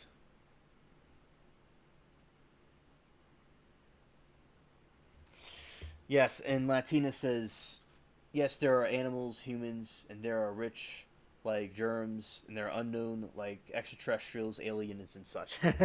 Thank you. Yeah, Alan said, I can vouch for Alien Spaceship. He has many friends in the trial chats, OLs. He is a bit like a star, actually. Yeah, yes, indeed, I am, and thank you. Everybody loves Alien Spaceship in the trial chats. Exactly. Exactly. And And absolutely, thank you, thank you, Alan, for vouching for me. And Latina said, "White Christmas is beautiful because the white snow and the snow people." Yes, I agree, Latina. I absolutely agree with that. But when actual racist things happen, people are going to look the other way because they said racist so much. Like, let's just say this cup is this cup is racist. Now, I know about the whole thing. What's going on? I know.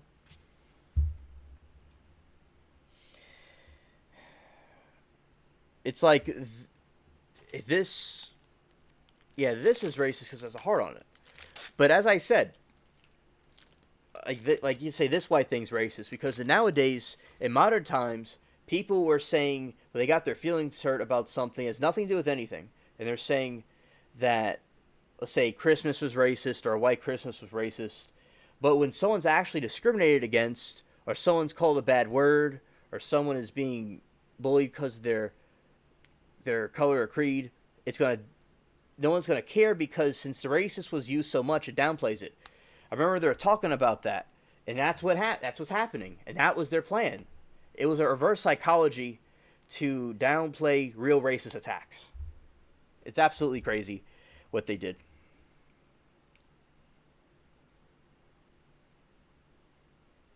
DeLeon saying, "That's good. Just relaxing this weekend. Finally got time off with my business, spending time with family."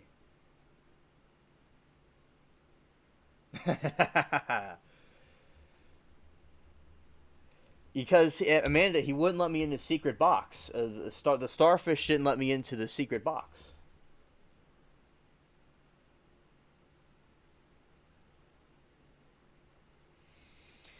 And also, basically, Latina said, "I have right to discriminate against mofos that suck." Right. And also, DeLeon over here, I'll show you. Right, Alan. Exactly. Exactly, Alan. Also, right here, we have Tellus. And yeah, man, you remember that episode? Yeah. The party's. Here we go. Super D. I was able to get you through because we were staying up real late this time. Hey, Super D, my friend. Good to see you.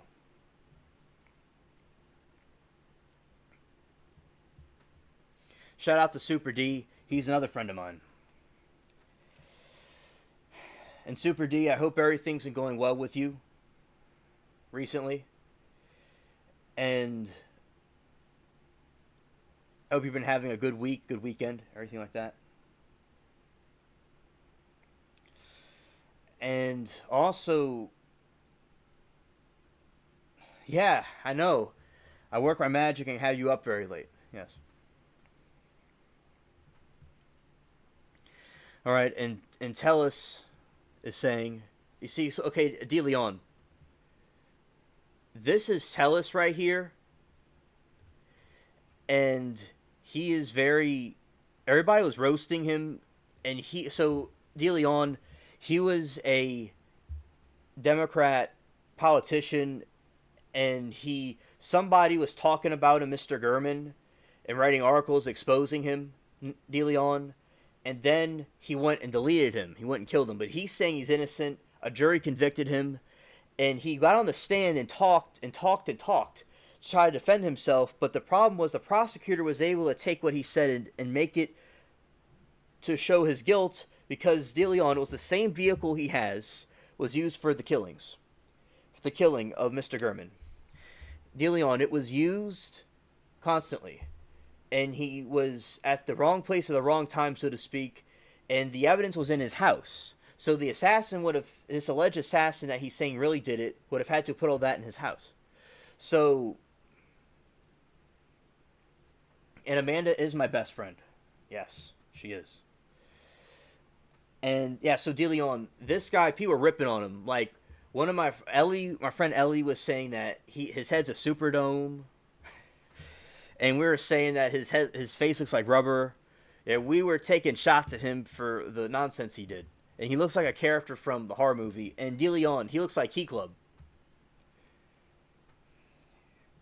And Super D says they're gonna have a war over who's my best friend. And DeLeon might have a say in that because I knew him since first grade. He's gonna wonder about that too, and they could have the Third World War in the chat about who's my best friend.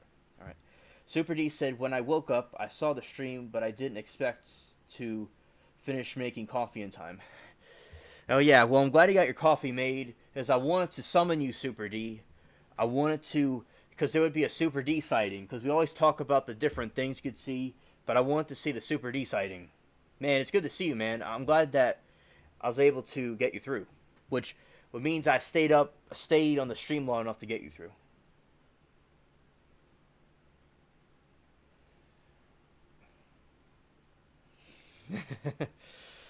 And Latina says, I thought we were all your besties.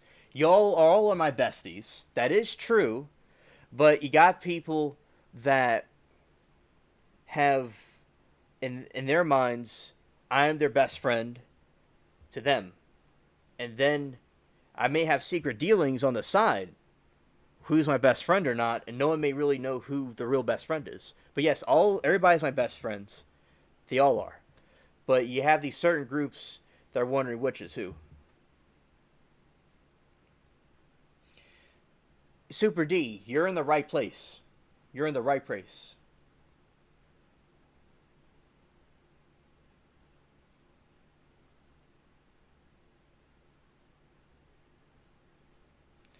Yeah, Super D is busy. Well, Latina, sometimes I end the stream before he gets here. That's what it usually is. I end the stream before he gets here.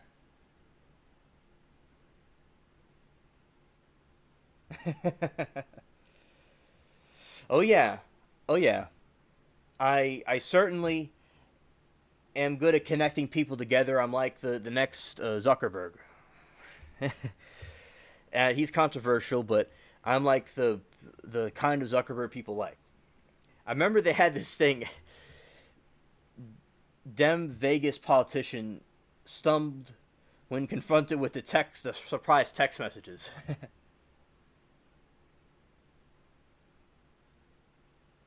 Yes, a Super D said, "Yes, I did. Yes, I did. I did end it too early." And Super D said, "Business with bad timing, thanks to time zones." Yeah.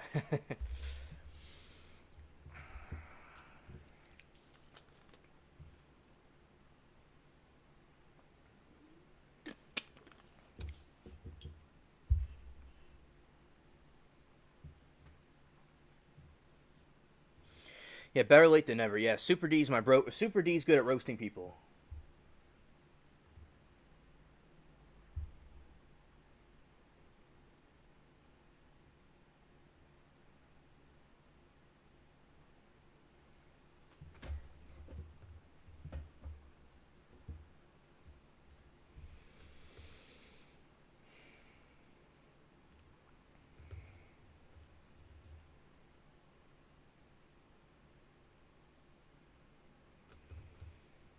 And also, now what I'm going to do is I'm going to continue talking about these cryptids, and y'all can chat about whatever you want. And we'll be doing that for a little bit, and then we'll end it in a little bit later. But y'all could chat and talk, and I'll read this, and here it goes. All right. In European, oh, we got DeLeon saying something. DeLeon says, "Yeah, we all best friends with Alien Spaceship, but Super D, what's up, bro? You know Alien Spaceship like I do. Alien Spaceship and I've been best friends since day one back at school." Yeah, and yeah, so basically with DeLeon, I I met him in first grade. And DeLeon, what I did was last night I reflected on Katrina, and also basically I was talking about because it happened. The anniversary was yesterday, And today was yesterday. Well, the 29th it happened. August 30th it flooded, and the 31st all the chaos and mayhem was had pandemonium everywhere. Alien is the pro reader. Thank you, Amanda. I am. Latina said, "Super D, you should start living and working during the during the night so you are awake during the USA time." and and Super D, I met over at Latina's area. All right.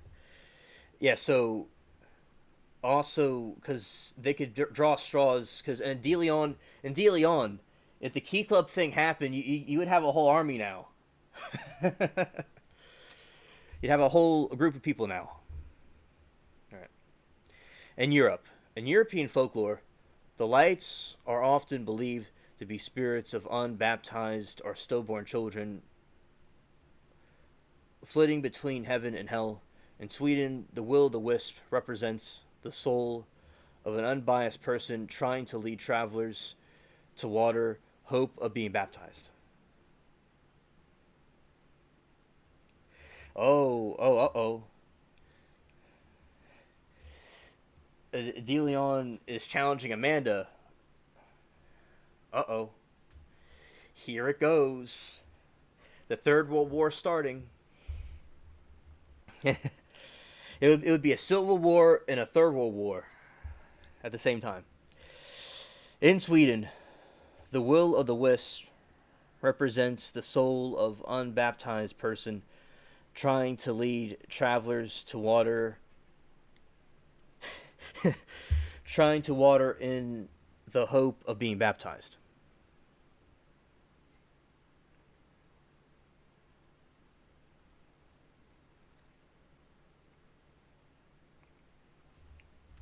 And I'm going to pin this. This is funny.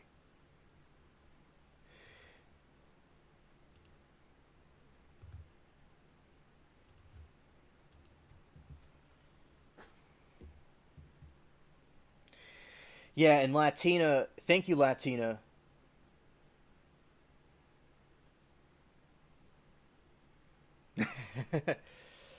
Latina, shout out to Latina, and that is DeLeon's channel. Y'all subscribe to him. He has great content.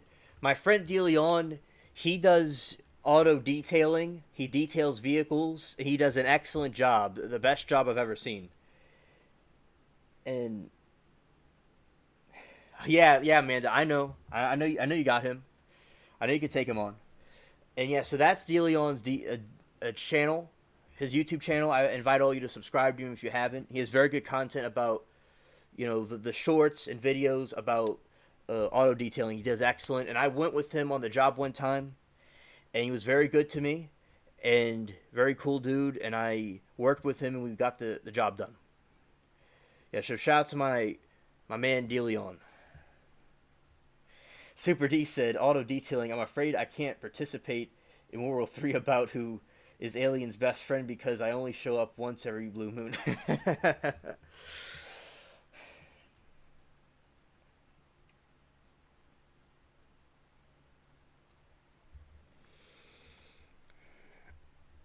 And Alan, I invite, and you could put content on your channel. I think that would be a good idea for you. And I invite everybody should make content. In European folklore, the lights are often believed to be spirits of unbaptized or stillborn children flitting between heaven and hell. In Sweden, the will-o'-the-wisp represents the soul of an unbaptized person trying to lead travelers to water in the hope of being baptized. Danes, Finns, Swedes, and Estonians, Lavitans, and Lithuanians and Irish people, and amongst some of other groups believed that will-o'-the-wisp also marked the location of a treasure deep in the ground of water, which could be taken only when the fire was there. Sometimes magical procedures and even a dead man's hand were required as well to uncover the treasure in Finland in several other northern countries. It was believed that the early autumn was the best time to search for will-o'-the-wisp treasure below them. It was believed that when someone had treasure in the ground, he made the treasure available only at the summer solstice, midsummer, or St. John's Day, and set will-o'-the-wisp to mark the exact place, time, so he could reclaim the treasure.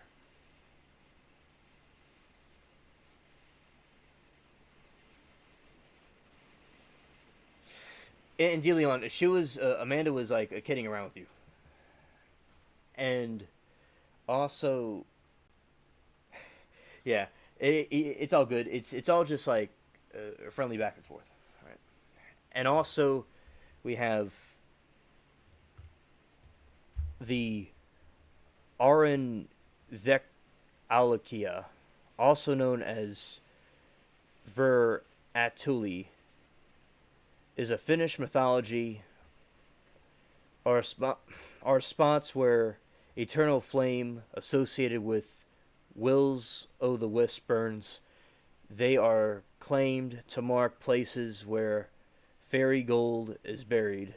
They are protected by glamour that would prevent anyone from finding them by pure chance. However, one finds a fern seed from a mythical flowering fern. The magical properties of that seed will lead to the fortunate person these treasures, in addition to providing one with the glamour of invisibility, since in reality the fern produces no flower and reproduces via spores under the leaves. The myth specifies that the blooms only extremely rarely.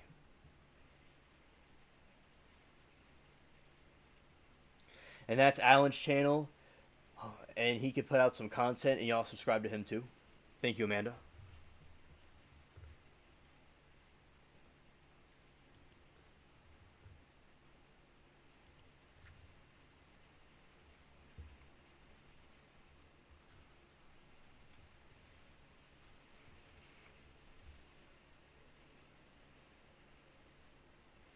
In a moment, I'll put Super D's up there too. I'll pin his in a moment. Britain. So this is the tales of these will-o'-the-wisps in Britain. In Welsh folklore, it is said that the light is fairy fire held in the hand of Puca, or Puaka, a small goblin-like fairy that mischievously leads lone travelers off the beaten path at night. The traveler follow the Puca through the marsh or bog. The fire is extinguished, leaving them lost. The Puca is said to be one of the Tywith Teg of or family. In Wales, the light predicts a funeral that will take place soon in the locality. Wirt Sykes, in his book British Goblin, mentions the following Welsh tales about Puca.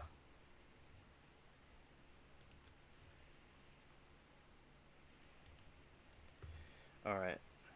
And they, like, Super D and Alan don't have any content, but y'all could subscribe to them.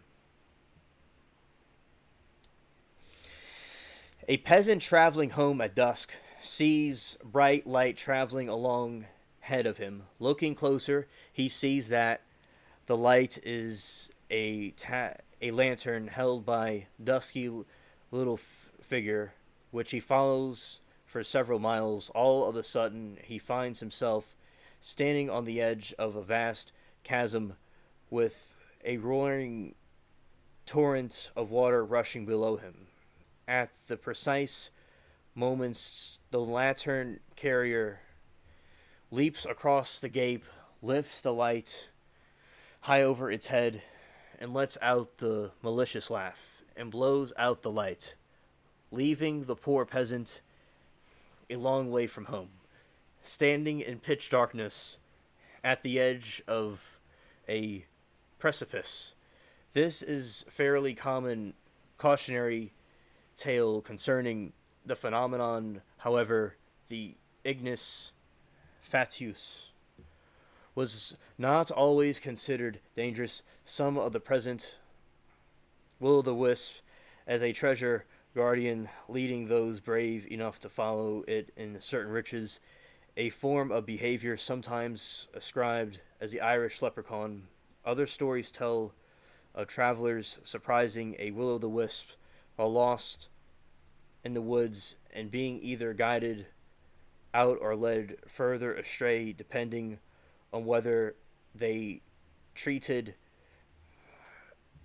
the spirit kindly or harshly.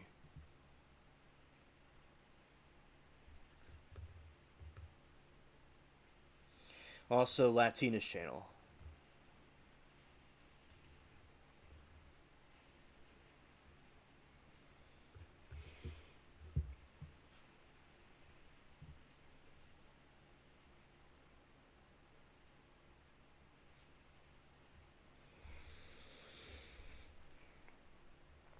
Also related to the Pixie Light from Devon and Cornwall, which leads to travelers away from the safe and reliable route and into the bogs with glowing lights like poltergeists. They can generate uncanny sounds. They were less serious than their German.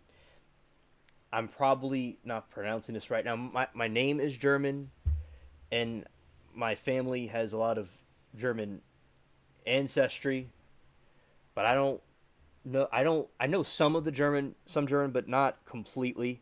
So I may butcher this. So y'all just bear with me. Wib Farun, the German counterpart of this cryptid.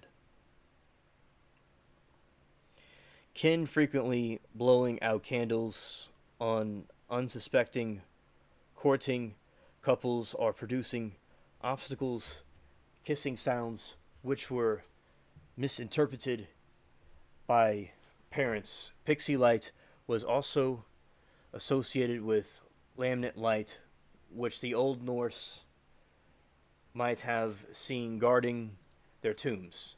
In Cornish folklore, pixie light also has association with cult pixie. A cult pixie is a pixie that has taken a shape of a horse and enjoys playing tricks, such as neighing or other horses may lead astray.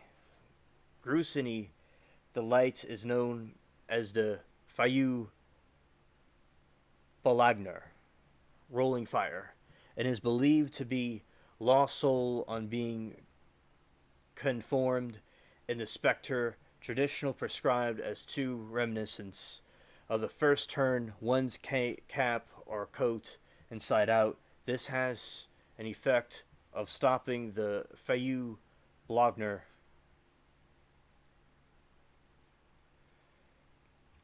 in its tracks. The other solution is to stick a knife into the ground and blade the Fayu in attempt to delete itself will attack the blade. That's very interesting. Alright, Primal and Gizmo. That's another friend of mine. He's in college. He's a very, very smart young man. He is doing good with that. And that is his channel, Primal and Gizmo. He does very good with he has a tortoise, and he takes very good care of it, and he loves making videos about it. Yeah, DeLeon. Yeah, right on. Super D's cool people. For sure.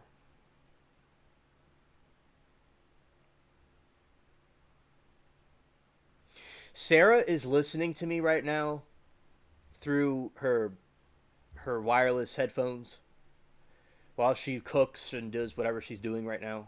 Kind of like a podcast thing, which that's like basically what this is. Yeah. And so that's the news on Sarah. It's about dinner over there. The will-o'-the-wisp was also known as the spunky, the Scottish Highlands, where it would take the form of Link Boy, a boy who carried a flaming torch to light the way for pedestrians in exchange for a fee, or else simply a light that always seemed to recede in the order to lead unwary travelers to their doom. The Spunky also has been blamed for the shipwrecks at night, being spotted land and mistaken for a harbor light. Other tales of the Scottish folklore regard these mysterious lights as omens of death or the ghosts of once living human beings. They often appeared as over the locks, like the Loch Ness Monster, very supernatural, or on the roads, along which the funeral processions were known to travel. A strange light sometimes seen in the Hebrides is referred to as the teeny Sith. Interesting, Sith. Fairy light. That there was no formal connection between it and the fairy race.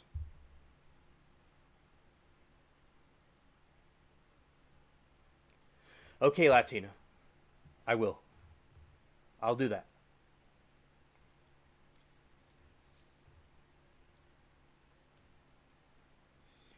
We'll do that right before the closing. This is Sarah's channel. Um,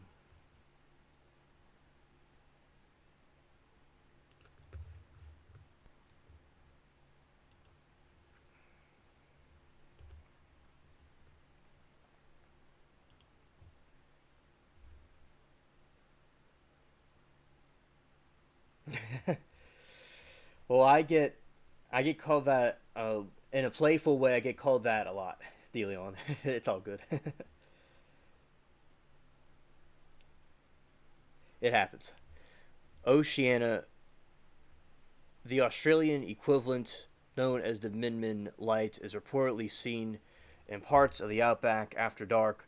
The majority sites are reported to have occurred in the Channel Country region.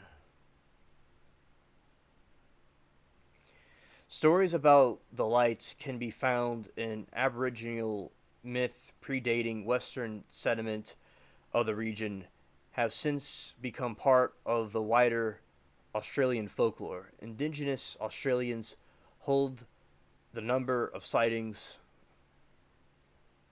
has increased alongside the increasing ingression of Europeans into the region. According to the folklore, the lights sometimes followed or approached the people and have disappeared when fired upon, only to appear on later.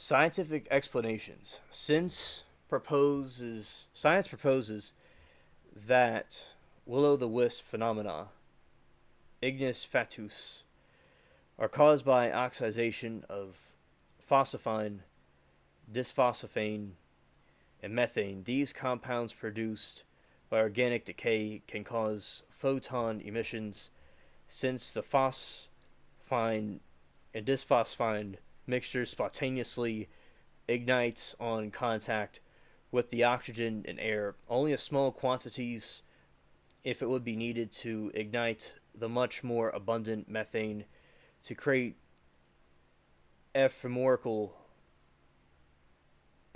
fires. Furthermore, phosphine produces phosphorus pentoxide as produced,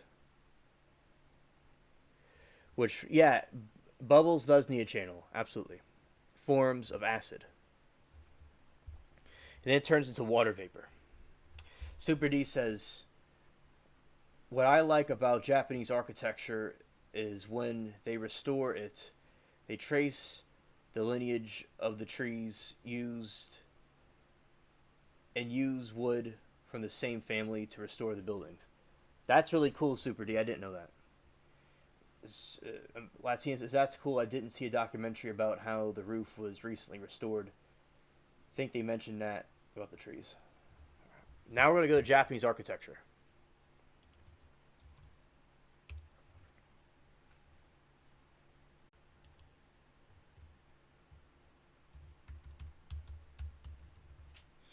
All right, as I said, there's some sketchy weather, but it's been this stream has only been fantastic considering the weather. Okay, and DeLeon, that is awesome. Yeah, DeLeon looks a lot like Will Turner from Pirates of the Caribbean. Yeah, I'm glad that you got the long hair back, dude.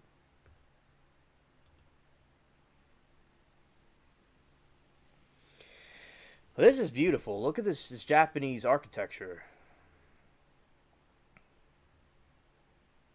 Senzoji.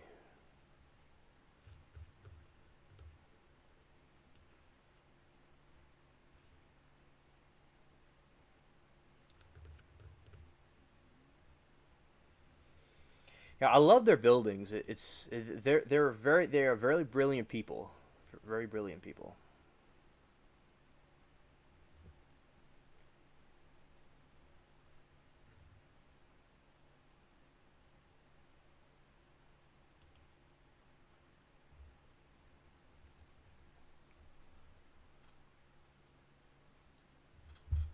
Thank you, Amanda.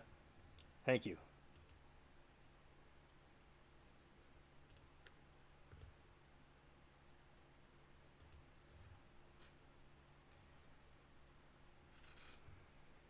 Amanda. That's so sweet.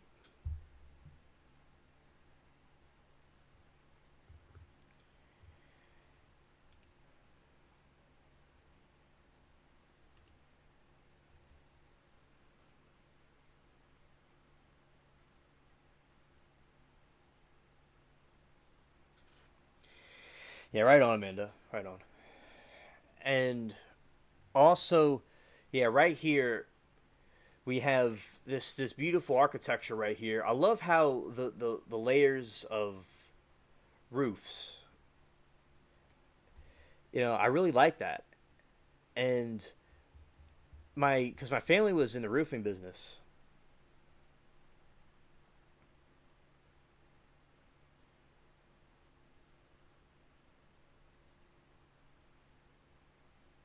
But yeah, Super D, right on. I agree. I like that too. A game of death. Yep. Yeah. Absolutely. Hello, Sarah. Finally back eating, watching the crazy path of Typhoon 10 back and forth. Yes, it is. And DeLeon, this is more interesting in than a history class. See, my history class is more interesting. And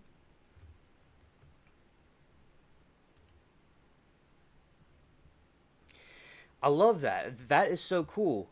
That is so cool. I love that thing. It's awesome.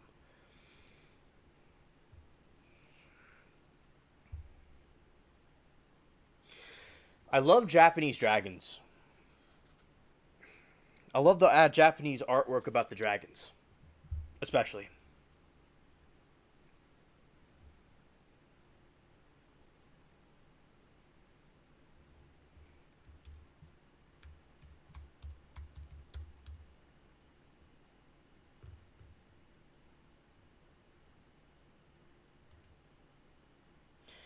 You know,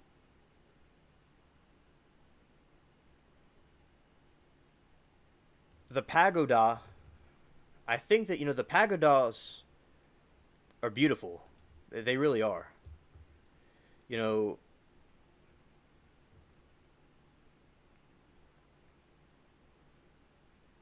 yes, there is snow in Japan. Yes,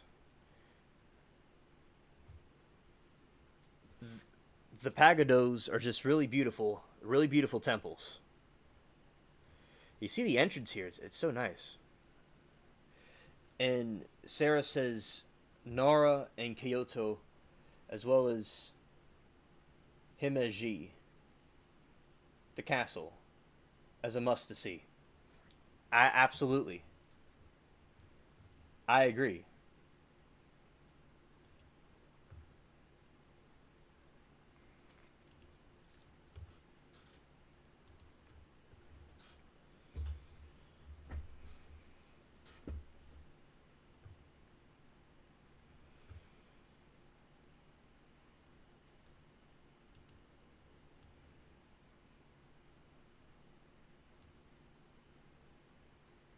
And also this other thing, the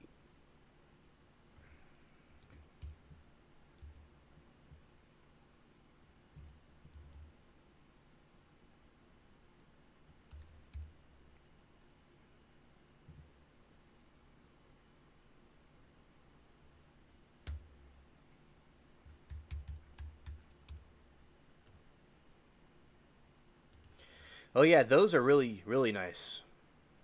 Oh, those are so cool. Yeah, Steve Jobs used that in the wallpaper for the Mac.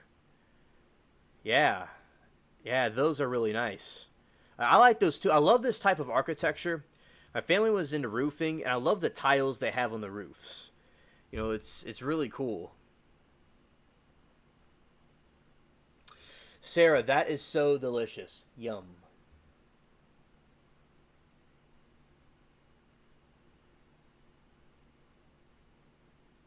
Yes, they do have a Persian vibe, Super D. And recently, although I've known about Genghis Khan for a long time, I studied even more about his life.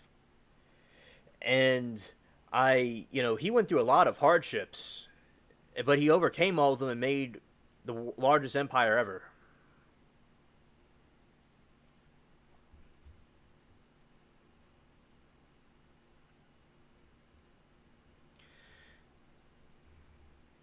It's like Sarah gets to eat the Japanese food every day. What a lucky duck.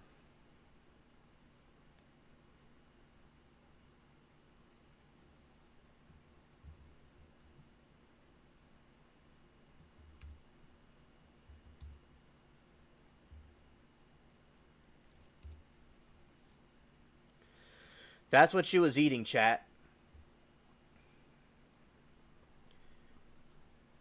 That is delicious. Those taste very good. Very good.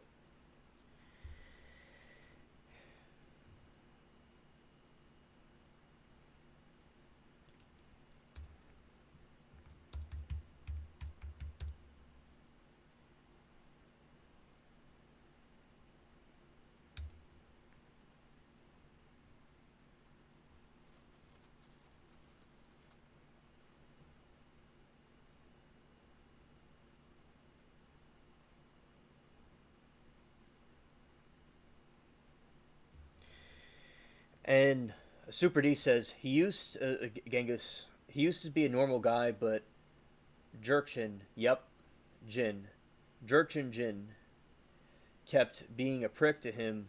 If you want to read extremely informative, semi historic material arts novel, try Legend of Condor Heroes. I will, Super D. Thank you for the suggestion. I'll do that. Yeah, Super D. Yeah, he caused him a lot of problems. And he was a prick, for sure. Well said.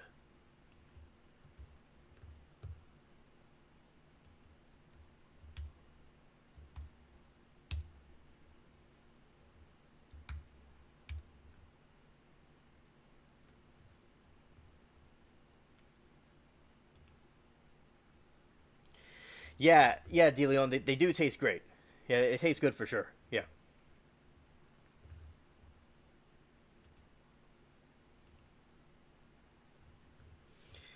Okay, and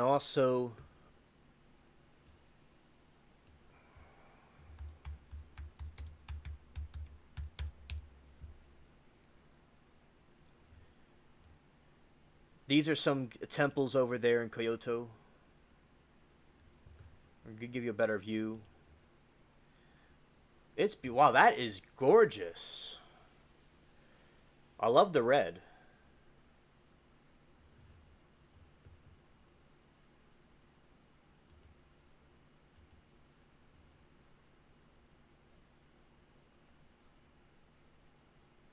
Oh, really, Super D? What a coincidence. That's some synchronicity right there. Congratulations.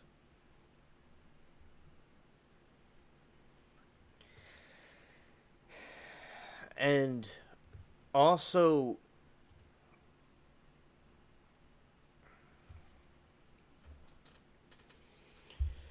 we have this. It's just this gorgeous underneath is just the red. The in depth architecture is just so fantastic.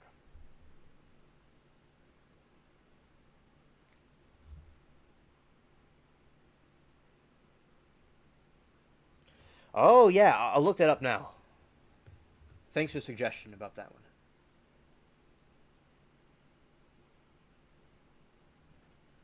Froch were Kahaus.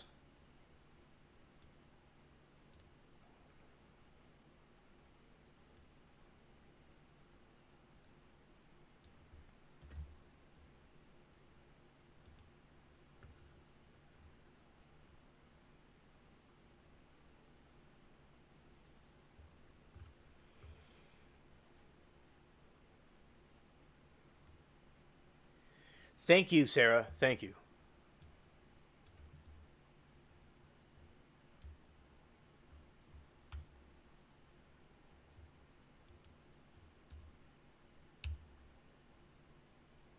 Yes, I know about this.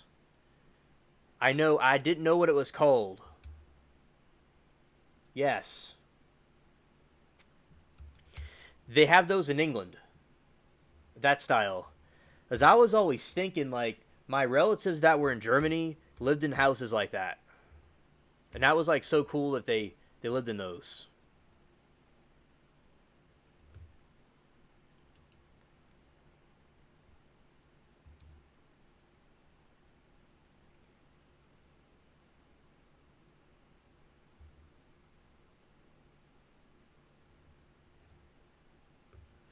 I will right now. I will in a moment.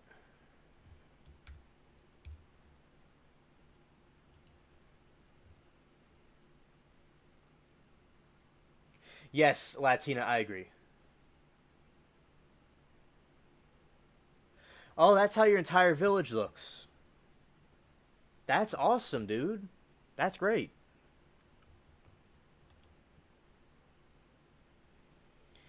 It's like being in a fairy tale. Where I am, the architecture is very cool here too. It's like, it's Mediterranean style, like France and Spain. But that is really really nice. There are some houses around here that look like that. They do have a couple of houses in the area that look like that. That is so cool, Super D. Yeah. As my grandpa says, it's the old country.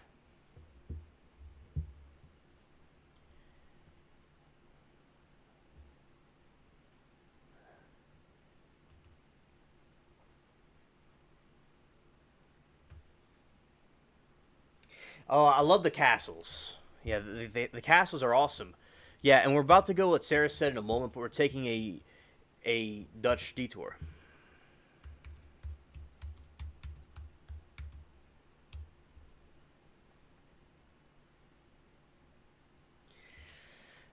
Yeah, these are some German castles, you know, and just for example, and basically you have they're so cool looking. And the architecture is so cool in this one as well, and they had to build it up on this mountain. And yeah, I love castles too. They're very nice. Also Austria and Switzerland, very very cool style.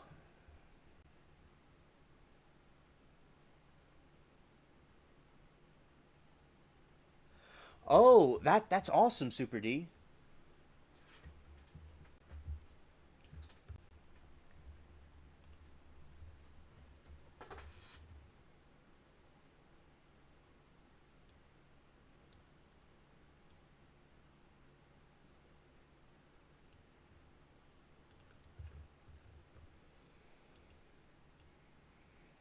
We'll go look up.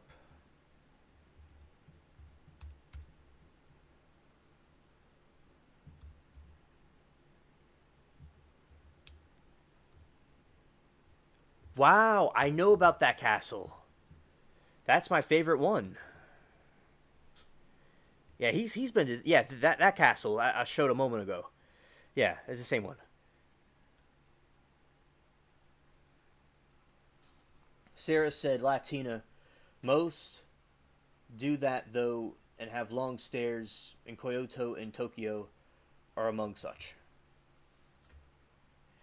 Winter Olympics often held here. Hokkaido, especially the kind of snow that buries your home.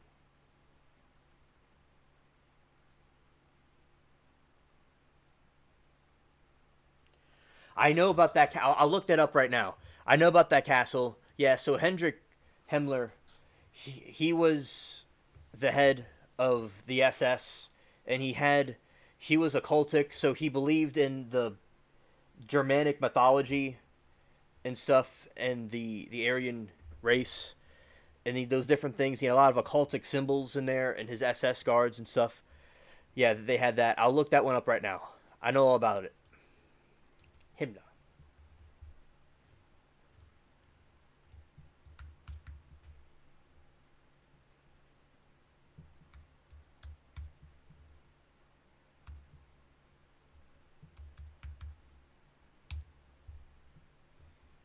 Yes. Yes. Yeah, okay. Yeah, so this is Himmler's castle.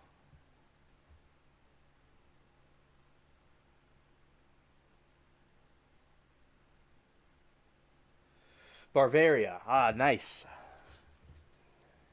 I like Bavaria.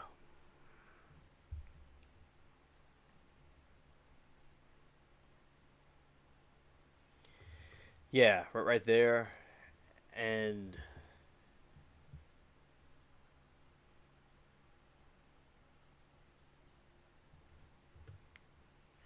this is the Himmler's castle right there.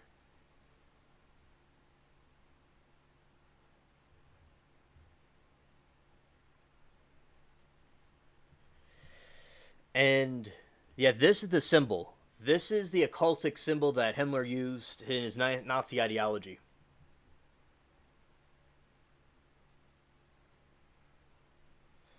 All right, so that is the one right here with that's Himmler's symbol that he used, and he had his SS, and they would be in there. Yep.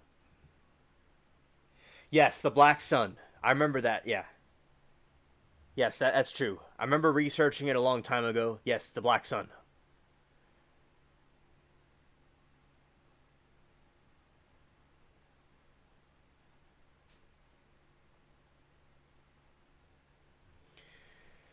Yes, and that was Hendrik Himmler's castle. I'll show that who that is. He was he was the head of the SS.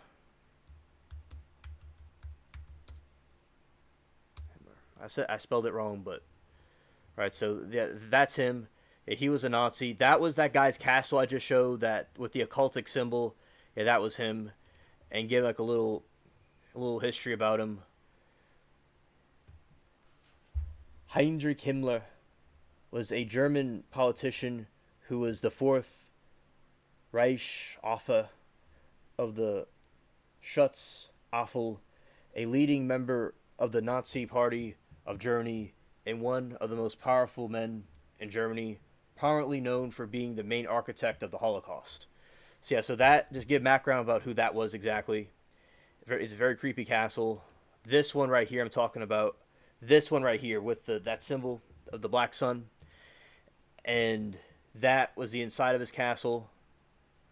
And this is the castle from the outside. And then over here was the castle Super D was saying that he visited, the cool castle we like. It's gonna come on.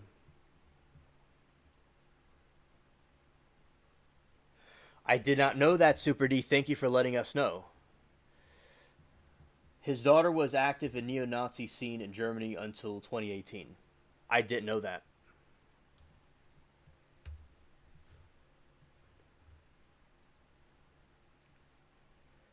Okay, let's see. And it's right in my face. Yes, this is the cool castle that Super D saw. That is so awesome. I mean, these people are really cool to really hardworking, dedicated people to build something like that.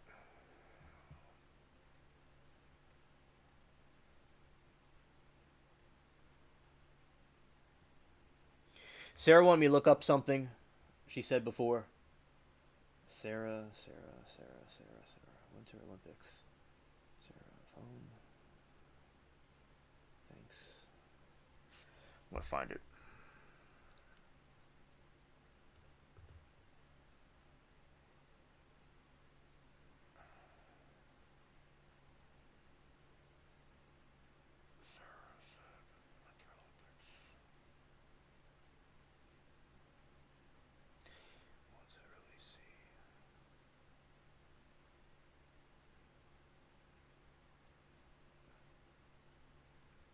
All right, so what I'm going to do is I'm going to. I believe she was saying about this castle.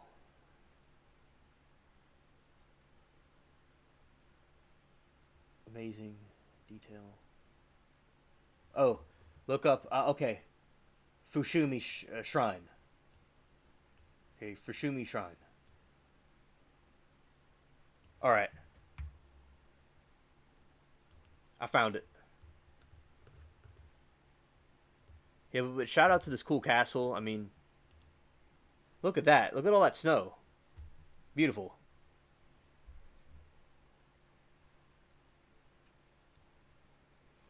Also in the fall.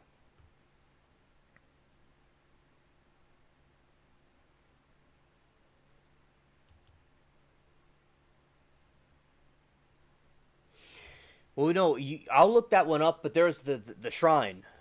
I'm looking it up now.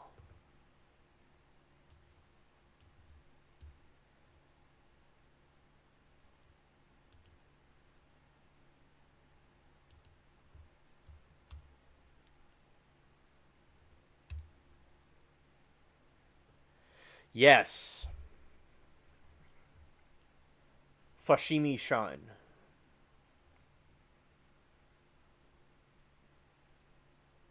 There you go, Alan. Yeah, you're already in tomorrow.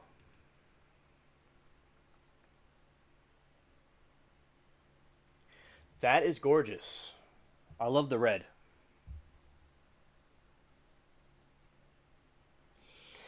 Yes, Sarah, I'd like to visit them too. I especially would go to Germany because of my ancestry from there. That's some place I like to see. The part of Germany that the Schmidts came from, which is the line from my grandpa, which I'm related. My grandpa has other German relatives from his mom's side too. Okay, I have it. I have German on pretty much everywhere, but the German line I'm talking about, the Schmidt family, it's from Bibra and also Kassel,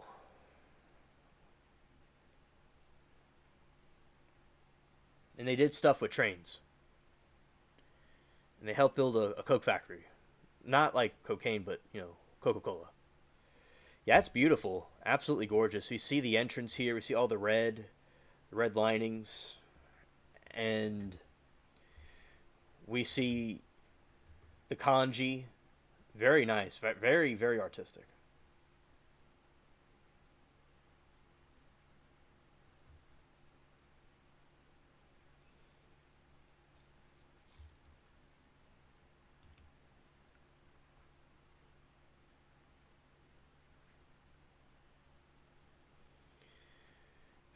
Yeah, so nice. And we have this beautiful scenery with nature. We have nature. Yeah, yeah. Shout out to the trains. Yeah, my relatives they worked on the trains, like train mechanics and stuff. And Schmidt, they were blacksmiths. They made swords and stuff for the people in the castle. Cool people. And one of my grandpa's mother's name was originally Pfister, and that name, I don't know exactly where they were from, but that name comes from southern Germany. My dad's family has Germanic because they're English, and also the royal family is from Germany too. So there's another thing to look at from another perspective. So yeah, on both sides I have Germanic blood, and I like all my heritage. Some people think that I focus on my German heritage too much, but I like the other things I'm related to too, like the British, like the Italians and the Mediterranean people, like people from Spain and the other parts of the air, the other things I'm related to. So I like all my heritage, all the different places I'm related to. Yes, yes, and like the Irish and stuff. But yeah, I really was. People could know I'm obsessed with Germany. This is a treat. I got Danny in the chat now. What a treat. Danny, we were just talking about German castles. And now we're also talking about Japanese, because Sarah's over there. We're now talking about the Fushimi Shrine. Alan said, "I want to go to England. I'm mostly English, Irish, Scottish, and Swede. I'm about as white as you can get." Yes, you are, Alan. Yes, you are. And also, Danny, we've been talking a lot from. We've been talking a lot about these things with the different stuff like the typhoon and things like that. So basically now what we do is we're talking about other things, historical stuff. No, I could go back to German castles. We're gonna go back to it. You're direct descendant from nobility. Oh, that's really cool, Super D. That's really cool. That's awesome.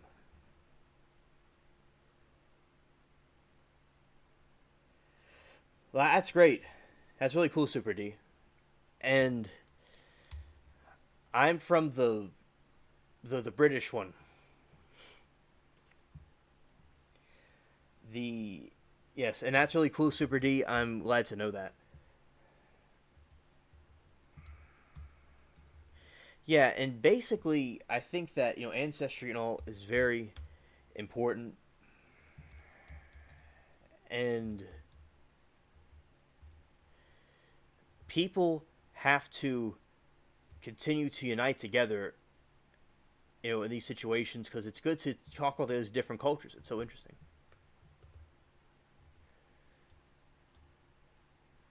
A lot of royal houses are related to Germany. Like Queen Victoria was German, and Prince Albert was German too. Yeah, Super D, that's really amazing. It really is. Also, I'm going to talk about this castle. Let's see, this Chinese, being a moron, the Japanese one. And Danny, I'll show you the castle again, okay? Whoa! Whoa! This is beautiful.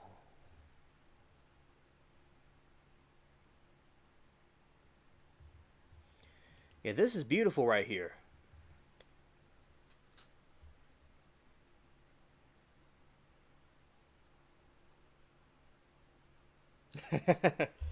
Latina said she's the heiress to a whole kingdom from another dimension. Amen, Latina. Amen.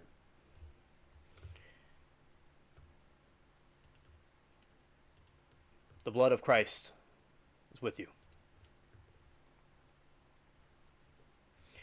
Yeah, that is beautiful. I love those trees. That's very nice. Yes, the cherry blossoms do add a beautiful color to the white buildings. Absolutely, I totally agree.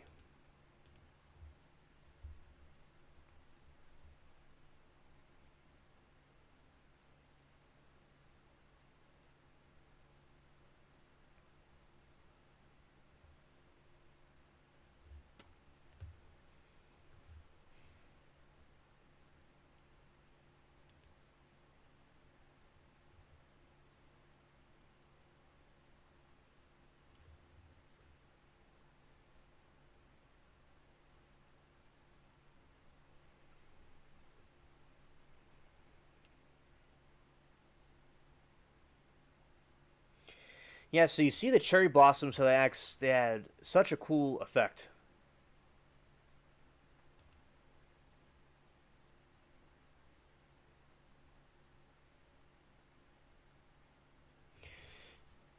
Thank you, Alan. It's been a joy and a pleasure hanging out with you too, my friend. I'm glad that we got to know each other more and chat, and I'm very great to have you here. And thank you for coming.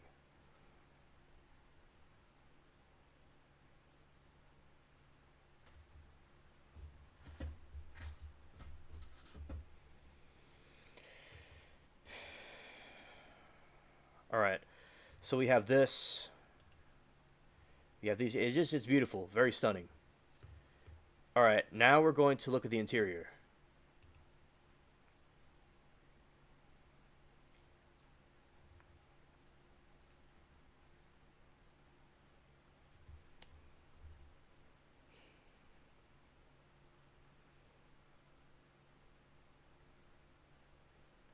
Super D says, fun story.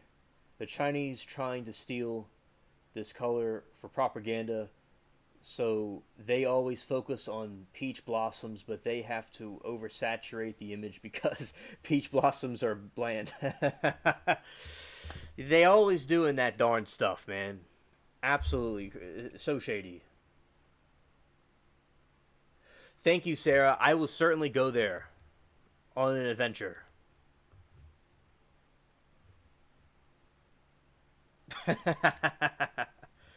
Yep. They hungry for booty.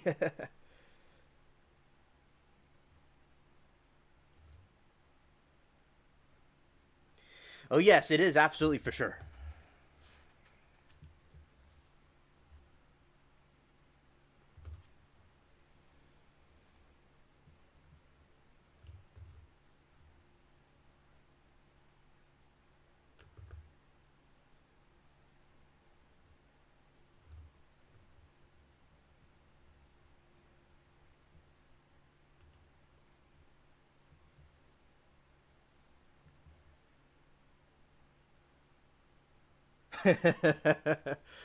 Super D says this: the CCP wishes they were hungry for booty. China has a low birth rates and have an impotency rate of approximately 70%.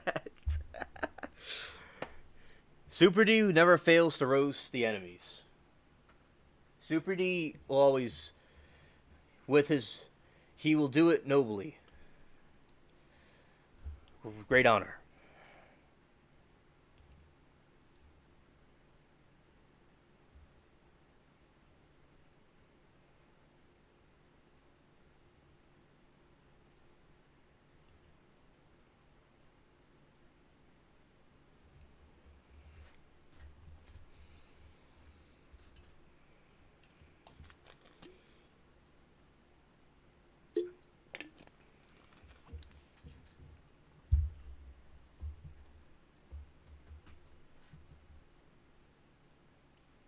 Oh yeah, Super D, absolutely.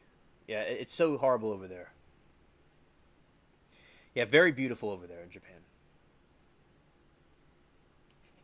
Next Super D, next time I meet Chinese guy with Australia accent because his why he was Australian for 5 years, I'll definitely ask him about that. All right, so we're going to. This is the nobleman that Super D is a descendant of.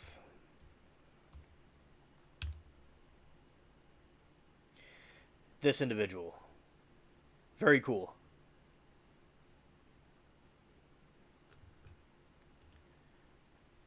Super D is a direct descendant of this cool dude right here.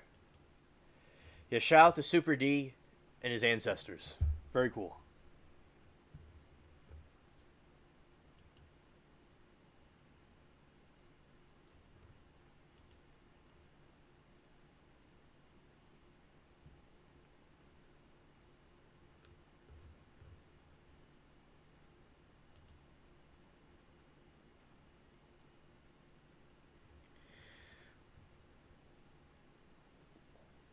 Lorenz Duke in Franconia,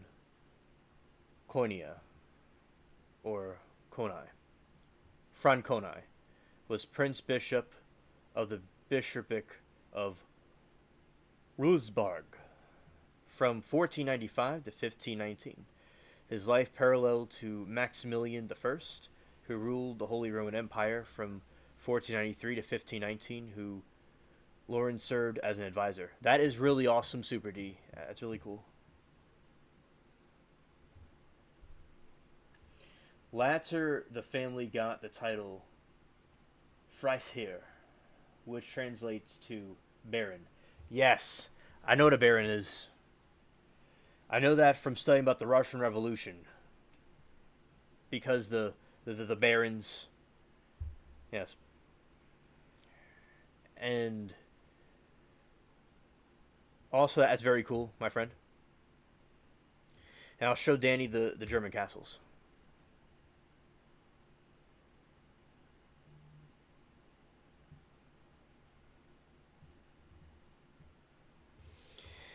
Let's go pull out this.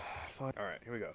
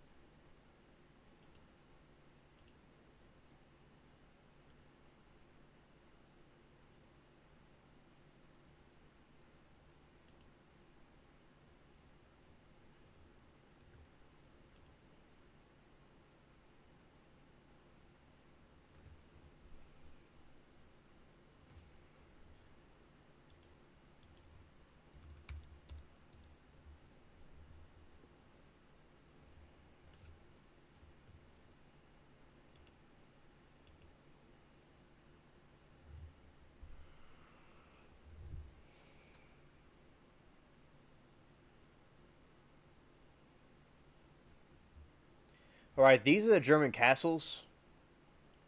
Danny, if you're still around, there you go. German castle.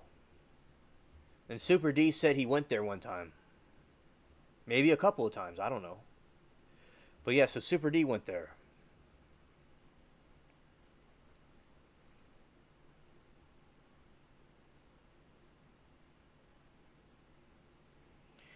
Super D, not Super D, but Danny, I've streamed to 5 o'clock, like 5:10.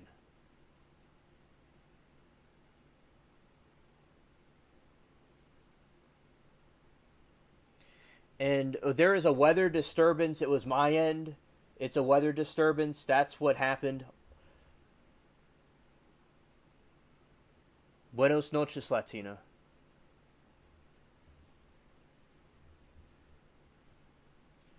God bless you. Just there's this the weather. I will say this stream worked fantastically compared to some of the recent ones, and also considering the weather problem, this stream was fantastic. Okay, with no hiccups. Well, it had some hiccups, but nothing like, the weather. In spite of the weather, the stream went well. Thank God.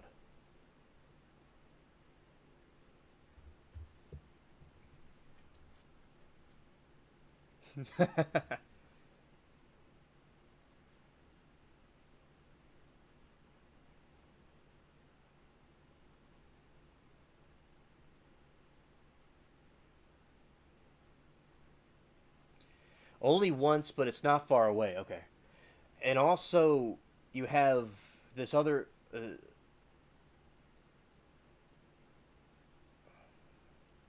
How much do they go for? Oh yeah. Oh, that's a hefty one. I like to buy one too, Danny. I like to find out myself. And it's 11 in the morning here. In my time, it's 4:43 a.m. And you could also go inside it. So, that's so cool. That's so cool.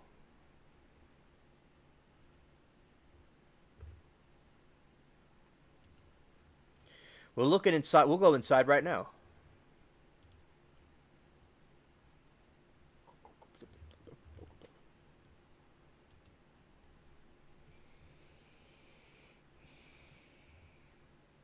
This is inside the castle.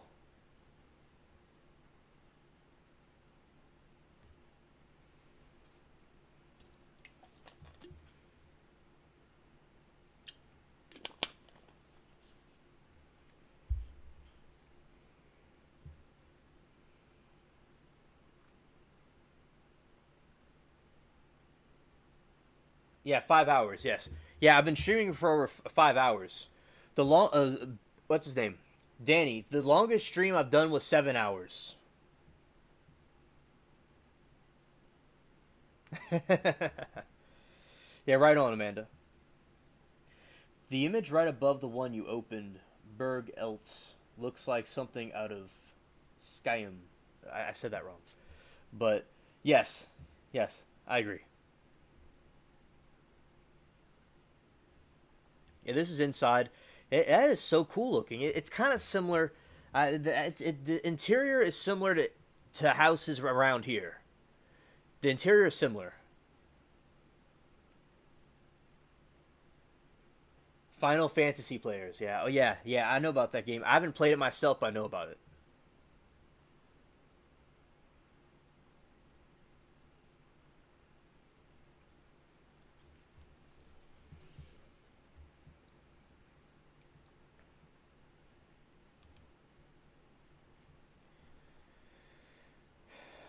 Well, that's beautiful in there.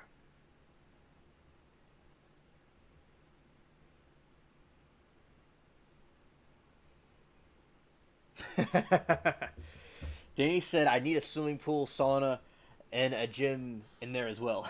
Hell yeah, absolutely, absolutely, Danny.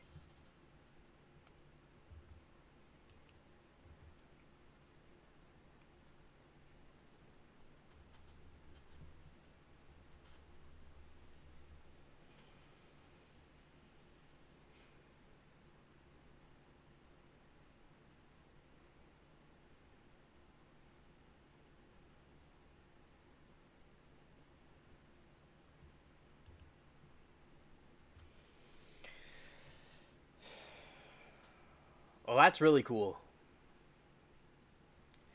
The architecture is so lovely.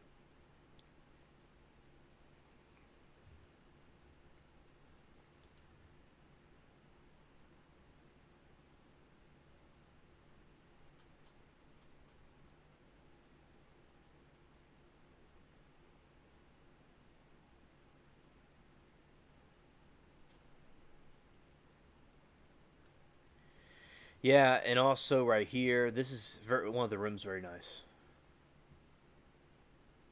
Yeah, you need 50 something. Yeah, absolutely. And also, a fun fact about the England's royalty is that the Queen of England, she's not alive anymore, but she was related to Germany, and also both sides of King Charles's family is related to them also. Because a lot of the royalties from Germany, and they went into like Spain and these different places, like they're all related to the Germans.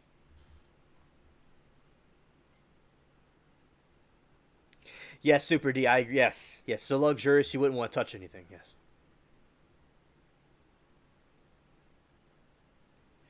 Yes, Sarah, that would be really nice. Yes, absolutely. And you know the left and like the communists, they want to try to downgrade this stuff and say it's like evil. And like I always admired this kind of stuff and castles and the monarchies and things like that. I always like these kind of things. It said it's so intricate, so elegantly done.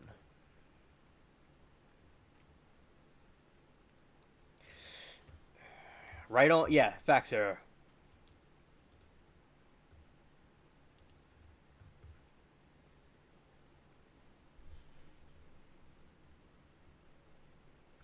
Gowns, orchestras, time for royal dance. Yes, for a nice waltz. Absolutely.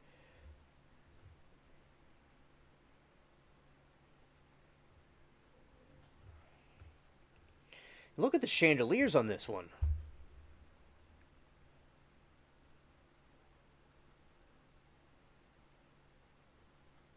Correct. Yes. Super D said all European royalty are related. They are also related to the Russian czars through Catherine the Great. Yes. And also Tsar Nicholas II and King George V look like twins. But as I said, I love this architecture. It's so beautiful. It's like a work of art. This is just breathtaking, breathtaking, and surreal.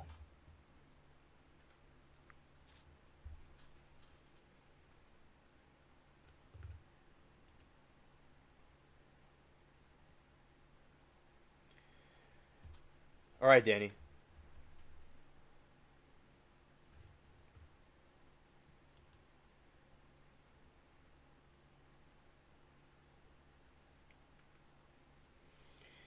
Also, that I love the lighting. I love the lighting.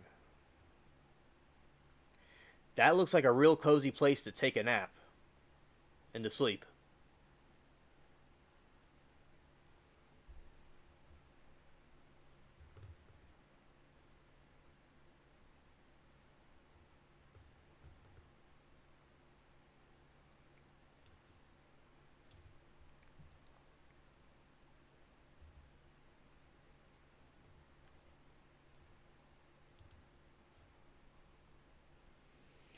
Yeah, we have the okay Czar.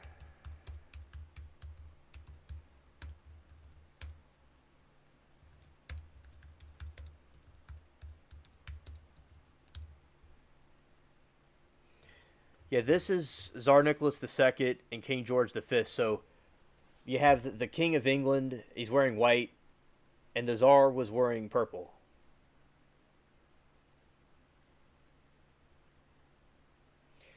And also, I can't forget about the obvious. Yeah, Wilhelm, Kaiser Wilhelm was also in the. He was a cousin of them too. So it's three of them.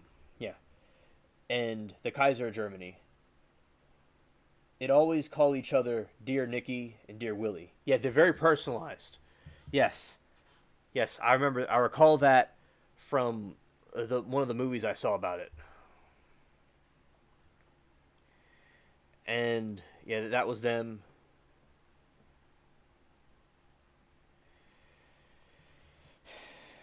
And the guy in the black and white picture is King George V, and his son, King George V's son, King George VI, was the king during World War II. Because the other King Edward, his older brother, abdicated to be with Wallace.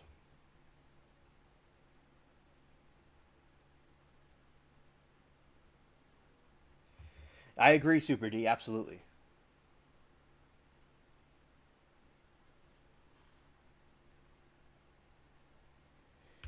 Let's see. We have the other one. Let's see.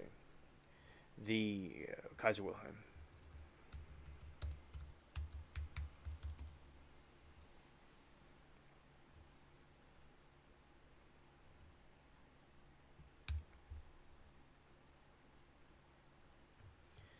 This is Kaiser Wilhelm.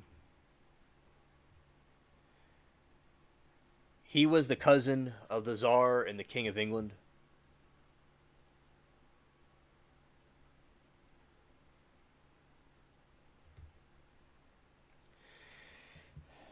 Yeah, so basically, as what I recall, the Scottish and the Irish and Welsh were on the land, were the Celtic people there, and then the English were the Anglo-Saxons that came over from the Germanic countries. And like me, for instance, I'm related to the English and to the Welsh and the Irish and the Scottish. I'm related to all of them. I'm a mixed up one. I'm a mixed up with all kinds of different groups. And we have that, and that's a Kaiser Wilhelm.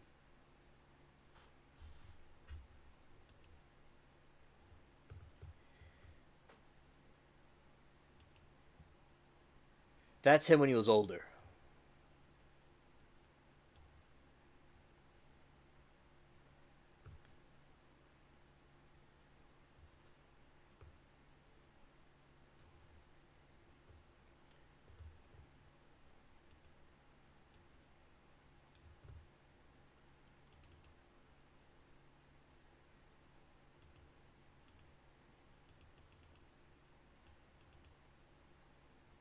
Alrighty. Here we go.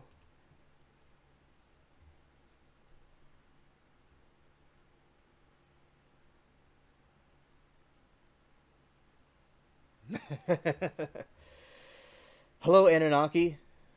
Welcome. It's been a long time.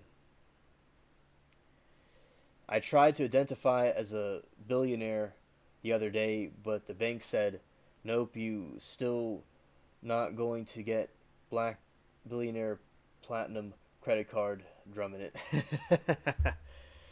Anunnaki, man, good to see you. It's been a very long time. And that was a funny joke.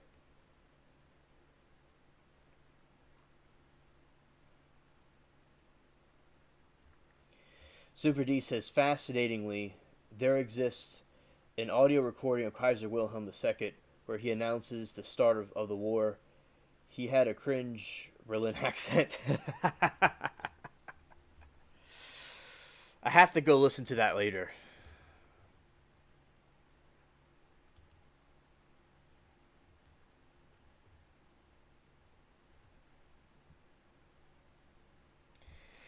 Yeah, I liked it. It was good.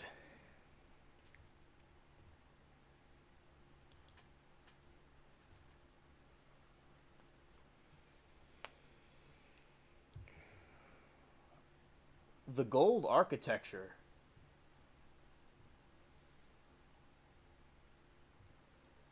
is so elegant. Absolutely elegant.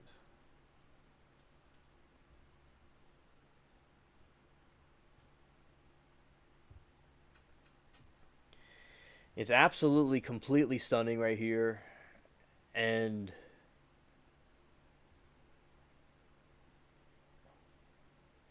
very, very nice castles.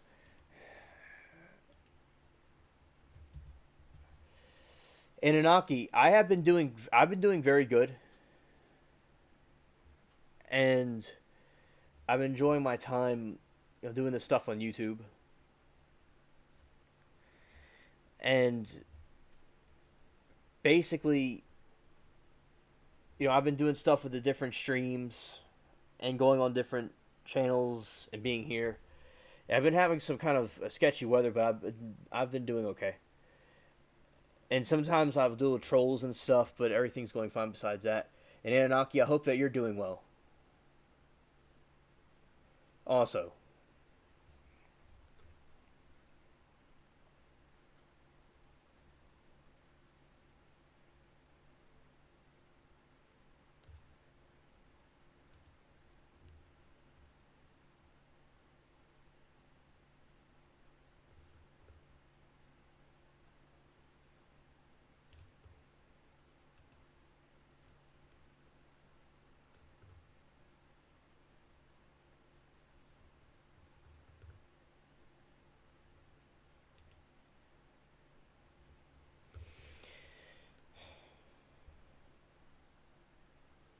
all right, all right, Anunnaki. Yeah, we were talking about quite a few things, and then we got into talking about the architecture and castles and stuff like that.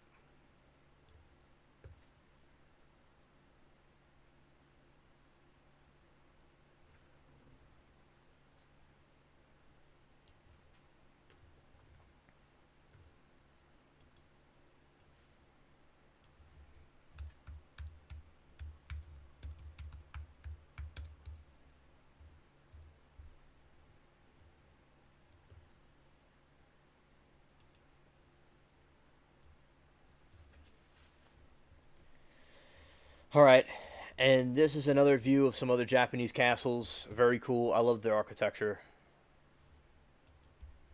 The mountain in the background is gorgeous in that one. Wow.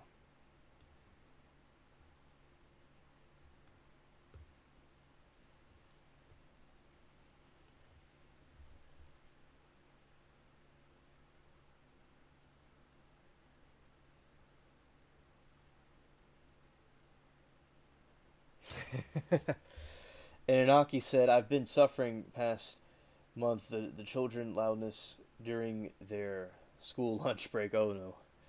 I got to tell you they are louder than 255 millimeter Australian shell dropping on my ass. Oh, good grief.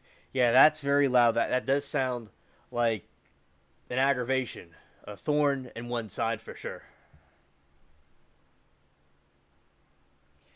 And Anaki said we are upgrading our children's schools in Tennessee with the new high-tech labs and engineering in the classrooms.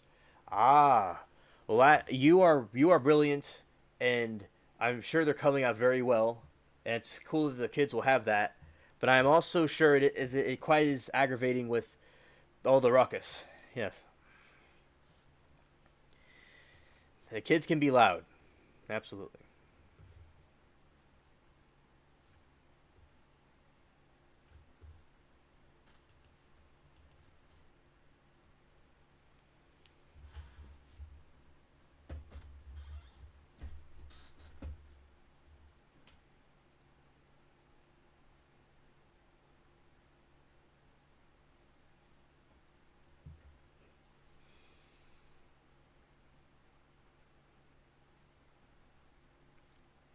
Yeah, Danny, I understand. I understand. You like the German ones better. See, I'm like, it's like I'm related to the Germans. My whole name's German, and Japanese stuff looks cool. It's hard for me to choose. Yep. I mean that it's like one of those times it's hard to choose.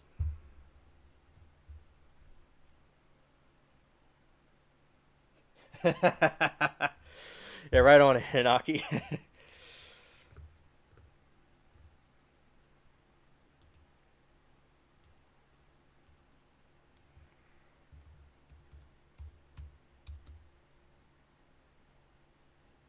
I love the clouds. I mean, not the clouds. I love the blue sky, and and the trees. And it's very nice, very nice.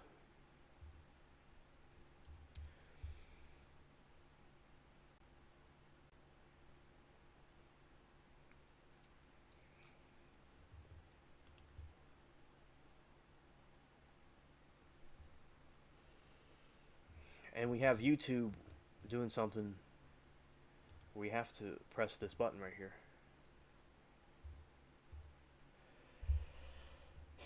Super D says, if you ever go to Slovakia, make sure to visit the Ovra Castle. They use that in Orlok's Castle in Nosferatu, and you can still recognize where they shot it. Whoa! I've heard. Yeah, I remember that castle now. I'm gonna add that to my list. Yes, Super D, I certainly will. That winter scenery is beautiful. I gotta say, it looks blue, like kind of like a cartoon or something. That's beautiful. It looks like some old Disney cartoon.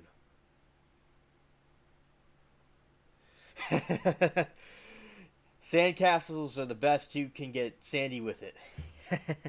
I like that. Good one.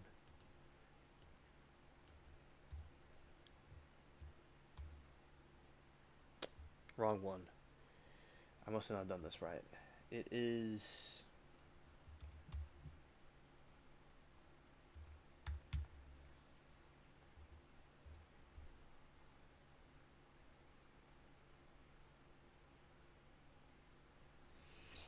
This is Count Orlok's castle.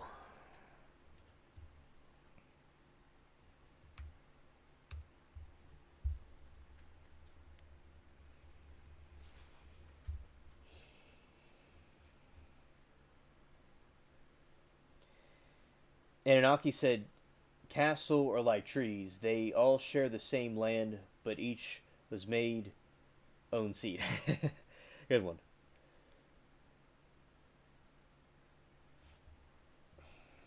The Chinese castles, he likes Chinese castles, but they are ruined by the CCP. Restored them by using paint from the hardware store. They have zero authenticity now.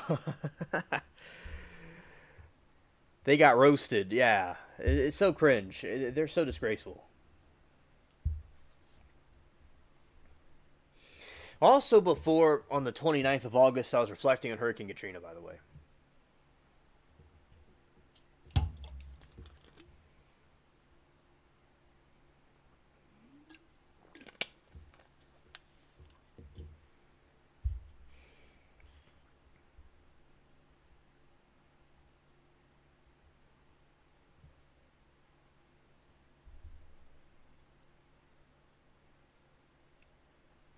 Oh, I know. I wonder myself.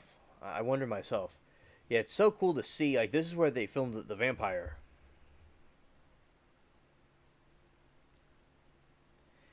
And, the Nosferatu vampire. Very, very cool. Very cool.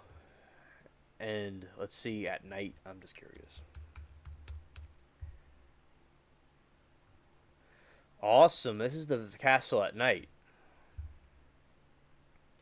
Because if I reckon correctly, they filmed the Nosferatu movie during the day, but they added filters to it to make it look like it was nighttime. But yeah, but that's what it looked like when the vampire was lurking, like me. I'm lurking, and I've been up the whole entire night pretty much. But I'm glad I got to see my buddies today. Got some surprise visits.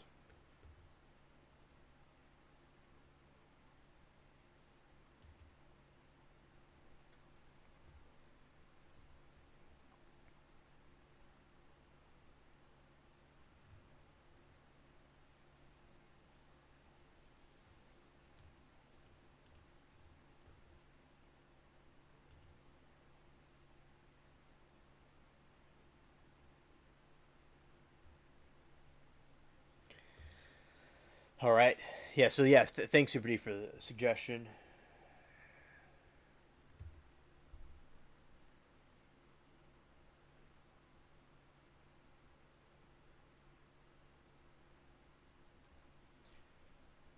Yes, Erie. And Anunnaki said, mine kind of castles are gone, destroyed by religious movements. Oh no. Only one survived from Babel, or yeah, Gate, Ishtar, now at Berlin Museum. Yeah, it's unfortunate when these religious groups go and destroy history like that. It's very unfortunate when they do that. I don't like that at all. It's so cringe.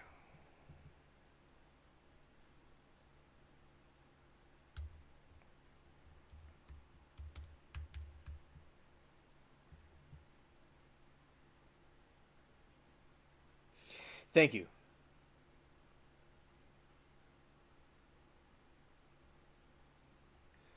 Super D said yes. They filmed all during the day in black and white, but yellow and blue overlays to represent the time. Thank you. Architecture back then was way more beautiful than today's architecture. Everything is ugly. The Gate of Ishtar.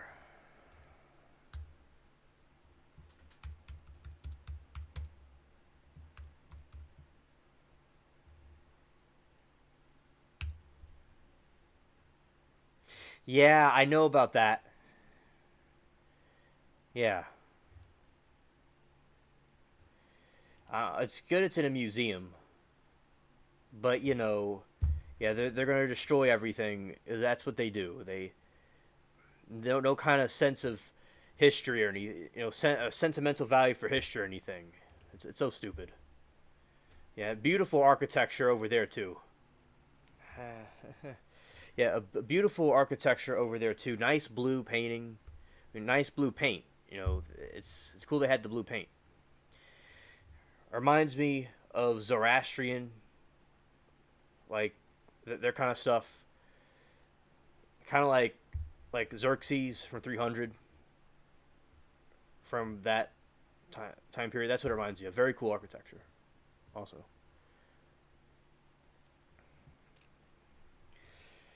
And yeah, architecture's ugly now, Danny. Super D says a few months ago, I took a deep dive into the title cards with they use because they are a very different version from the release. I didn't know that, Super D. I'm glad that you researched that. A few months ago, I took deep dive into the cards with the text they use because there are different versions from different releases. Ah, yes.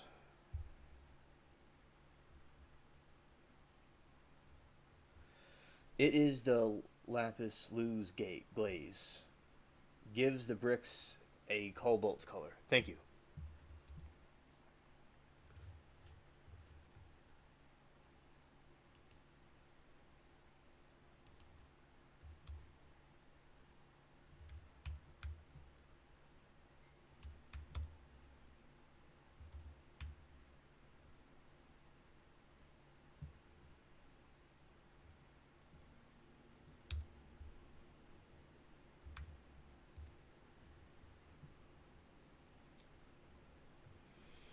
Yeah, that's really cool. Thanks, Anunnaki.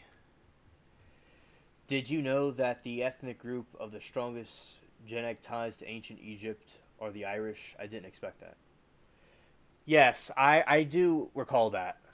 Yes.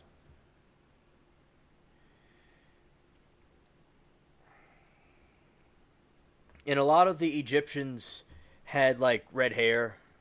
Like the pharaohs had red and blonde hair. Yes. I was aware of that. And also they're related to Greece as well. And as I said, I'm part Irish, so I'm related to pretty much everything. Yeah, but I do recall that. Yeah.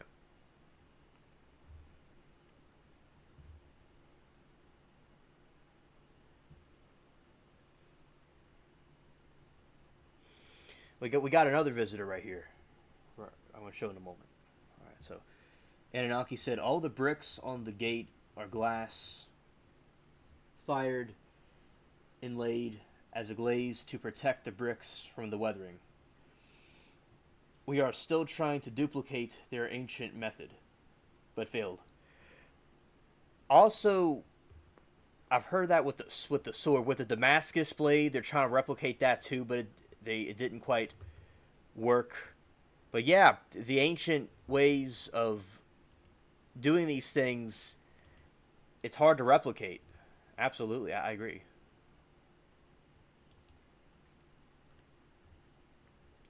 Said very geniuses, geniuses.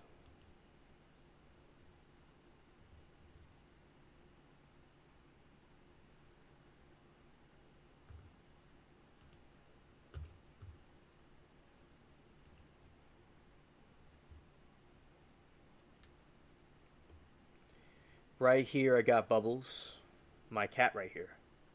And he came to tell everybody hello. That's my Rocky shirt, by the way. His cat wants to be the center of attention.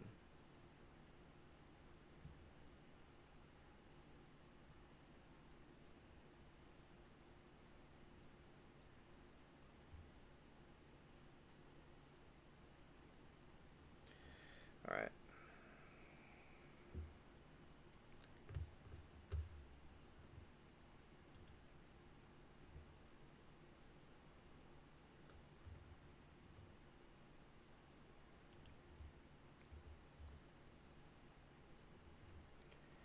See.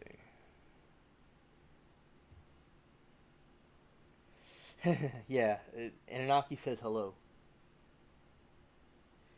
All right, it's Bubbles. Right. Yes, I know that. Also from King Ashur accounts, he describes the pharaohs as tall, pale-skinned, with red fine hair. Yeah, when I was a kid, you can't see it at all right now, but in the sun I have red highlights to me. When I was a kid, I had blonde hair in the beginning, then I had red hair, and then as I got older, it got darker and darker. But yes, I had that when I was very little, the red hair.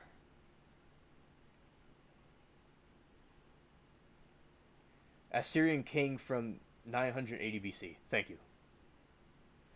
Thank you, Super D. I'm glad you like the shirt.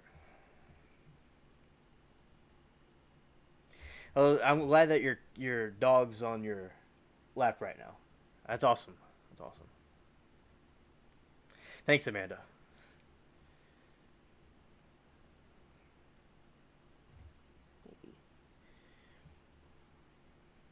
All right.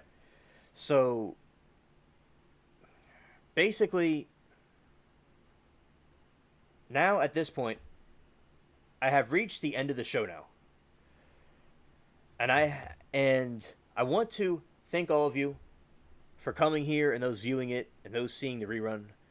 And Anunnaki, I'm glad that I got to see you and Danny and Super D, some of the people that don't always come here. I'm glad to see you all here. And as I said, I've been reflecting on the Hurricane Katrina that happened. The anniversary was in the August 29th. And so I was reflecting on that also the last stream. And, I am thankful for where I am now and the success I have on YouTube, and thankful for all of you, because the spaceship, as y'all are the spaceship, the spaceship crew. And everybody contributing to this helped make this the way it is. Yeah. So because the stream is now ending, and I appreciate all the insight. And this is Anunnaki's channel. For those, I suggest, even if he doesn't, yeah, he has content actually. Yeah, so this is Anunnaki's channel. I suggest subscribing to his channel, everybody. He has very cool content. Sarah, yeah, you're welcome, Sarah. You're welcome, Sarah. And we got a lot of stuff done today. We have a whole lifetime of information we talked about tonight.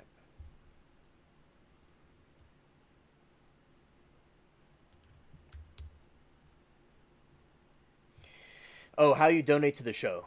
So basically, there's two ways. There's Cash App and PayPal. So basically, as I will put this in the chat.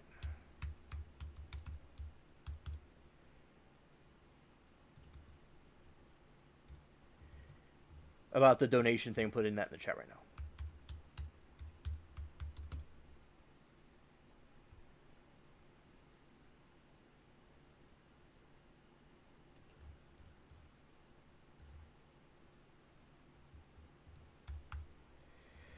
Right, I'm doing it. PayPal.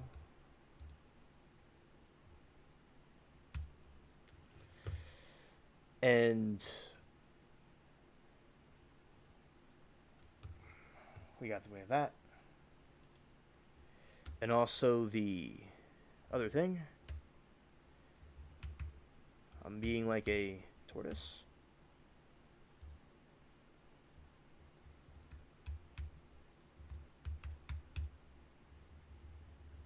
I am here, everybody. I am here. Okay, let's see. I'm just making sure I got this right. Got this. Yeah, we're all here. We're all here. We're all good. It's all good. Good. Okay.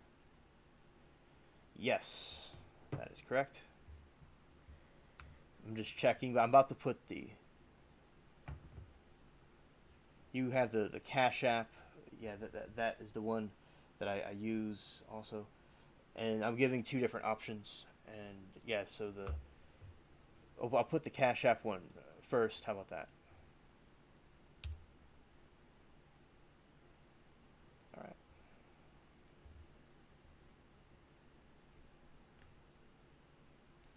Okay, DeLeon. I'm glad I got to see you too, bro.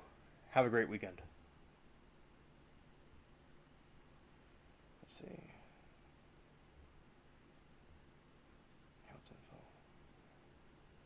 All right, all that's accurate right there. For the PayPal and the Cash App is all accurate there. Those that are interested. All right.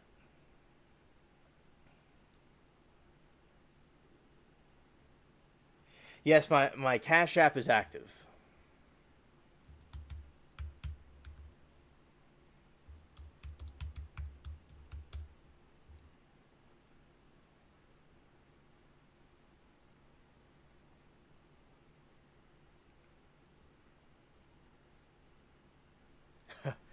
Thank you.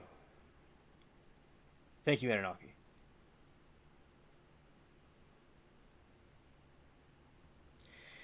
And thank you, chat, for all the support.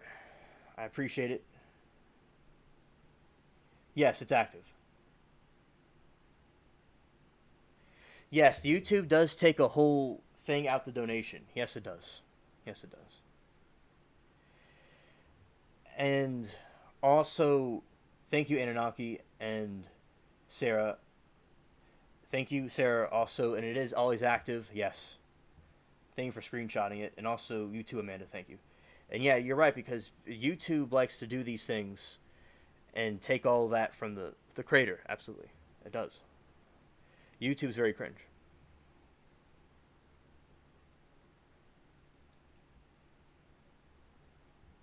All right. And now I'll be closing it up. And I thank you all so much for chilling with me. And y'all have a very blessed day, a blessed weekend. Peace.